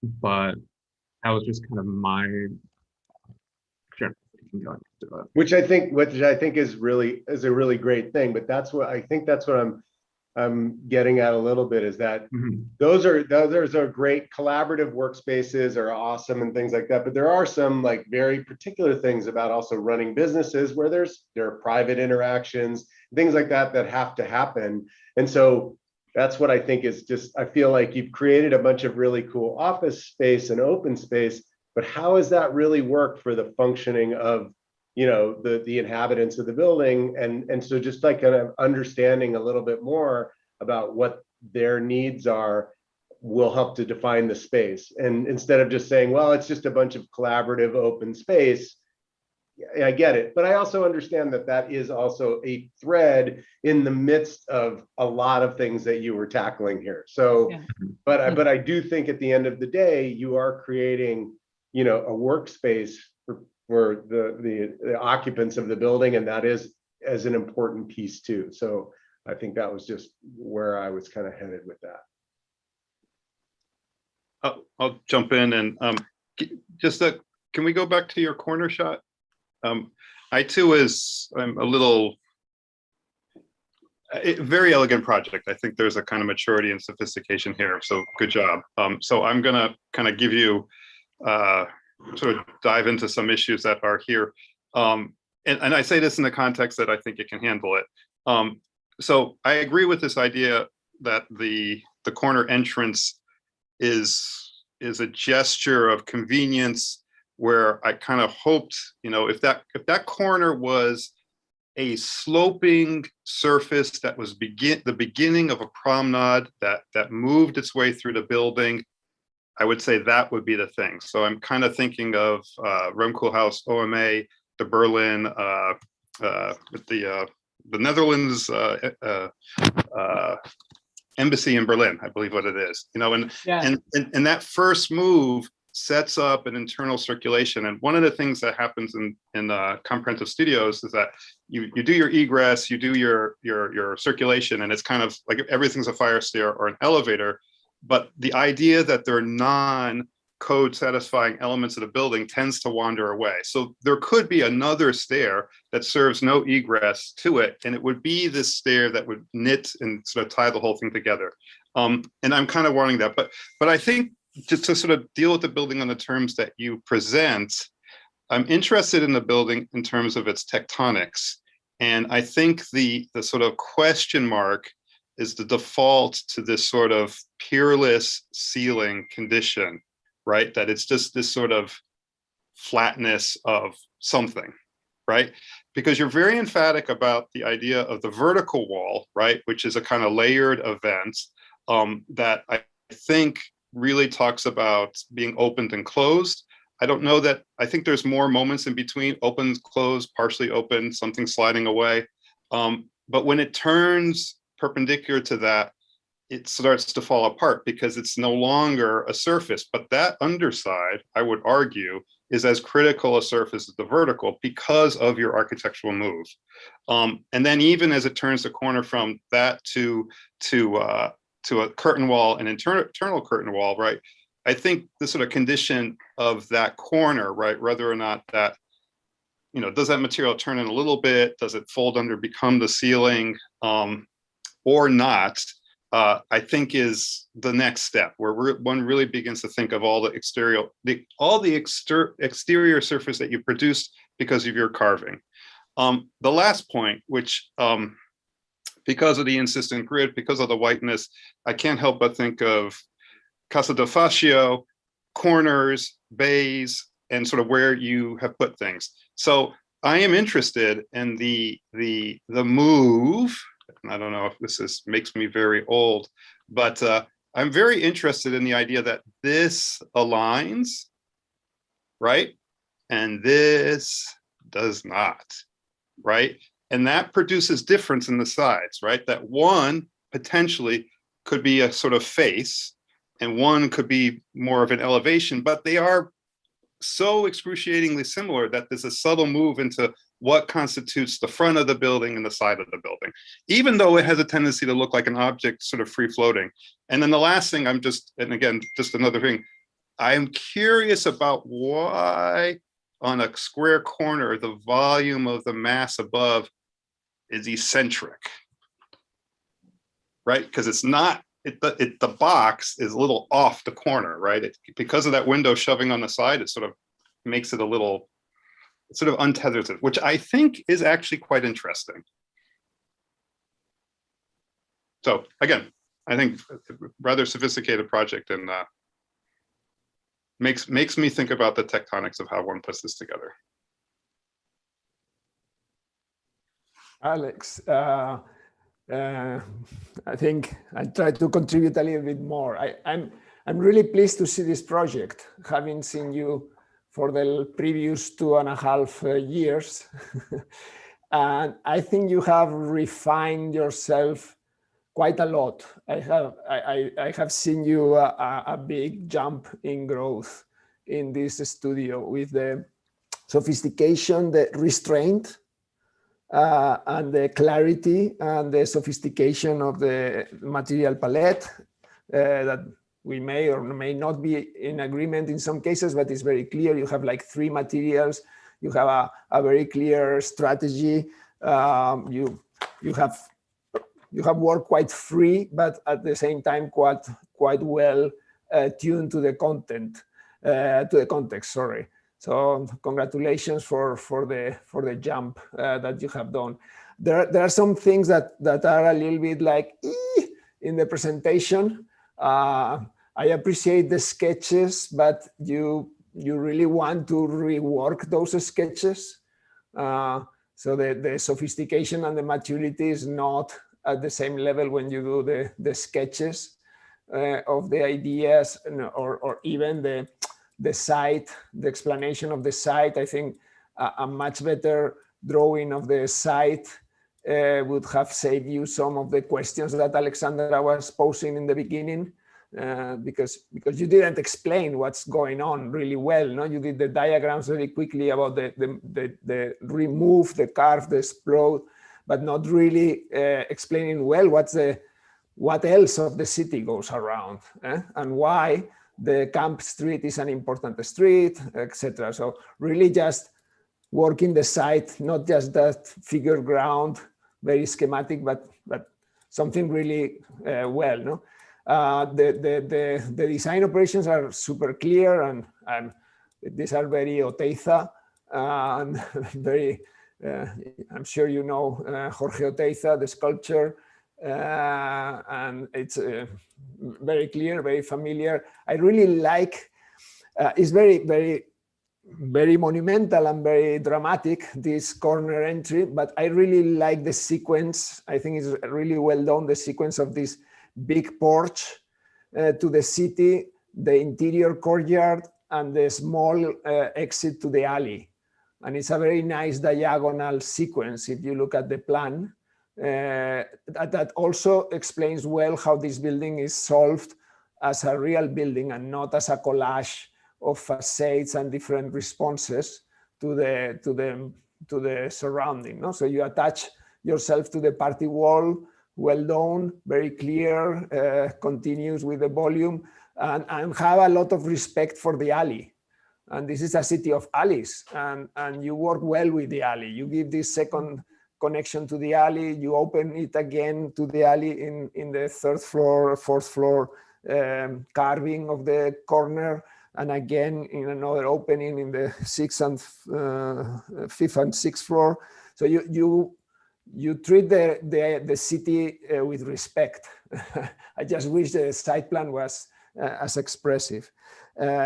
I think also the elevations are not making justice to the project. The elevations are a little bit like a kid drawing with some brown thing in the bottom, and really not to the sophistication of the rest. No, so let's skip those elevations.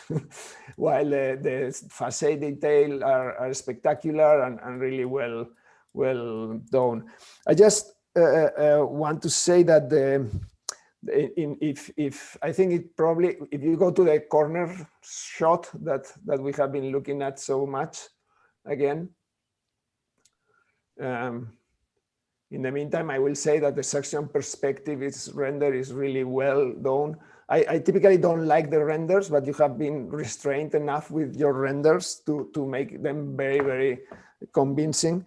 But here, I think you wanna think of the building a little bit more tectonically and following Jason's comments, no, of how this work, and see all this mass is actually hanging from here with this problem here. So you probably have a kind of vertical important thing here and another vertical important thing here. So, and then you have the problem of that Jason was saying here, which makes it interesting. I think you have to rework the structure and the diagonals. I think you need to think not in one stories, but in the big masses that are supporting the building, no? And how this is, you are pulling, you are doing like this and then pulling in the other direction, no? So you need to rethink this at 6-level scale structure, not at 1-level scale structure. If not, it is a kind of fiction of a structure that looks like there's a structure, but it's not actually working. You cannot have these things in diagonal and arriving nowhere. You have to pull them back. Anyway, I think it's for your portfolio, it's a great project. It requires a little bit of refining of the structure because it's more sophisticated than what you are. You have shown a fiction of a structure that looks like very structural, but I'm not convinced. Maybe I'm wrong, and Ruben, you can correct me, but I'm not completely convinced. But overall, I think it's a really good project. The renders are serving well and not putting yourself in. The renders are not obscuring the project, are really helping the project, which is great and not always happen. Often it doesn't happen. So well done.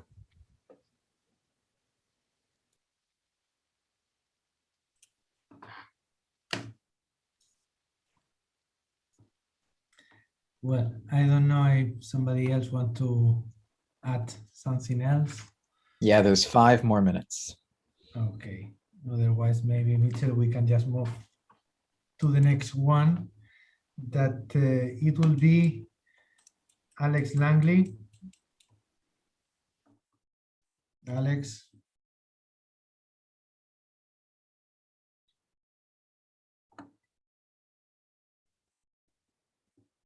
Okay.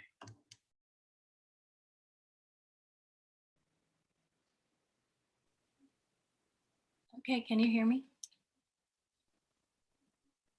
Yes. Okay. So I'm Alex, and I'll be presenting a proposal for Prospect NOLA. I'm going to be presenting the 3 chapters, starting with the concept, and then I'll move on to the strategies that I use to realize.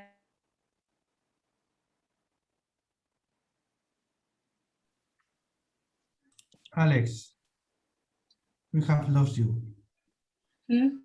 We have lost you. Maybe just oh, it Okay, was let me only try me. turning my camera on.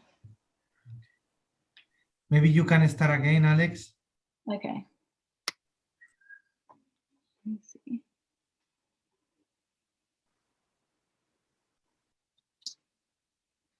Can you hear me? Yeah. Okay. Yes.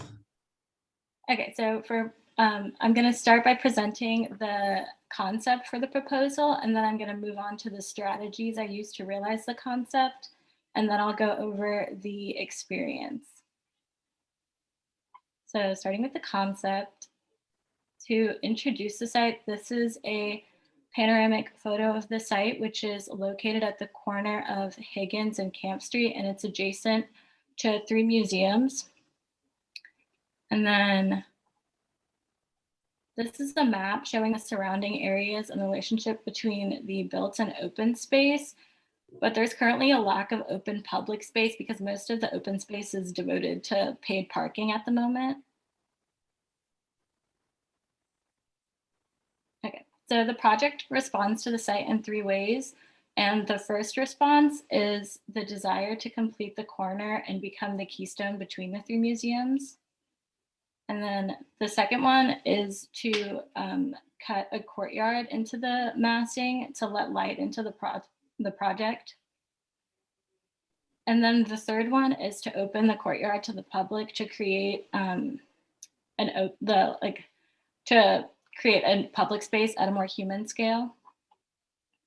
And then so this illustrates the process through which the massing revealed itself. So the building is cut into to let the city in, and then in turn, it presents the city with a public space. And it also provides shade for the public space in the same spirit of the balconies that cover the walkways in New Orleans. For the program, it's organized on a gradient with the most public spaces like the exhibitions, cafe, community room on the first 2 floors, and then the top 2 floors are dedicated to the offices and studio spaces. For circulation, the vertical cores are located along the party wall, and the horizontal cores are in rings around the courtyard. So with a massive cantilever at the heart of the project, the structure devised to support this is shown in the top down oblique and the one side view oblique. So the cantilever is anchored in its 2 corners by reinforced concrete cores from which 3-story steel trusses hung. The bays for the corner are 40 feet by 31 feet, and then 31 feet by 30 feet. And then the interior bays, which are steel structures, are 30 feet by 31 feet. And then this shows how the mechanical system is integrated into the structure. It's a centralized system. And then finally, it's loading, but okay, this is an axon that shows the final concept for the building. So for the building's final concept, it wants to become a beacon of light. Since the project is devoted to creating a public space at the corner, the project assumes the role of a lantern to maximize the public use of the plaza by extending the light hours even further. And then it also becomes a safety vest, protecting the pedestrians from the traffic coming off the on-ramp with the veil of light.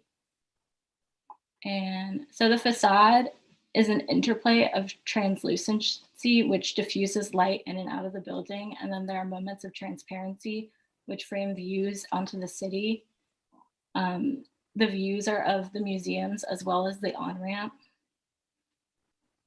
And now moving on to the strategy. This is the site plan, which shows the connection of the blocks at the corner. So there is a change of pavement between the World War II Museum and the project site. And this is to slow the traffic down a little bit as it comes off the on-ramp. And there's also designated crosswalks, which are important walkways for the pedestrians.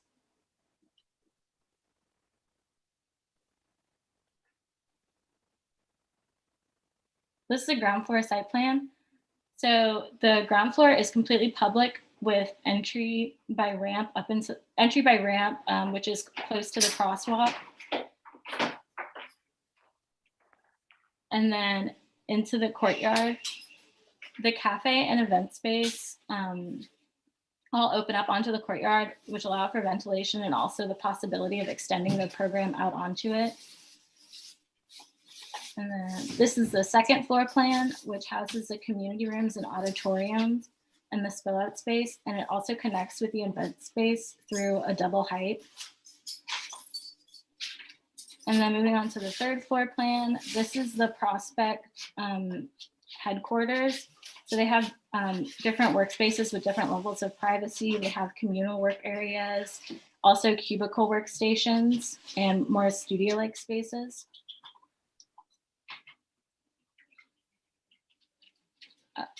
And then the fourth floor plan is the rental spaces with studio spaces and smaller individual spaces. And I also forgot to mention that on all floors, the service spaces are located in the spaces between the concrete cores. So the exterior L shape is where all the service spaces are located in the thickened wall. And this is a section through the cantilever, which is the relationship of all of the program, as well as the connection between the steel and concrete structures. And this is a section through the courtyard, and it shows how the building invites the city into the courtyard and how it also shades the courtyard, as well as the tree also providing shade for the courtyard. And then this is an elevation showing the interplay of transparency and translucency in the facade. And then a section elevation detail of the facade, as well as a plan detail. So the facade is made of U-glass, it's made of U-glass, which is like the translucent part, which diffuses the light. And then they also has some double pane glass as well. And then moving on to the views. This is the view of from the corner. And then this is the same view at night, and it shows the lantern-like effect of the building. And then lastly, this is the view of the courtyard.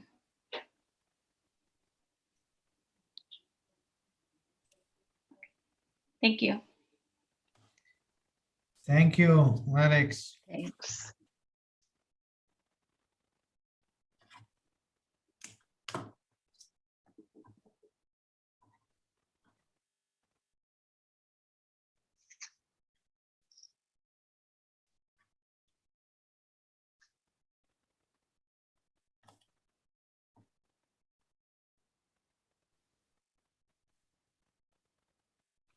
I'll jump in. Please. I was thinking in the back of my head about Rafael Meneo's building at Columbia a little bit in the last project. Now I'm really thinking about it with this project. It's pushed me over. So have you seen that building? I forgot the Alex, do you know the building I'm talking about? Could you say the name again? Rafael Meneo's the architect, and I don't know. It's his building on the corner at Columbia University. I don't know the name of it. Yes. It's sorry. Was it a precedent for the class? It seems it might have lingered around somewhere. No. Anyway, take a look at that one because it deals with sort of an insistent grid, a cantilever on a corner, and actually my comment for the last project is your proposal again makes me think about the last project. I think I'm less convinced about the two-story corner entrance and more convinced with the sort of lower entrance with a space beyond as a kind of more compressive moment. And I think if it's too big a corner, it actually loses its definition. I guess my comment is, again, very elegantly presented. Personally, I go wild when I see a worm's eye Schwazi axonometric. I've always thought that the worms knew more about architecture than the birds. That's my thing. So congratulations on throwing that in there for me. I thank you for that. Though I will say, I think there's some very interesting things. If we can go to your first floor plan, just to sort of push that thought about the sort of disposition of your building. And it's curious because your building presents itself as this kind of idealized sort of 4x4 grid, but you're doing all kinds of things. Go back. No, you just had it. Sort of interesting things. So here on the alley, you've added to the 4x4 grid, but on the other side, you've eaten into the 4x4 grid. And this is, you know, it's curious because you don't get the sort of donut that you want because you're chomping away from it a little bit. So I'm putting a kind of question mark on it. And then the other thing, the cantilever is sort of, it is such, I mean, almost half your building is cantilever.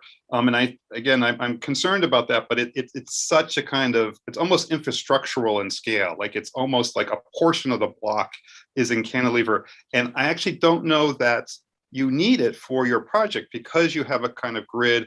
And I actually think it might be helpful to touch formally, not just structurally, but formally, to have those columns actually land and be a little more sort of selective of which columns you remove would be my thought about this, because there's this idea of kind of the complete form and it's being excavated. And I just look at this plan and I kind of want this to be sort of redesigned a little bit. Maybe it becomes more about a kind of wrapper, right? Sort of 3 wrappers. So one wrapper is, or 4 wrappers. One wrapper is from I guess the alley to the party wall is the sort of dense pack of stuff. Then the next wrapper is the occupiable space. Then there's the courtyard, and then there's the kind of exterior wrapper. I just find this, you know, this is sort of, I just, given its prominence on that main space, it's odd that this is so shallow. This seems to be reasonable, but again, it's you're presenting this thing in the first images of this thing sort of isolated as ideal, right? Those are kind of ideal projects, which I think is always good to start with. But then there's sort of a conversion of that ideal into the spot, and then those things kind of push and pull the project, and you start getting things that are less than ideal in there, which actually I think that's where sort of the action of architecture is. So again, I'm quite interested about it. Again, you know, most critics will help you redesign the project from now until, you know, infinity. But a lot of very elegant things, and I do appreciate the presentation quite a bit. There's something very confident about it. It's the way your drawings sort of present themselves. Yeah, I also wanted to compliment you on the way you're drawing, although, you know, maybe not all of the drawings are equally successful, but I think you're building up a vocabulary that is very successful and very distinct. So I really enjoyed that. Although it did help to see the more realistic renderings before, not knowing the city here is all much more abstracted, right?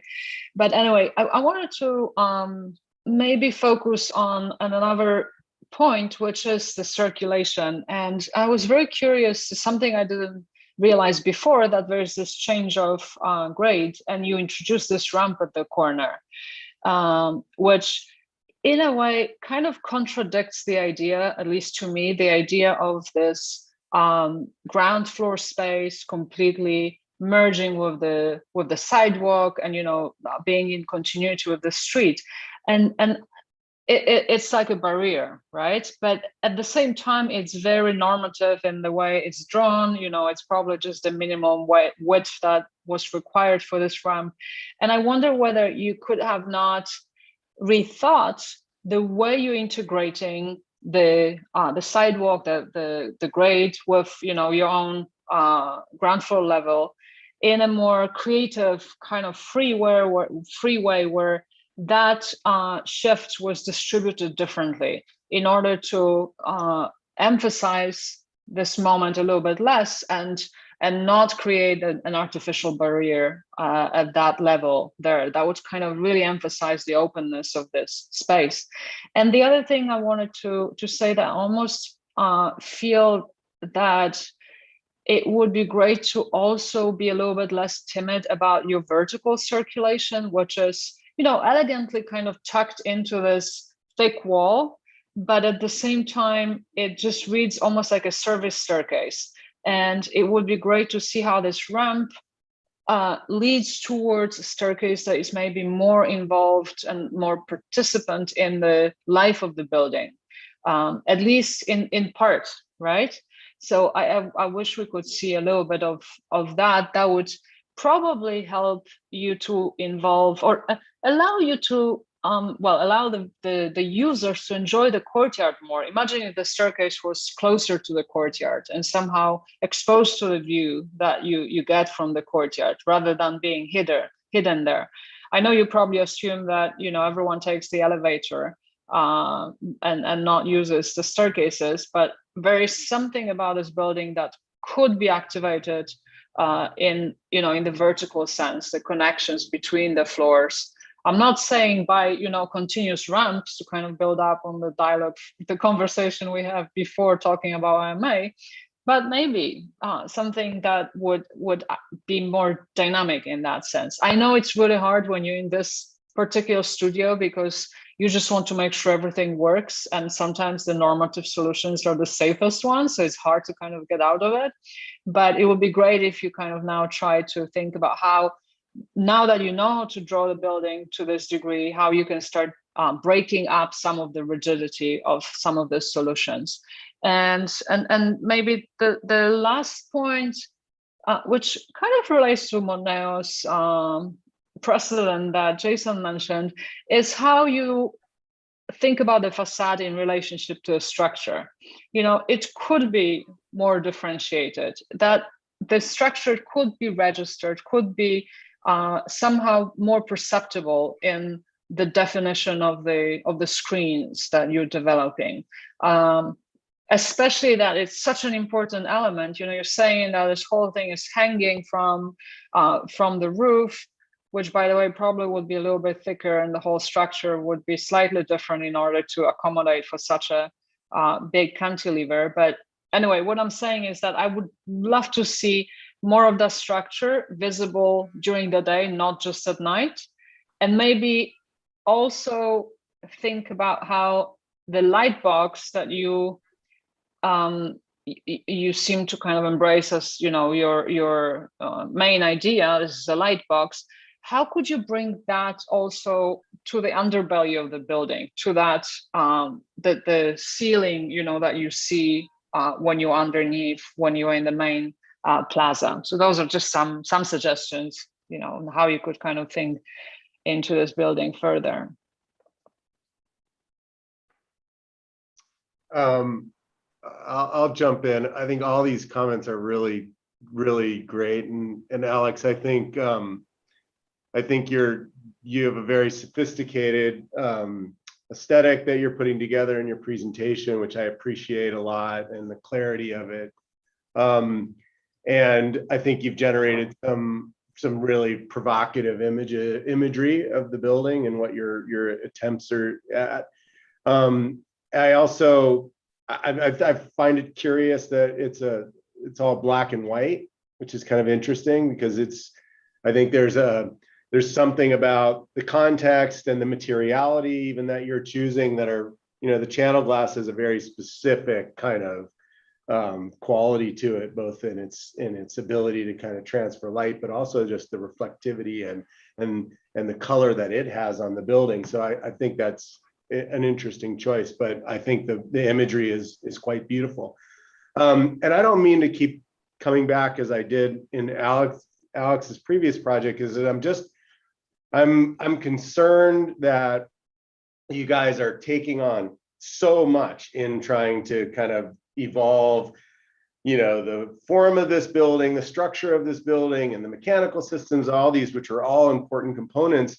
I'm concerned that the floor plans are just sort of being left a little bit open and generic, that I'm concerned that in the reality of that open office space, I'm just not convinced is really, like, at the end of the day, if you're starting to talk about the practical use of this for for the way these offices might work. I'm just concerned that those are just a little bit open and just kind of left up. I don't necessarily think that there's enough emphasis in understanding how these inhabitants are going to work in the building, and that those floor plans have just an openness to them that I think in theory is really great, but in practicality of work environments might not always work 100% across the board. And so I'm just concerned that there is a less sophistication, because at the end of the day, the inhabitants of the building need to use this, and it needs to be, productive for them. And also, something that would maintain and sustain the occupants there. Otherwise, the building will fall flat on its face, right? If there's no occupants there, then all the wonderful connectivity to the city and all that stuff is gone if the spaces don't really work for the inhabitants. So while I'm saying that in a very kind of understanding that the embrace of what you guys are after here is big, I do think that is something that's important at the end of the day. These spaces are leasable spaces, so they have to be leasable. They have to be something that somebody can, broker out and say, hey, this is you can put your 200-person office in here and it's going to work for all of these reasons, other than just putting in a bunch of desks and people can sit next to each other in cubicles. So I don't know, I don't mean to keep kind of harping on that practical thing, but I do think that's something that I'm noticing twice, that it just is a little less evolved as all of the other things that you guys have been looking at thus far. Alex, I'm not going to contradict David, that is being very asking for the interior. So I'm going to go back to the exterior. In this plan that we have in front of us, the line of the sidewalk is the original one. Is that the current sidewalk? Yes. Okay, so the street is no, because it's interesting, because you are creating a kind of huge public space covered that is completely, I would say kindly, completely disproportionate for the building, but it's perfectly proportionate for the city, if this makes sense. In a way, it seems like it would be interesting to see the camp has a lot of circulation coming from Lee Circle from here, no? But most of the circulation begins to turn to the other side, no? And camp is much less. It seems like it would be interesting to say, okay, let's change the pavement of all the street there, no? And let's make this building or the site is in between this old building, no? And then the museum. And then I have a big porch that is creating in a kind of these two blocks together, creating this public space that is there are many people coming here that have nothing to do with the building, because this is so awesome that this is the best place, much better than Lee Circle and all that is not really welcoming. So you are creating here a kind of small civic public space for many people, no? And then the hugeness of this combination of porch and courtyard makes more sense to me, at least. And then I would like to see how all this is what happens here, no? And why there's a kind of fluidity of things that are going in and out that explains why you want to go over with a cantilever as opposed to let the building go down to the earth in a normal way, no? So it seems to me that there shouldn't be a tree in the middle of the courtyard, no? This should be like maybe several trees and things that are going on and in and out, etc. A much more fluid thing. It probably wants to have some relation with the alley in the back. So you may want to have some difference between the block that is adjacent to the party wall and the other block that is fragmented. I don't know how, but it may be some scheme more like this. So you let the space go through the corner and treat a little bit better the alley, and maybe complete the refinement of this very exciting ground floor, no, that has a lot. And just I'd like to say that the black and white representation is really nice and really clear. And this restraint with the black and white is very sophisticated. And I think it's really nice because it puts in value what is transparent and what is translucent, as opposed to a more lush representation that gives that subtleties, puts them more in the back. Good, interest, very good.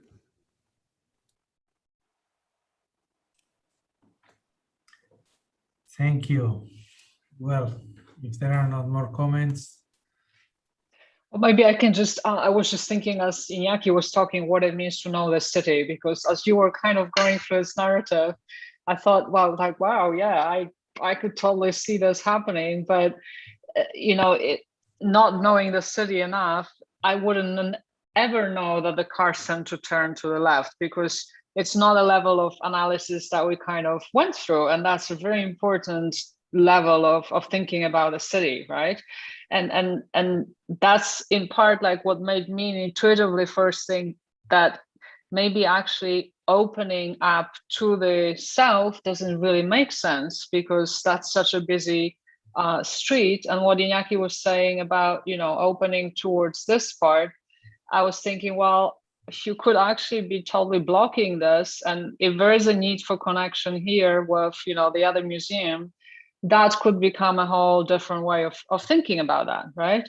And almost like protecting the plaza from the ramp, from the exit from the highway. So I think those are really interesting considerations, and absolutely the idea, you know, of kind of like bringing light in, even on just like the visual level of opening up another passage somewhere in the back of such a deep space is really important. I know you have the light coming from above, but those are the things that kind of tend to attract people into rather obscure and low spaces. Otherwise, people don't go there. If there's nothing that kind of suggests that you can go further. It's a very important thing in spaces like that. So just wanted to add that. Iñaki, thank you for illuminating. That's true, Alexandra. Thank you so much for. Thank you.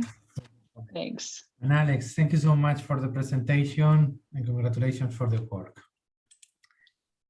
Well, before going to the next one, I think that Jason will leave us. So Jason, thank you so much for making time and for being here today. Thank you so much. My pleasure. Lovely work. Great. I also admit I've never been to New Orleans, a huge problem in my life, but I do want to get out there. I think about it, you know, I think of David Lynch and Wild at Heart and go, how have I not been there? So it must be spectacular context to study art. So we need to do something. Jason and Alexandra, we need to do something. Yeah, it's definitely on my list. So. Me too. Well, thank you so much, Jason, again. Thank you and bye-bye. Thank you. Bye. Bye-bye. It was nice to meet you. Nice to meet you all. Well, our next student will be Mitchell. Mitchell. Hello. So I'm timing myself now. When should this end? No worries. I will time you so you can be. All right. Sounds good. I'm gonna share my screen. Okay. There we go. And let's go in the full screen. All right. Hello. I'm Mitchell Lyons, and this is my proposal for this infill site in New Orleans Warehouse District. Let's begin with our site plan with this empty plot of land shown in the middle here. As we all know by now, this is a pretty intriguing location in New Orleans. You've got the World War II Museum down here and also right here as well with the bridge. It's a huge point of interest in the city. as well as the Ogden Museum over here and the Contemporary Art Center just north of our site. This means there's a lot of pedestrian traffic over here that we can use. However, there is a problem with this. The ramp from the Pontchartrain Expressway lets out right in front of this corner here. And during the site visit that we took in our studio, I was shocked by how loud and unpleasant the constant barrage of cars was, what should otherwise be a nice corner. So for this project, I wanted to do an L-shaped design, but I decided that due to this issue, the interior quadrant should be the area removed to form the L, creating a nice interior courtyard space for the project to use. Then came the question of what to do with the rest of this L envelope. Well, I was inspired by the stacking of Jenga blocks, Lincoln Logs, Legos, etc., creating these volumes lined like this and stacking them on top of one another, layering them to create an intriguing relationship between stacked volumes, different cantilever lengths between the layered volumes, and newly created void space in between the volumes to make it seem like these volumes are stacked on top of one another, like they're floating. But what to do with the void spaces between the volumes? They can't all be exterior space. There wouldn't be enough room for the offices. So for the void levels of 2, 3, and 4, the voids are completely glassed in at points to create an interior-exterior space in this area as well, with vibes starkly different from the interiors of the volumes themselves. You're still inside, but it feels like you're in between buildings. And of course, you can see straight through to the other side. And then detailing it a little bit more as we'll go into later.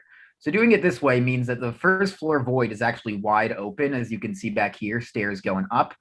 So with that, as well as the access from the back road required in this project, means that a whole new access route of circulation is created in the urban fabric of New Orleans. Far removed from that loud corner, yet still in dialogue with the museums in the area, especially in regards to Andrew Higgins Boulevard, these crossings over here, which for all intents and purposes is a pedestrian street that sometimes cars drive on. What goes on in the building is illustrated here.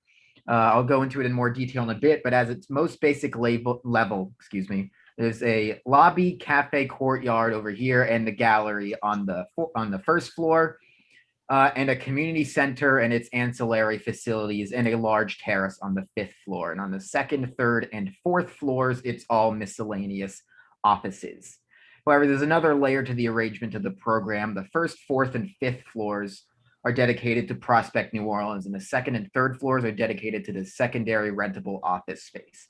I related this intent through the facade, which has 3 different typologies: terracotta panels for Prospect volumes, metal panels for rentable volumes, and in between, as stated earlier, the glass in the voids, which is achieved with a curved glass curtain wall to further delineate the differences between the solid volumes and the loose open voids.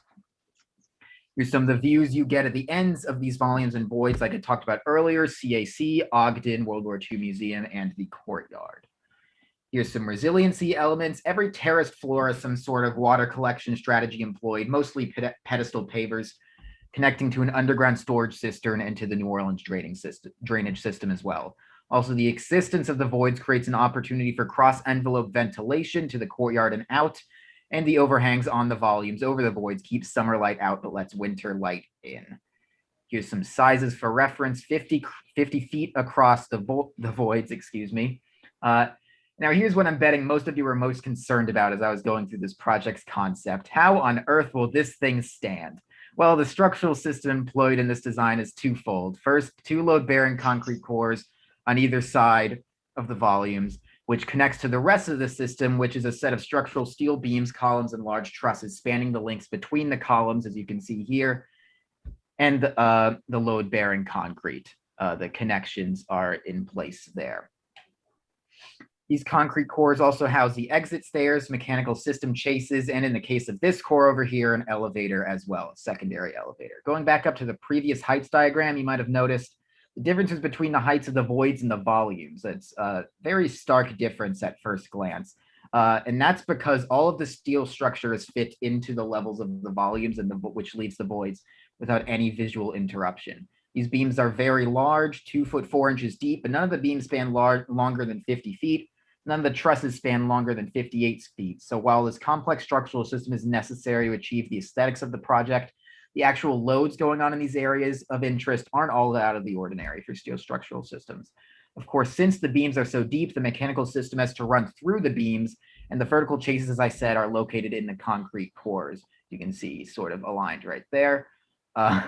Design employs a DOAS system with decentralized fans on every floor, which means there's no need for a return system. It's actually kind of hard to see in this diagram, but there are two completely separate HVAC sides to this building, one that feeds back to this side and one that feeds back to this side. And here's a circulation diagram. The only thing new here that I haven't pointed out yet is a system of experiential stairs that zigzag across the central joint of the building, as I like to call it, as a sort of labyrinth going on. Going through a couple of double height spaces, and there's an elevator in the joint as well. I'll go through that in a bit. So with all that setting the stage, let's return to the site plan, this time with the building filling in the site, and let's zoom in. So here's the first floor plan.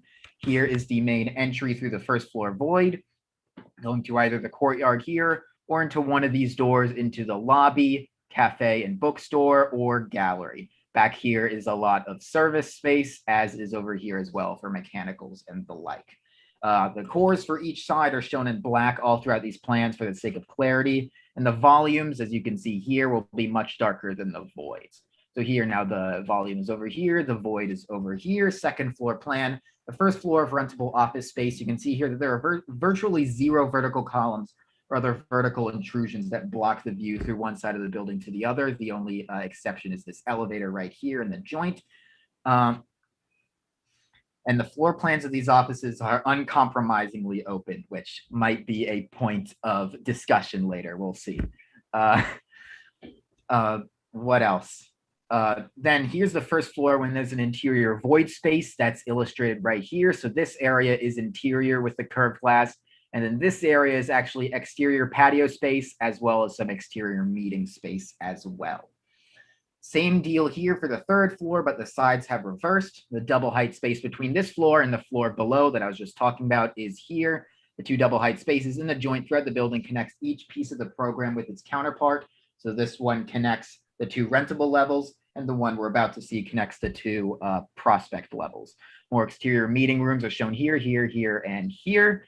The void is now over here, and there is an event space sort of off in the back here, much more private than the rest of the areas, and is the longest single cantilever in the building. Still not longer than the trusses, than the normal truss length here. Fourth floor here now, the same concepts are at play here, except the levels volume is clad in terracotta because we are on the Prospect New Orleans zone space. Here's a fifth floor. A couple different things are going on here. This is the Prospect New Orleans community room. I have it set up in an auditorium setting in this plan, but really anything can happen in this room, any setup. Conference, it's essentially a large conference room. Some interior meeting space here as well at the end with a nice view. And in the back, there's a library and storage area. And here, as there's nothing above this level, this is just one large terrace. Large rooftop terrace views either down to the courtyard over to downtown New Orleans or back to the World War II Museum. So those are the plans. Here's some sections and elevations now, starting with the elevation on Camp Street. The layeredness of the building's volumes is shown here, very horizontal, as well as some of the patios created in the voids as well, and up here, over there. The visibility of the structural steel is also visible here. Wanted to wear the building structural systems on its sleeve, where if someone is looking for the answers on how this is standing up, while the building isn't essentially calling attention to it, it's not hiding it either. I think that just makes it more dynamic. Moving inside to the section, you can see the thicknesses of these ceilings and the layers between the levels and the way they shift are even more apparent. Here's an elevation from the other side on Andrew Higgins now. The most obvious thing of note here is, as I pointed out earlier, the main entrance to the courtyard and the building itself from Andrew Higgins, and the terrace up here. And moving inside, this section cuts through the double height spaces to showcase these connections more, as well as showing how the HVAC system, you can see here in these boxes, interacts with the structural steel. Here is a section perspective cutting through the Camp Street side, what it's like to be looking back toward the other volumes. I alluded to this earlier, but the cladding in the volumes occurs around the entirety of the building's skin, and you'll see that more in future drawings. So if you're in a second or fourth floor void over here, If you're in there, you're looking up and seeing the facade as if you were under the volume, which you are, of course. It also further illustrates the views created in this courtyard area. And then here's just a little fun thing I put together before the very in-depth details is the structural system assembly. So here's 1, here's 2, here's 3, here's 4, and here's 5. So that's how it sort of goes up. I hope that illustrates it a bit more. Now here is some facade details. Of course, the terracotta wrapping around, as is the metal, and the large structural beams embedded within them, connecting everything. Zooming into some of the details, the floors are raised up about 1 foot on raised access floors. So when the voids are in an exterior situation, water drainage can occur through the pedestal pavers, and the levels will be aligned exactly. And you can electrical stuff can occur under these levels. And of course, as the coloring shows, the wrapping around of the facade elements is going on here. Here's another way the walls are mounted on the facade, shown in this exploded axon for a different class. Here's some of the life safety diagrams. Everything's up to code, so that's good. And then here, finally, rounding off this presentation with some experiential views. So this is looking in from the corner. Everything at play is visible here, the curved glass, some of the exterior meeting spaces, the entrance right here, the visible structural steel. Here is a side view at Camp Street, more of the same. Here is a view of the corner of the courtyard looking back. This is a key view, in my opinion. This basically shows off everything that's going on in this building. Courtyard in the center, the layered Jenga block volumes, the voids with some glassed in space, is in patio space with curved glass, the visible structural steel trusses, and the new urban circulation connection from one side to the other. Here's an interior view in one of the volumes. This is on the 2nd floor with one of the views back there. Here's an interior view in a void, which is also kind of a key view, sort of further illustrating what it's like to be in between one of these things. Terracotta drop ceiling wrapping around, and the metal paneling used as flooring now with the volume on the side as well. The vibe really feels like you're in between buildings. And finally, an exterior view in a void. So with that, I'd like to say thank you all very much for listening. I hope you enjoyed my presentation. And here is just another little fun thing I put together. This is on content. Thank you so much, Mitchell. We have enjoyed your presentation, of course. Not the presentation, but also the project, you know.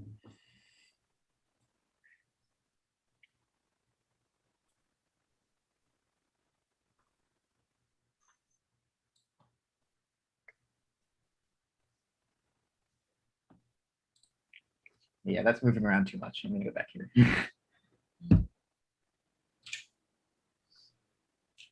Mitchell, where are you from? I'm from San Diego. I see you're sitting in the building behind. Mm-hmm. Yeah, this is an old version, but I always loved doing that. That's pretty amazing. I think that's actually get it built too. I mean, that's incredible. I didn't notice. I mean, I think it's a really compelling solution that you have. I will stay off of the open floor plan conversation from before. But I do think it's a very compelling and certainly a different strategy than the projects we've seen previously. And one thing I do appreciate and I think there's something about the quality of that courtyard, which is protected, because I do think that it is, I think your comment earlier, and I know this site fairly well, and that corner is heavily trafficked. And I think that, kind of sliding that, the entry down and protecting the courtyard, I think will preserve the quality of that space quite nicely. So I do think that's a nice strategy.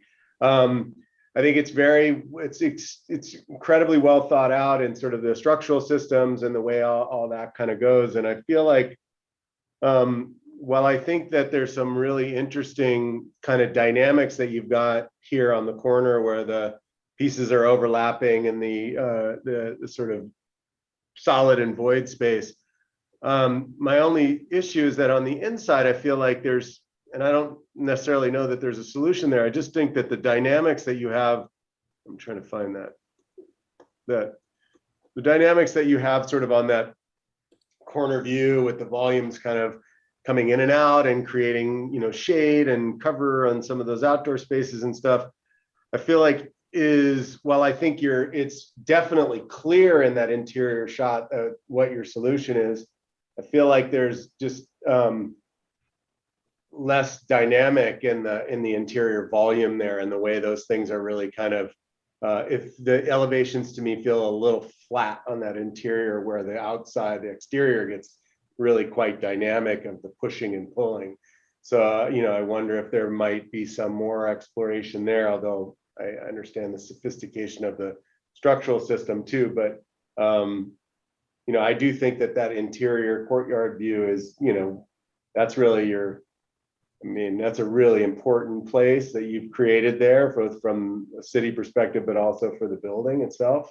And I just feel like that articulation maybe could be taken to another level. It feels a little flat on the interior there. Yeah, sounds good. Thank you. Yeah, I also really appreciate the, you know, this structural, or even more than structural or organizational intelligence that you built into this project, and you know, how you responded to all sorts of different challenges when you were told, well, how is it going to stand? So you came up with the structural system. I think all of this is really well resolved, and it's a very plausible project. And yes, we're staying away from the internal organization, because it seems that you guys all embrace this fully open space kind of attitude to the office. But I want to talk about something else that it's striking to me, you know, how these projects are in contrast, like the previous two and this one, how the first two were almost monumental. And this one has a quality that is almost domestic, in the way that you have fragmented the facade, and you're emphasizing, you know, the height of the floors, although some of them are higher, some of them are lower.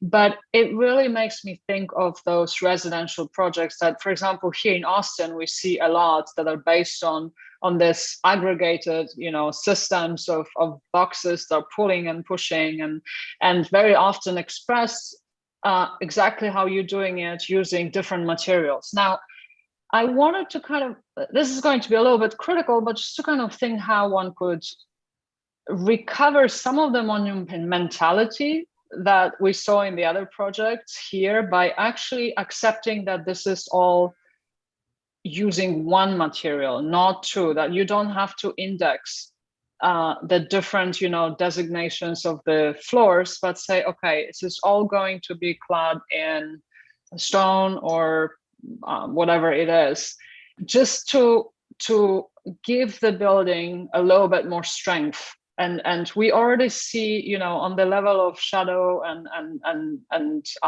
just the volumetric fragmentation, we know, we can read it. And you know, so you add this level, and then you add the curved glass, which I think is not necessary. It would be perfectly fine if this was just normal glass. To me, the project would start becoming stronger as a presence, without taking anything else from, you know, anything away from, sorry, from its intelligence. And the last point, again, on the kind of the way you're thinking about the facade, is I think there's something strange about the fenestration in relation to the structure. I am not sure that the idea of actually exposing, sorry, I'm talking about how you're dealing with, you know, opening it up totally, like by almost like removing the entire panel and exposing randomly the structure, whether this is really the best solution. Yeah. Now, I don't have, you know, I don't necessarily it's have happening a bit better in this one, but I still agree with your point. That was one of the things I was struggling with the most.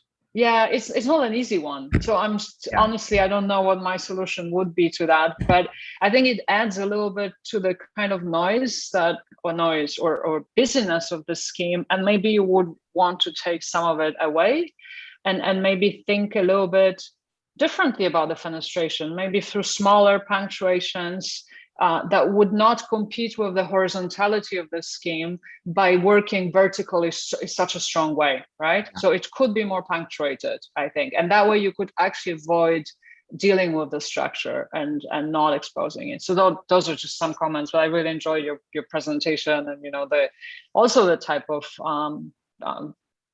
graphics and visualization that you're using. Thank you. Thank you. I appreciate it. It's actually interesting. I'll show you. I'll change my background real quick.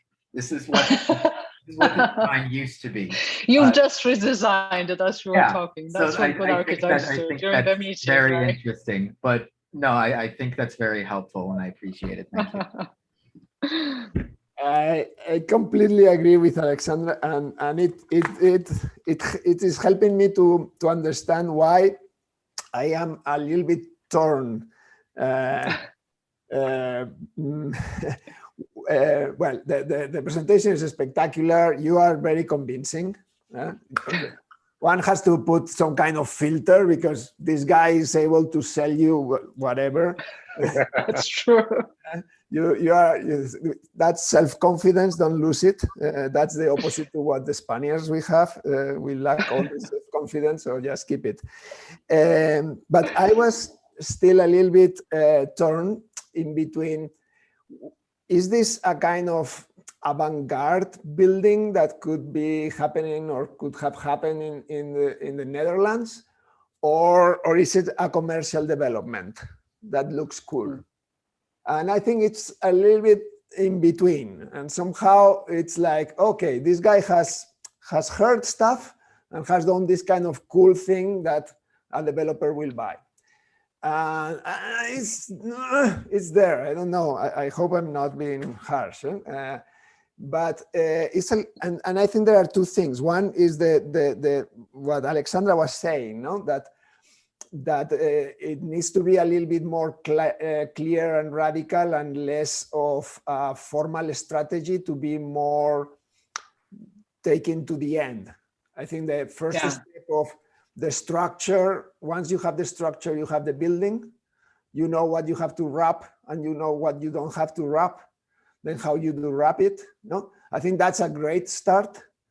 And then, but the wrapping, I think it has to be more intentional, as Alexandra was saying, and it's not, in the end, what you are showing here is less convincing, is more a formal play than if you have taken it to the end, no? So I think there are two things, that of taking more seriously till the end, what are the combination of volumes and space in between, and second, an issue of precision. I'm a little bit bothered with the in and out, a little bit in, a little bit out, and then in one side it goes to the party wall, but the other side it doesn't go to party wall because there's an alley, and then it goes a little bit in and out as well.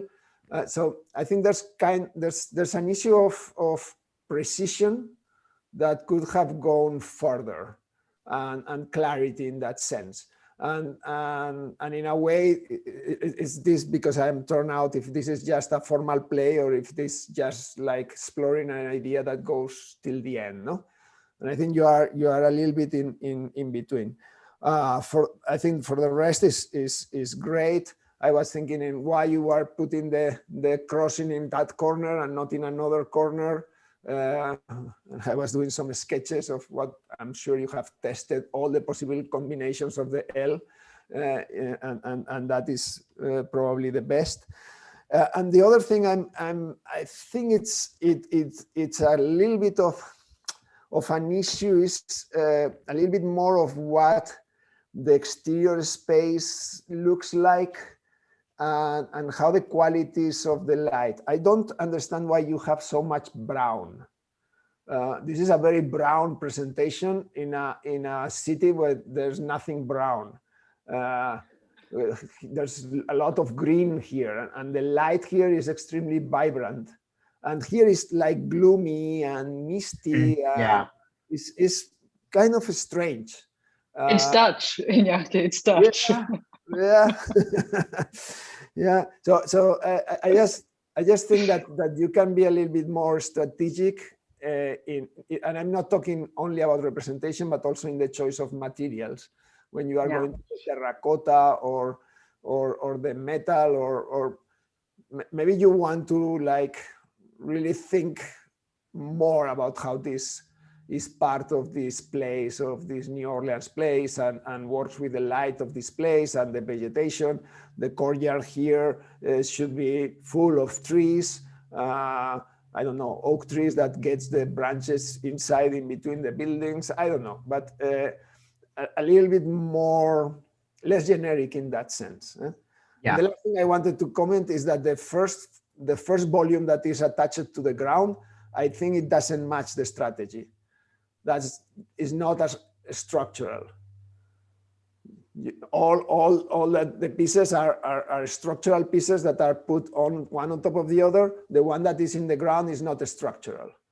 So I don't know how it has to be, but it's a strange, when you look at the diagram of a structure that you have. Yeah, no, I understand. Yeah, that makes sense. I would say about the materiality and the color is that, like, at a person who's been in the warehouse district a lot, the original reasoning behind the terracotta and metal was to reference the metal in the coloring to the World War II museum and the terracotta in the sort of coloring of the warehouse district as a whole, and specifically the CAC brick quality of it. And that was sort of where the brown sort of style came from, was in the style of the warehouse district itself. But I do agree that, yeah, it would probably make more sense to take it to a more holistic New Orleans level rather than simply the warehouse district itself. That's for instance one of the arguments that I was torn into advanced investigation or commercial resolution. No, when you bring the terracotta because it matches the warehouse district, and it's like, well, the warehouse district has all the walls that come to the ground. That's the basics of brick. Yeah. The brick comes out from the ground. And then you have something that is brick, but is not brick, but is coming with a color that is floating around. And it's like, no. I perfectly agree. I think that the problem, the sophistication also lies in the way you think about how you clad the structure without pretending. Like, there's so much pretense in this country going on when it comes to what we see and what we know about the building. Like, most of this kind of brick facades, of course, are just very thin veneer, and that is what makes you feel that this is just a kind of funky commercial project versus a really strong project in which there's a real honesty about what structure, what's facade, what are. I think that's really well put, that it's not just about what material you choose, it's how you relate to your structure and how you make decisions about what to clad and what not to clad, what to reveal, what to leave, rough, for example, and what needs to be more polished.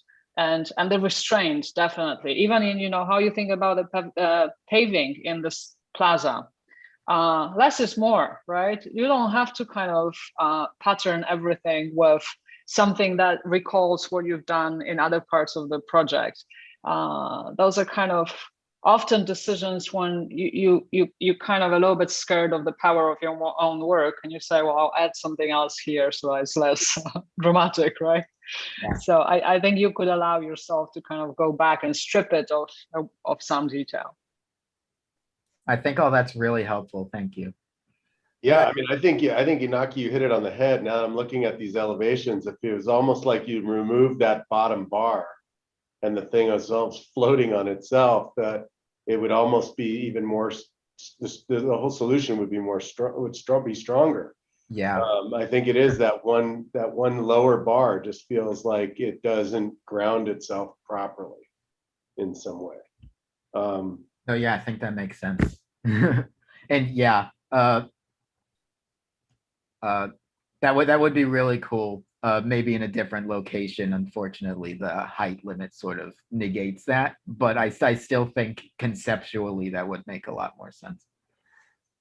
Michelle, in general, again, I think the level of criticism that we have reached here is because your proposal is extremely well developed and has allowed to go really in depth. I was looking again to the section perspective. I think actually your line drawings are very successful. I like more the line drawings that when you put like these masses of color that obscure a lot. But when you go in depth to this definition of a space is you see all the refinement and all the depth and all the layers that you have, no? And even you can begin to think a little bit more in the concept board. I think you have it with shadows, but here is without shadows. The shadows are there. It's just not showing up very well. Adobe Acrobat on my computer does it. It's been a constant battle between Acrobat and concept board this whole semester. Yeah, that's fine, but it explains quite a lot of what means these volumes, what means the space in between, the potentials of relation with the outside from the building spaces in between. Yeah, it's getting there. I think your next steps are about really solidifying your architectural knowledge to be able to put your muscles to do really exploratory stuff and making sure that you don't stay in a kind of comfort zone of something that looks pretty cool, but is not really taking the last step of the risks. And I think that's you demanding to yourself a kind of level of architectural culture that puts you really bringing the right references, having the right, knowing what is your lineage as an architect and what are your lines of exploration as an architect. And I think that's what will take you to really finding stuff or really being a skilled designer. Congratulations. Thank you. Well done. Well, thank you so much, Mitchell. Yes, thank you guys. I appreciate it. Great work, Mitchell. We can go to our next student, Mary. Well, Iñaki, we cannot hear you. Sorry, I have to leave. Thank you very much for the invitation, and I will keep looking at the concept board for Mary and Andres and the previews that I have missed. Congratulations. Thank you, Iñaki. It's nice to meet you. Bye-bye. Hi, Iñaki. Thank you, Iñaki, for coming. Congratulations, all guys. Great job. Mary, okay. Whenever you're ready, please, you can share your... I will share my screen. You can share your screen. Great.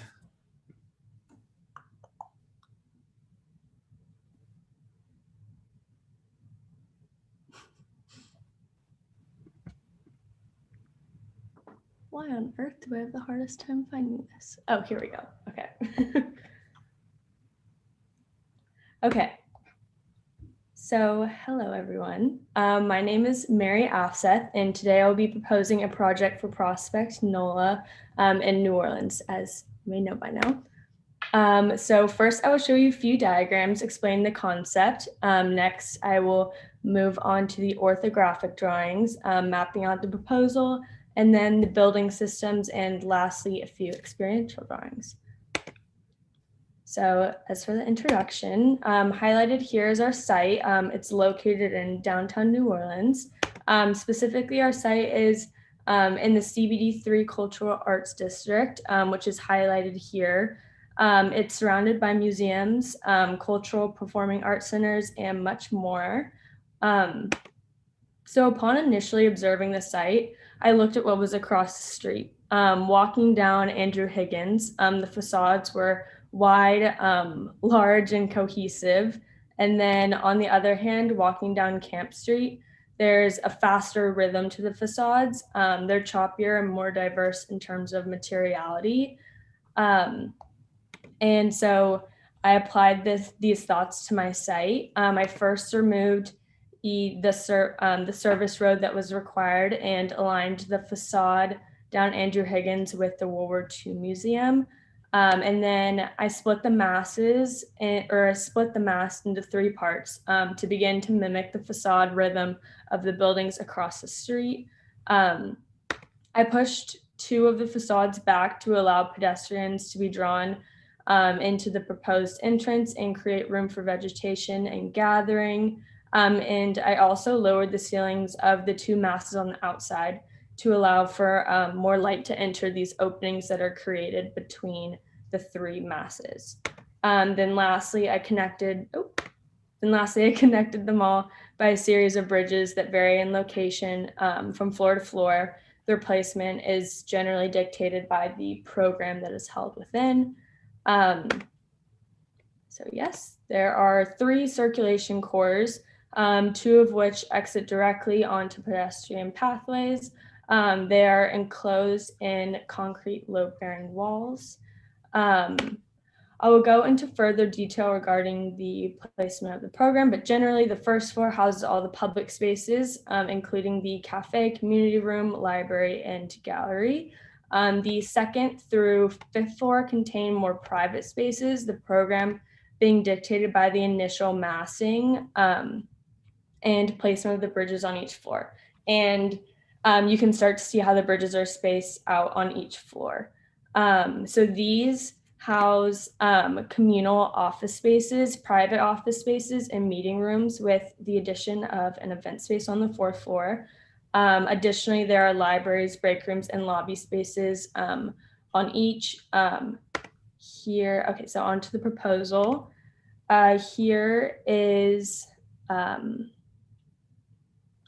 Here's the roof plan situated within the site. And then here's the first floor plan. There are 2 entrances. One is more commercial off of Camp Street, which is a fairly busy street. And the other is off of Andrew Higgins, which is it's a more pedestrian friendly entrance. There's a large occupiable ramp to make it more applicable to that specific street. There are lobbies off of each entrance and a cafe, gallery space, library, and community room, as I mentioned before. There's also space for service rooms in the back right corner, which would most likely prove to be the least desirable place because I figure it would be the least reachable by natural light. On the 2nd floor, we have yet again 2 lobbies off the circulation cores. There's a break room, library, 2 meeting rooms, and individual communal office spaces. You can also see that there's a double height space in the center that looks down into the cafe below. This is to allocate for more natural light to enter where it would not be as powerful as the other spaces in the structure. You can also begin to see the habitable spaces created by the roofs of the bridges on the 1st floor. I will additionally point out the restroom cores that fall at the opposing side of the circulation cores in each of the 3 masses, and those are also load-bearing concrete walls. The 3rd floor similarly contains 2 lobbies directly off the cores and various office spaces, meeting rooms, 2 break rooms, and the library. As shown here, there's not always 2 bridges connecting one mass to the next. The 4th floor contains 2 lobbies, an event space, 2 meeting rooms, and a break room. The first roof garden is on this floor and is accessible via 2 exterior bridges. And last but not least, the 5th floor only contains 1 lobby, open office space, and a break room. And the second similar roof garden is on this last floor as well. Here is a section cut through Andrew Higgins Boulevard. In this, you can see the dynamic interactions that these bridges and various roof heights create. You can see the double height space in the center, which holds the cafe. and roof gardens as previously described. You can see the sort of the garden courtyards that are created between the three masses, underneath and in between the bridges. You can also see that louvers have been strategically placed on both of the outer facades to protect from the sun. Additionally, they're placed on the top floors of the middle mass to protect from the sun as well. And then here is a second section cut through Camp Street. It's cut through the bridges so that you can see how the vegetation grows in between and around them. You can also see the large ramped entrance that is accessible from Camp Street. And you can see the habitable roofs of the bridges and the roof garden space. Here is an elevation from Andrew Higgins Boulevard. Louvers cover this facade to protect from the northern light, as previously mentioned. You can see the large habitable ramp entrance and the space for vegetation in the front created by pushing back the two masses off of Camp Street. And here's a second elevation from Camp Street. You can see the more commercial entrance and the bridges situated between all three masses. Yeah, now onto the building systems. Here is a section elevation plan drawing beginning to show the structural elements in more detail. And you can see like how the louvers would be situated in plan. And here are two details. One, the top one is of the roof garden, showing like the railing parapet. And then the second one is of just like a general floor detail. And then here's one last one of the foundation. And here's a wall section axonometric, showing like the louvers, and you can see like the steel beams yeah. And then here is the mechanical system. There are vertical shafts located in each of the three bathroom service cores that house all of the HVAC system. Here are the structural plans. The structure is fairly straightforward. There are 6 concrete cores on each end of each mass, and a steel structure is situated between them. The bridges are also steel structures. And then here are some life safety plans showing the circulation means of exiting in case of emergency. And then lastly, I have the experiential drawings. So here's the exterior perspective view.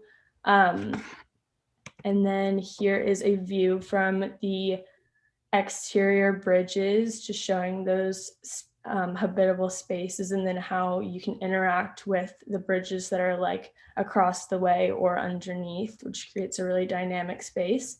And then lastly, here's another exterior perspective view showing the entrance off of Camp Street. And yep, that's it. Thank you. Thank you, Mary.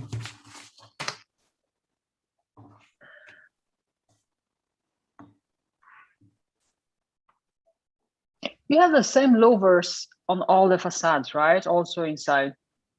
Yes, they're they're always the same. Yes.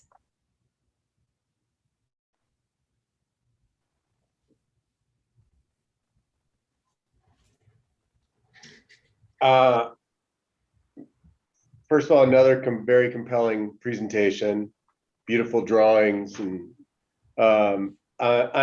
I mean, this one is a very different approach than what we've seen in some of the other projects, and I really, I like what you said. I'd love to see a little bit more about your study about the various elevations along Camp Street and Higgins there, because you made a very deliberate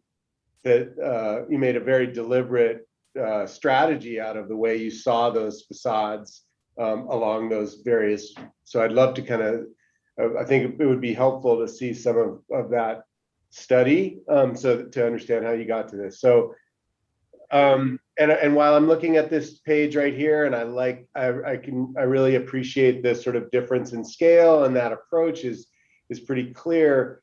I'm wondering just about that, the kind of treatment of the facade and the scale with the louvers on that Higgins elevation and how that relates to those elevations along Higgins Street. So I'm challenged a little bit with that. And I'm also wondering, really, because you've kind of segmented this building into 3 parts there with these spaces, and I think there's some really compelling opportunities with the bridges and those connections in there. I am a little concerned about some of those spaces down at the ground level in the back, and just, they're gonna be quite cavernous in there, and I'm concerned that the quality of light and what those spaces will really be like in there. So I'm a little concerned about that maybe, maybe the play and scale that you have needed to kind of reverse itself or something like that. I don't know, but those are some of the concerns. But I do appreciate the strategy. I mean, this is just, it's very different than what we've seen in the other strategies here, and I think that there is something really compelling about that. And again, I think I want to understand a little bit more about how you've treated both those camp elevations and the Higgins elevations very differently, and what's that relationship to the facades along those streets that made you choose that? Yeah. Could you go back to the larger version of this renderings at the bottom left corner, please? Oh, and yeah, that's great. Yeah. Well, I had some of the things that David is talking about. I also wondered, about the quality of the light and those spaces in between the buildings, because they're very narrow and very deep. So I think that would require at least a test or checking what's going on there in a next iteration of the project, because it could potentially require some alterations. But leaving that aside, I wonder whether you could be more explicit, not explicit, but like think a little bit more holistically about what those solid elements here mean to you formally, or in terms of how you actually building out the language, and how they could start doing a little bit more than just being a result of having a core there. And I was just wondering what would happen if this wasn't 2 towers of different heights as it is now, but for example, if you started thinking about it as something that is continuous and starts building almost like a bridge from which everything else is kind of hanging. So, or why is one higher and the other one is lower? What's the relationship between this cores and the structure in between? I think some clarity here would really strengthen the proposal. Yeah, I could totally see all of them being higher in different, to different degree. That would emphasize this fragmentation even further, or adopt a different strategy where there is actually some kind of a continuity between them in the horizontal line. I don't know. The same thing I was thinking about the balconies, the bridges that connect these buildings. It could be interesting to see how you could almost start communicating them here and kind of pierce through the entire system to a degree where that becomes like a viewing platform onto the street, something that allows us to understand that those buildings are somehow connected. Maybe that's too busy, but there are these opportunities for kind of rethinking the role of some of this structural or infrastructural elements as you start refining your facade.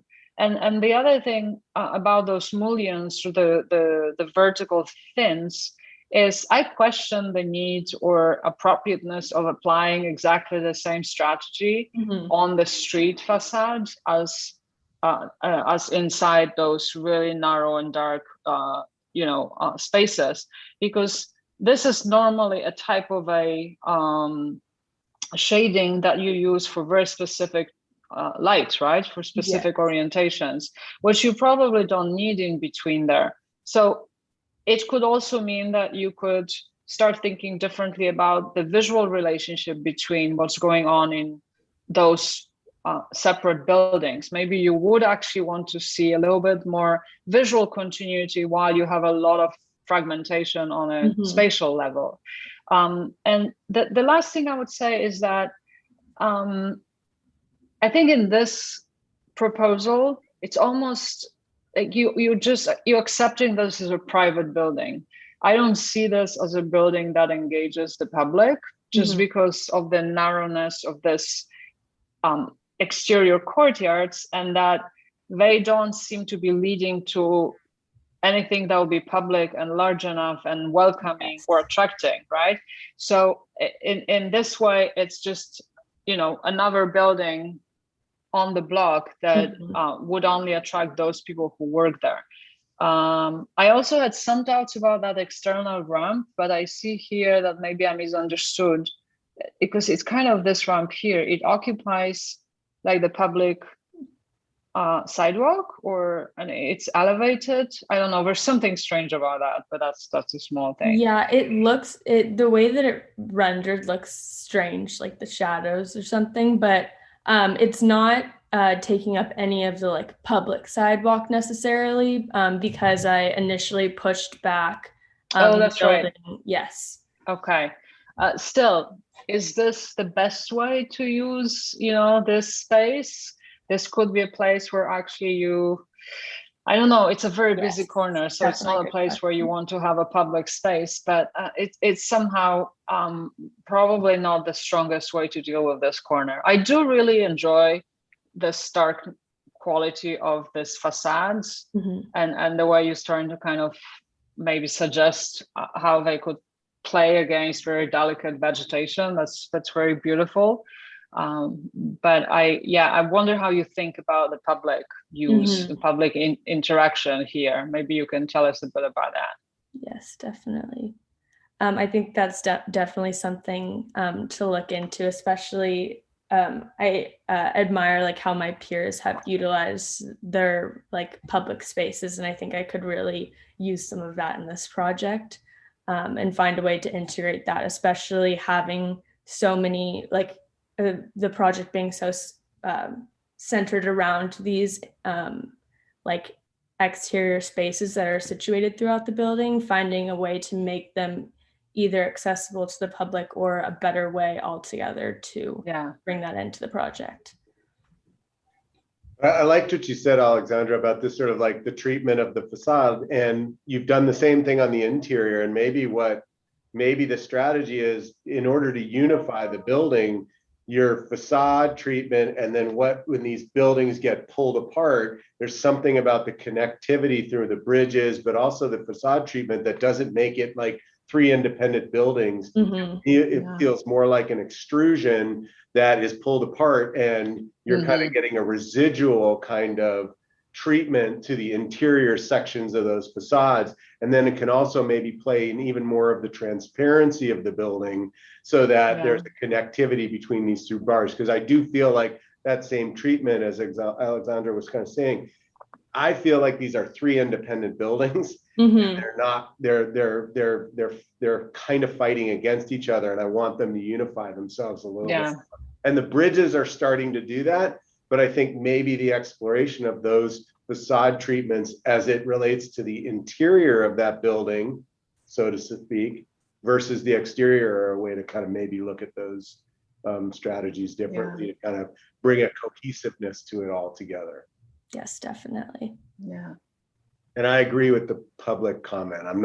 I struggle with this one, where the other ones were like very public, and this one is much more private, private, which, yeah, I mean, I think that's a very deliberate approach for this site, and its relationship to the other buildings. And so I wonder that more exploration in that connectivity to the public space is an important piece.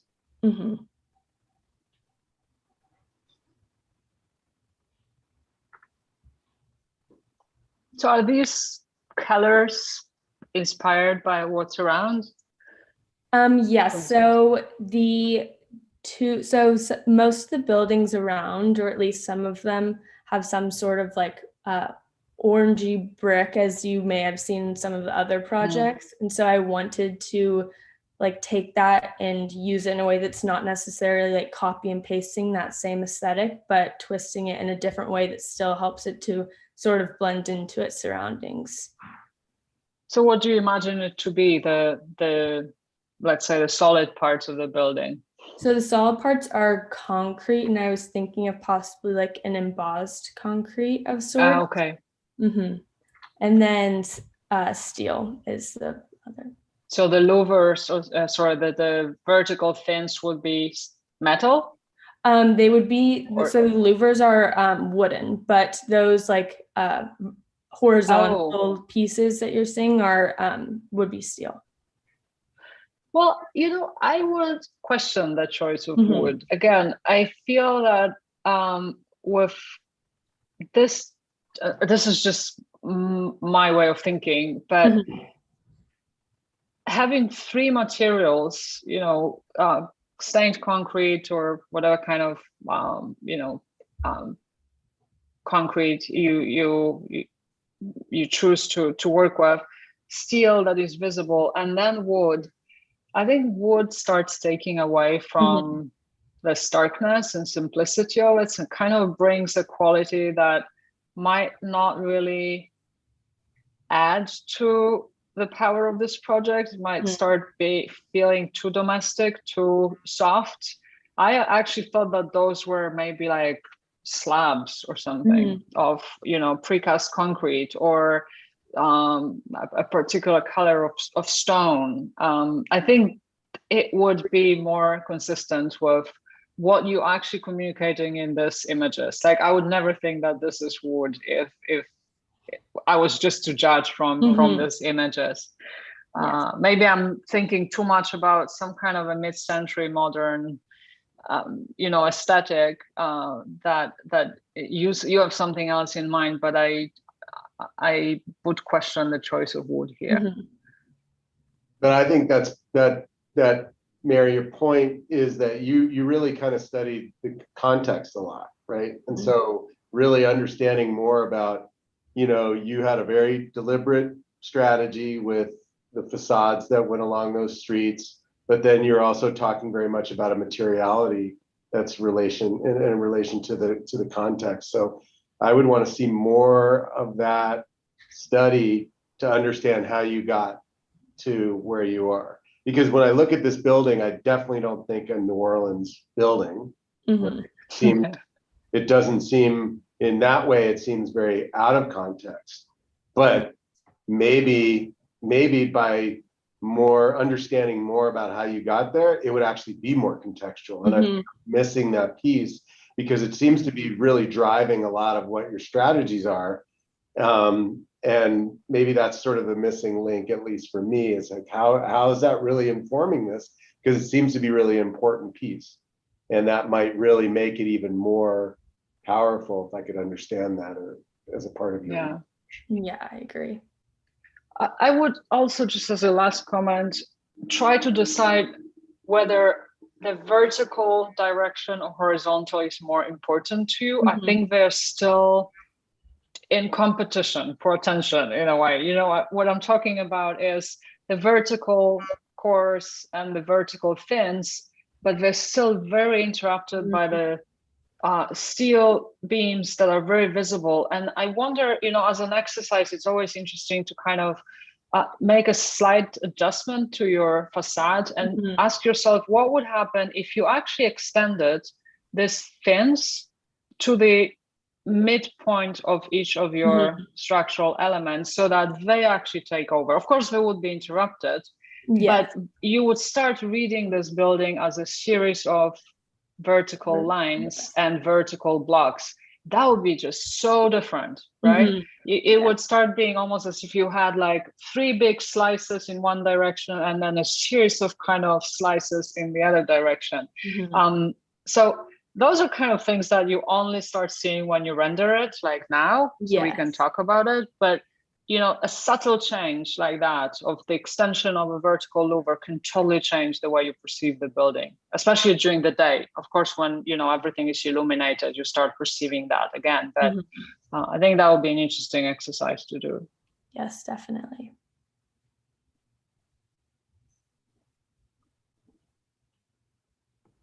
Great.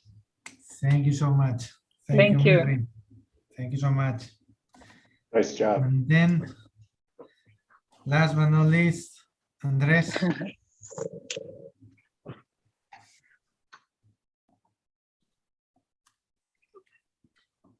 Hi, how are you guys doing? Can you hear me? Yes, we can. All right, great. Hi, my name's Andres, and I'm here to talk about Project Prospect as a final review.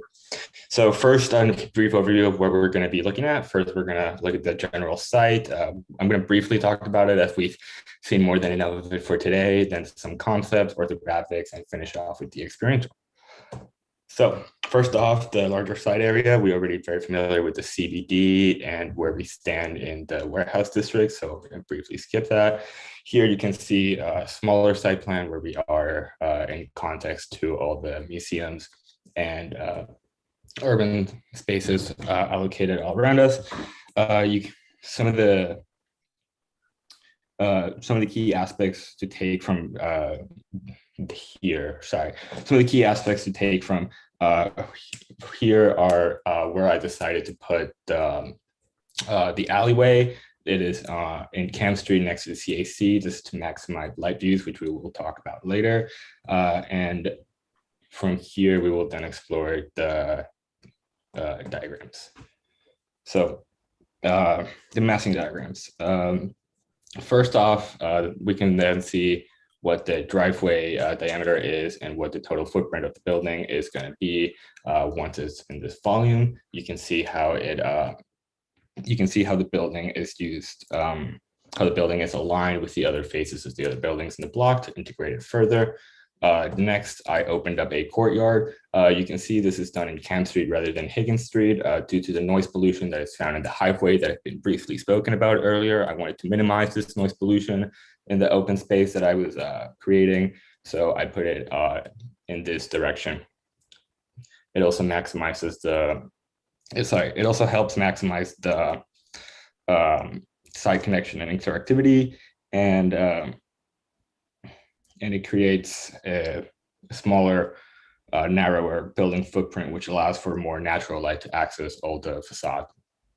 So next, I lowered the the structure to create some green roofs on various levels. This also helps maximize the light access on the courtyard / plaza. And it also opens up more views on the site, mainly coming from this side outward. Here you can then see how I also opened up the corner to the pedestrian level. This is to allow easier views into the program that I'm creating and to open up the project a little more. I know it contradicts what I said about the noise pollution, but it had to be done in order for the pedestrian to be able to access the site in a more comfortable manner. Lastly, I decided to reconnect the massings by creating this elevated space. It acts as a bridge, and it starts to part the courtyard into an exterior and an interior experience while still retaining the openness. Here you can then see some of the environmental strategies that I will try to employ. There are water retention gardens placed on the green surfaces you can see here. And then there is a water collector going to a sisal down below in the final structure with some permeable, with some permeable ground on the plaza down below. So here you can see the floor partition that I am exploring. The first 2 floors are going to be completely public. The second 2 floors are going to be what are the co-working units. So everything that is semi-public or is accessible. And then lastly, the 5th floor is going to be directly and totally only owned by Prospect, since they are the sole proprietor of the building. Here we can see more detailed what the programmatic elements of the building are going to have, and how the public, the semi-public, and the private entities start to interact with one another. Some of the things to point out here are, as you can see, the gallery, there is a significant amount of gallery space placed within or placed in the front of Higgins Street. This is to maximize public interest and also integrate it further into this design and arts district that we are participating in. Orthographics. Oh, sorry, I forgot to talk about. Here you can also see where the circulations are and the fire safety, and this houses all the elevators and the stairs for the program. This was done not only to ease the life safety requirements, but also to minimize, the amount of walking you would have to do to go from floor to floor. Okay, moving on to orthographics then. Here you can see a set plan of how the building is going to be integrating itself. You can start to see how the courtyard divides itself and how the driveway acts between itself. You can then see an axonometric. Here you can see how I will employ some passive cooling strategies on the facade. This will be doing so integrating with some louvers and helping to minimize the direct sunlight that is put into the facade. You can then also see how the courtyard and how all these different green spaces start to interact and come together. So here you can see the grid. This is a basic plan for the structural base. The structure is a load-bearing concrete column on the facade, and it will have some integrated steel frame structure for the interior, which we'll look at later. Here you can then see the subgrid and how this load-bearing concrete columns are placed on the facade and how they start to organize themselves within the larger grid that I have shown. And then here you can see how it all comes together in the floor plans. In the floor plans, you can see how the courtyard / plaza has both the internal and external experience and internal experience. This is further intensified by these green spaces that separate and emphasize the circulation into the openness. There are 2 lobby spaces, one directly connected to the co-working unit. So this is meant to ease the access. And then one larger lobby space, which is also meant to be a spill out space for the community room that is placed next to it. This community room can also be expanded upon next to the rentable space that can, or mainly used for co-workers if they want to have something in the ground floor. But if they want to be, if there is need to be a larger opening, all this entire space can open up, including the co-working lobby if need be. You can also see some of the storage and how the gallery space starts to integrate itself. And at the back of the alley, I would like to point out that there is a mailroom to ease access as well. Here you can start to see the openings that start to connect each level. So something I didn't speak of is the fact that each section of the program is connected in some way. So the first 2 floors are going to have some holes between the levels so that the public can start to integrate the 2 levels together. And then you will further see how the co-working does the same later on. Yeah, here you can see you can start to see the co-working space. There is one large open space floor office, and this is where the majority of the work is going to be done. And then there are some single work rooms, which are, as of now, ideally for Zoom meetings or something more contemporary. That's also where you can see some lounge spaces and some more private and intimate spaces. As such, and a dedicated courtyard on top here, which will unionize the entire floor plan. Here you can then start to see how the second floor of the co-working starts to create these openings I briefly spoke about, and how they start to connect the separate levels to each other.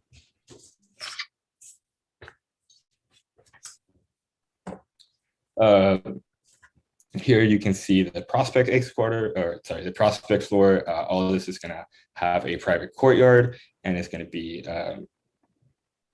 which is going to be expanded upon. Something I want to point out is that the circulation had to be brought up in order to fulfill the life safety requirements. So then that allowed for the opportunity for this to become a half open, half closed courtyard, which creates a more dynamic experience. Here we can start to see the elevations. You can start to see how the plaza and the courtyard start to interact with the public. You can also start to see how the facade starts to integrate itself and how it separates from the bridge, creating two separate elements visually. And moving on to the next, you can start to see what would be the Andrew Higgins Street elevation. This would be, all of this would be considered the gallery spaces. So as people walk by, they would create some general appeal for people to come in and kind of experience this great thing I'm working on. Here you can start to see some of the sections and how the connections in the plaza connect to all across the floors. You can also start to see the openings across the floors, and I should point out that they are supported by a cable in between to ease the stress loads. We'll talk about that later. And you can also see how the bridge reconnects to the massings. And sorry, that's in the next one here. You can see how the bridge starts to reconnect the massings, so the gallery and all the other public spaces starts to reintegrate themselves while still allowing for a public space down below. So here we can briefly talk about the structure. As I mentioned before, this is a concrete load-bearing facade with a steel frame structure internally and concrete cores that are on opposite ends of the project. Here you can then see the mechanical plan, the HVAC system, how it will be spread across. There are two vertical shafts here, as you can see. This was to help mitigate with all the openness due to some of the volumes that I created, largely being the community room, which is a double height. This was a better strategy. And then briefly talking about life safety and all the ways people can exit the building safely, along with some of the max occupancy loads on the left here. You can see, you will also notice this has the same color code as before. So all of the heavy blues are the public spaces, all of the turquoises are the co-working, and then the orange being the prospect. Then you can start to see the strategies that I employ for the details and how the steel frame structure meets the load-bearing columns, and you can start to see more of an analysis on how the facade is going to block the sunlight or the direct sunlight while still allowing for a lot of indirect sunlight to come through. And then if we zoom in on some of these details, you can start to see the base themselves and how, or not the base, sorry, the structure itself and how it all starts to make sense. And you can start to see the integrated HVACs and all such things into the floors between. Here is another facade axonometric, so you can continue to see the floor connectivity that I talk about and how that projects itself outward. And then last but not least, the experiences. Here you can start to see how the project comes together. You can see some of the ideas that I talked about with passive cooling and how it starts to create the shade all across the building. You can see the people walking in and out of the circulation path I have created, and you can start to see how these different levels start to restructure. Sorry, I know what I'm trying to say. Yeah, and in here you can then see some of the ideas I keep bringing up and how the public could start to see the building from the outside and how all of this comes back around. Here you can then see the public courtyard and how this starts to create this kind of intimacy within the site. Here you can see a view from the top of the bridge going back to the co-working. So this would be the co-working with the prospect courtyard up above. And then here you can see some more of these internal perspectives, or sorry, views. Here's one from the bridge facing the art gallery, and I'll leave you with this sectional perspective. Thank you. Thank you, Andres. Thanks. Sorry. So just to confirm, the facades, those are metal elements or concrete? They are reinforced concrete columns. Reinforced concrete. Okay, that's what I We're thought. going to have some aluminum on the outside. Sorry. So it's concrete cladded with. No, sorry. Here, let me go to the. Sorry, I'm a little bit confused. Because So this is going to be looks... concrete, and then the outer shell is going to be made out of aluminum, which is what's going to be the actual facade, if that makes sense. So okay. the structures that are sort of making the shading are aluminum. They're not concrete. They are concrete. Sorry, they are concrete. They're just the outside part of it is going to be. They're skinned in aluminum. Yes, sorry, that's what I'm trying to say. Okay. So they are like a precast or a structural system. Full grid. Yeah, you can see where they put the axe on. Right, because they participate in the structural performance, right? Okay, but you don't want them to be exposed concrete and you're cladding the whole thing. Sorry, say it again. So although, I mean, those could be exposed, but you decided to clad it with metal, with aluminum. Yes. Okay.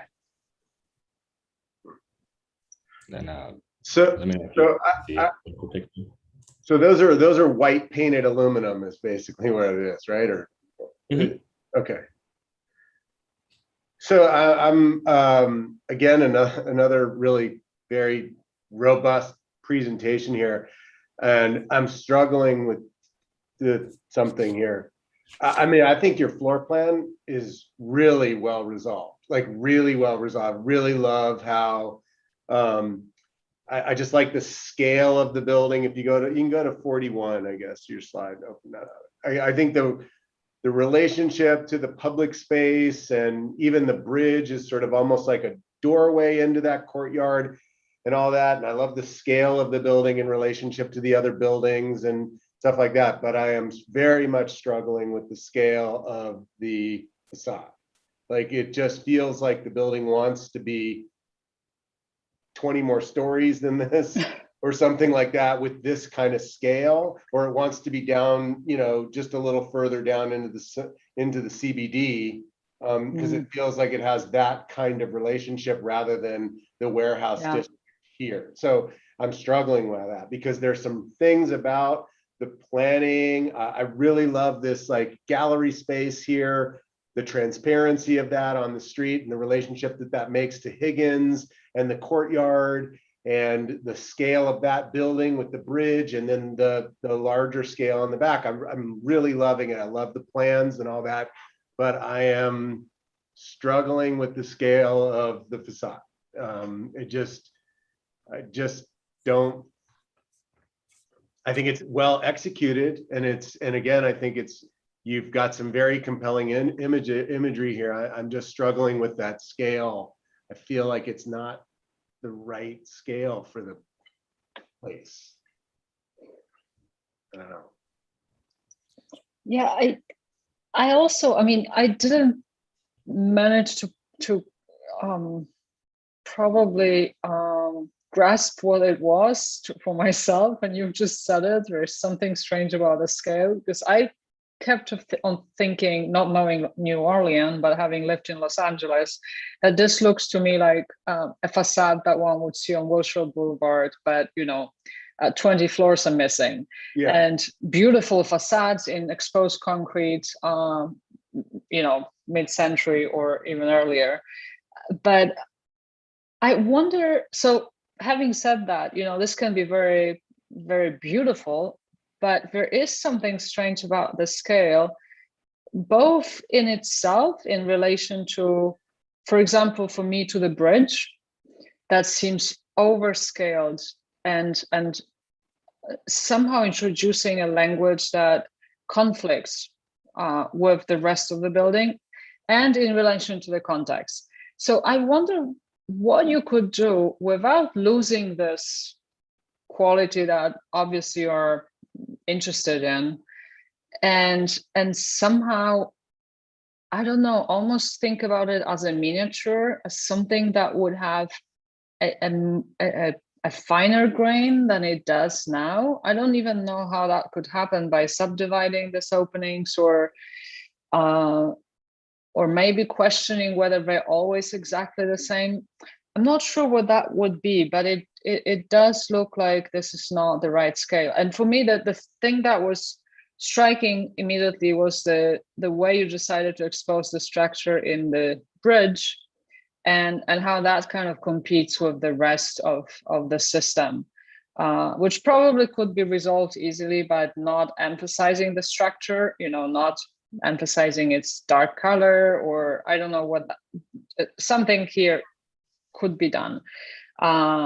Yet I do appreciate the scale of the building as it relates to the street. Like I like the scale of this 2-story space on the corner as it relates to the other buildings and the courtyard. Like there is something, that's what I'm struggling with. It's like there is some really nice parts about the scale, but I do think that facade is just I'm fighting that scale. They're just not in concert with one another, because even the back building and then having the roof deck, and I think those scales, like having that roof deck and kind of being a public-private kind of space on that roof as it connects to the street, I think is quite elegant. And then even the upper roof deck on the building on the left, I do think there's an opportunity in experience to relate to that scale as it relates to the city.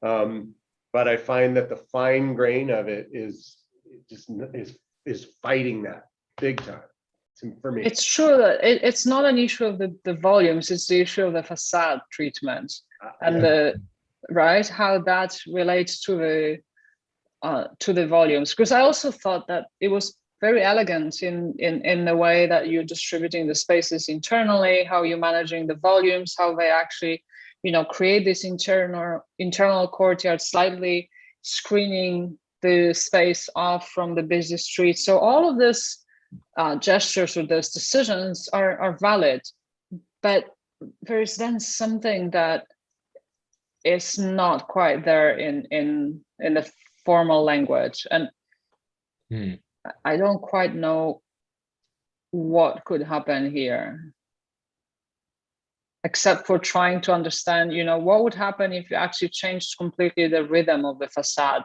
scaling down the openings and trying to understand whether that would help. But well, I guess Andres, what was your reasoning behind choosing this particular system for the facade?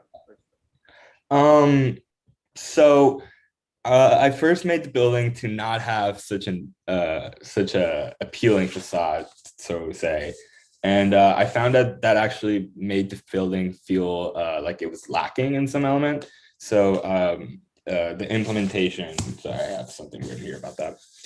The facade integration, or the implementation of the passive cooling and the semi-privacy, are kind of the driving factors of it. So in the way that, like, over here, you start to lose the visual aspects of what's going on inside the building, and things like that were really what incited me to do all of this and to start down the path of this facade. But yeah, originally the building itself was entirely a steel frame structure, but then obviously that rivaled what the facade was trying to achieve. So the structural elements itself were changed to accommodate for this. And I guess I don't know. Yeah, I think I would play with the size, the scale of the openings, without giving up the thickness and the general kind of system that you have embraced. But what would happen if you started thinking that some of those apertures are actually smaller, that this is becoming more differentiated, and maybe that would change the way you perceive the city from the inside. You don't have this full size glazed walls, but I feel like maybe also kind of changing the rhythm across the floors, so that it becomes more and more dense, rather than maintaining the same rhythm that kind of suggests that it's going to go on for another 60 stories. I do have a bit of a problem with this final, last floor here. But that's just a kind of formal reading of the very elegant, relationship between this main volumes here and the one behind, and the bridge, and then somehow this to me breaks the balance up a little bit. So I would question it, or whether it couldn't be like a little bit further in the back, not aligned with the facade if you really need it. Yeah, but yeah, originally the circulation, I briefly spoke on it. It wasn't going to be there. I didn't want it to be there, but due to the nature of the large open office that I put on the 5th floor, life safety dictated that I needed to have 2 fire exits on the ground. So I needed to bring this up.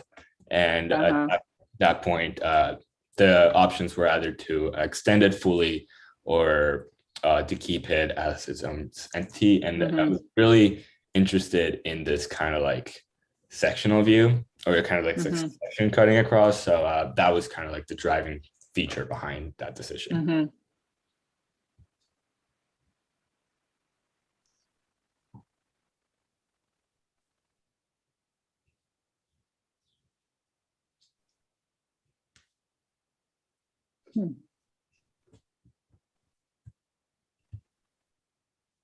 Why cladded in aluminum?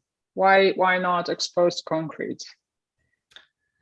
Honestly, that had more to do to the precedents that I was looking, and generally the look of concrete itself was one that I particularly wasn't fond with, at least in how it looked in relation to this project. I feel like it.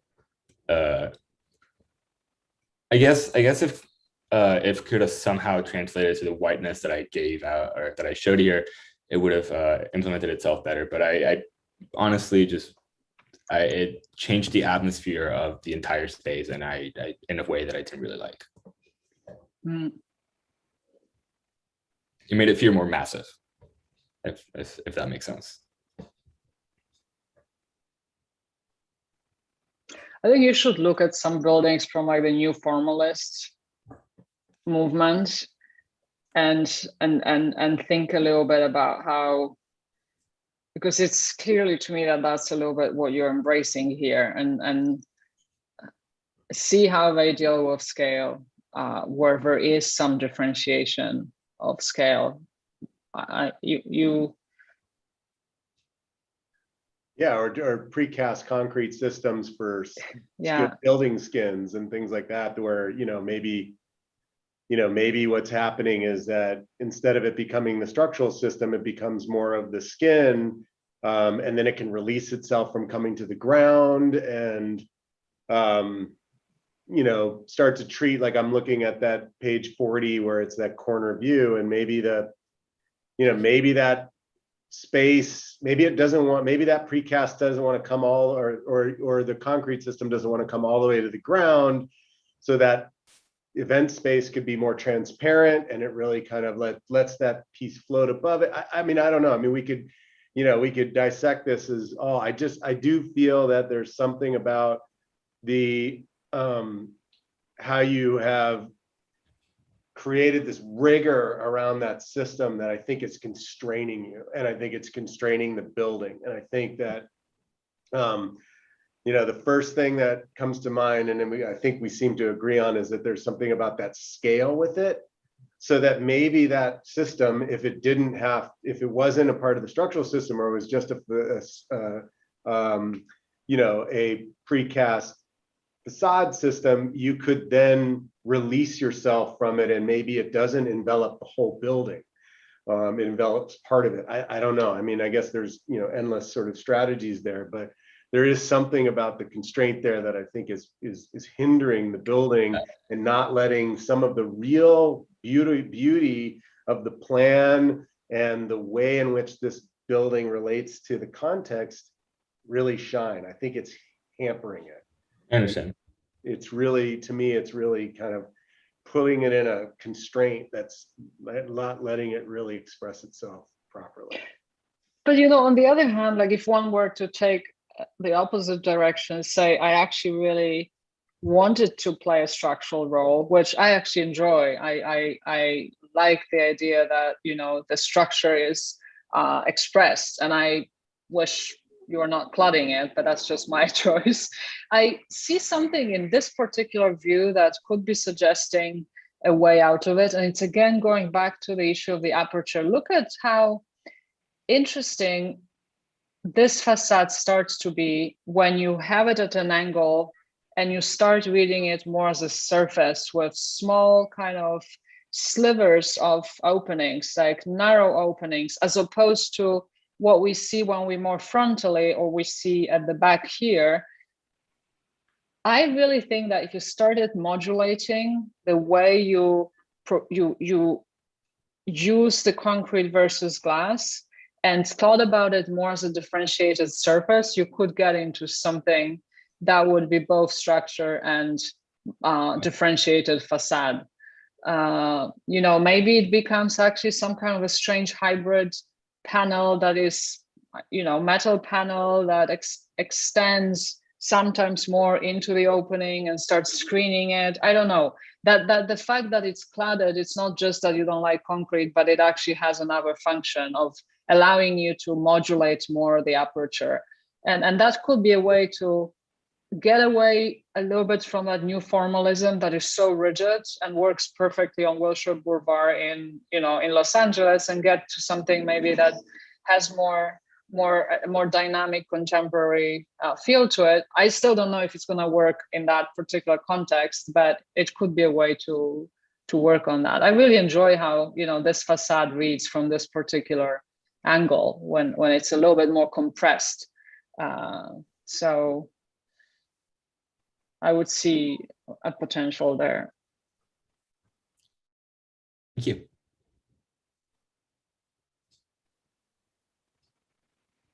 But I think it's a building that would work in a way, right? It's a building that would work.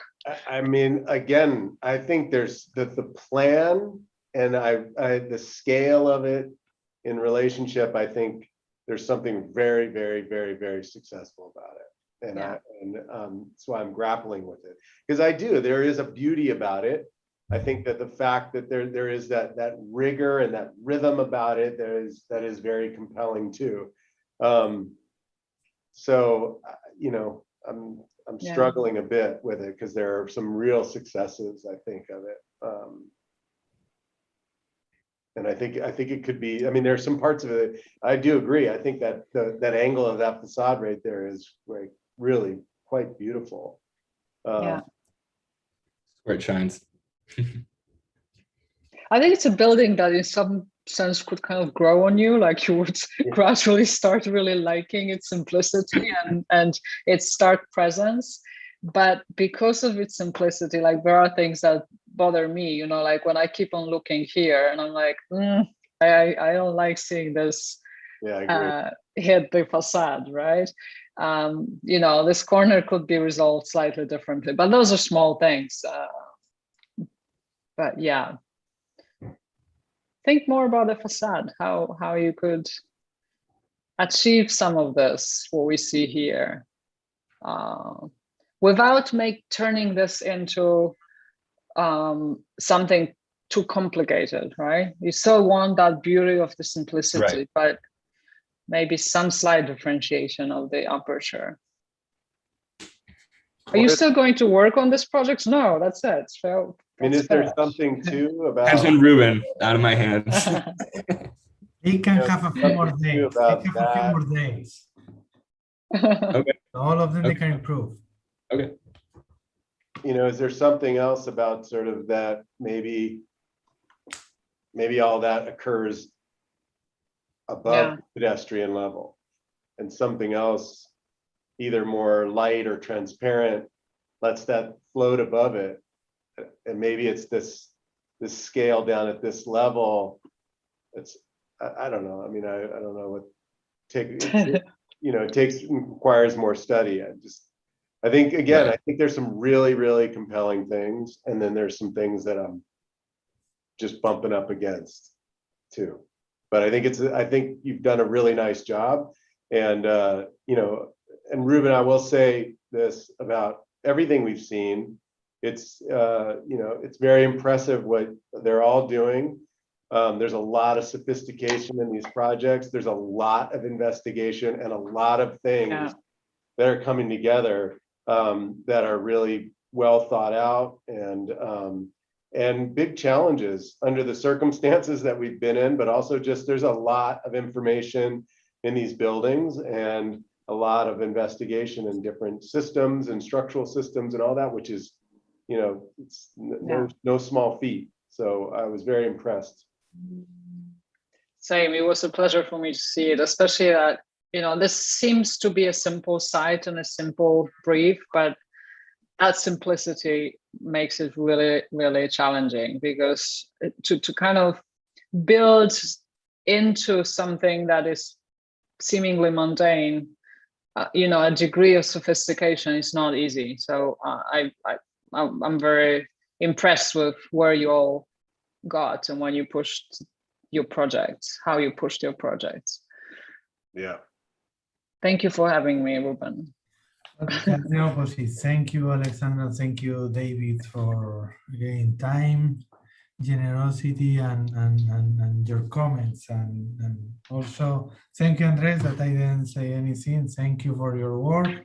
Congratulations. And as they started, just to say just a few words, just to wrap up the session, because I know that is kind of fantastic. I would like just to thank you once again, David, Alexandra, thank you for being here today, for accepting this invitation. And hopefully next time, David knows perfectly this place even better than us. Fantastic, yes. Maybe we can meet next time. Hopefully we can meet next time here. That would be a pleasure. And maybe even David could show us even a little bit more of New Orleans. Yeah, I would love to. It's my favorite place on the planet. So. Wow. Well, thank you so much for having me, and I hope I can have you over for a review next semester, maybe, if we're still on Zoom. But it was a pleasure to see your work. Yes. Bye bye. And Ruben, nice to meet you, David. Nice to meet you as well. And Ruben, thank you for having me, and thanks for inviting me, and really all of you, under the circumstances of everything that's been going on. It's very impressive that you guys have been able to kind of persevere through this crazy time and produce some really compelling work. So kudos to you guys and applaud to you guys on that. And I will say that that's the thing about Alexander, why to go see New Orleans, because the reason why that city is such an amazing city, but it is also a great backdrop for all of the incredible studies that these guys are doing architecturally. It's an incredible contrast. And it produces some really fantastic work. So yeah. Well done. Well, you're lucky to be studying there. Thank you. Congratulations again. Yeah, congrats. Bye bye. Thank you. Thanks, Bye bye. Thank you, everybody. Thank you. Bye. Bye. Thank you. Guys, who left? 1, 2, 3. Who's not here? Because Alex, Mary, Alex, can we see you? Who's Catherine? Sorry, Catherine is is part of our communication department.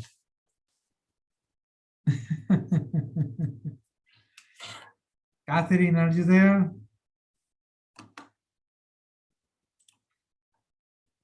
Okay, Alice Langley is saying that she's here. Who's not here? Rachel. Rachel. Where is, yeah, of course. Rachel was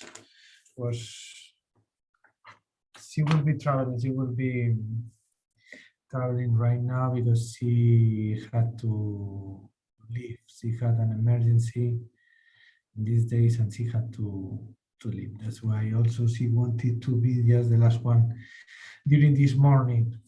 Well, anyway, just a couple of things. First of all, congratulations, of course, once again. I think that you all have done not a great, but an excellent job, okay? and even more, a little bit more, even under the circumstances that we can always, we are always saying that, but we need to say that because that has been a really important factor.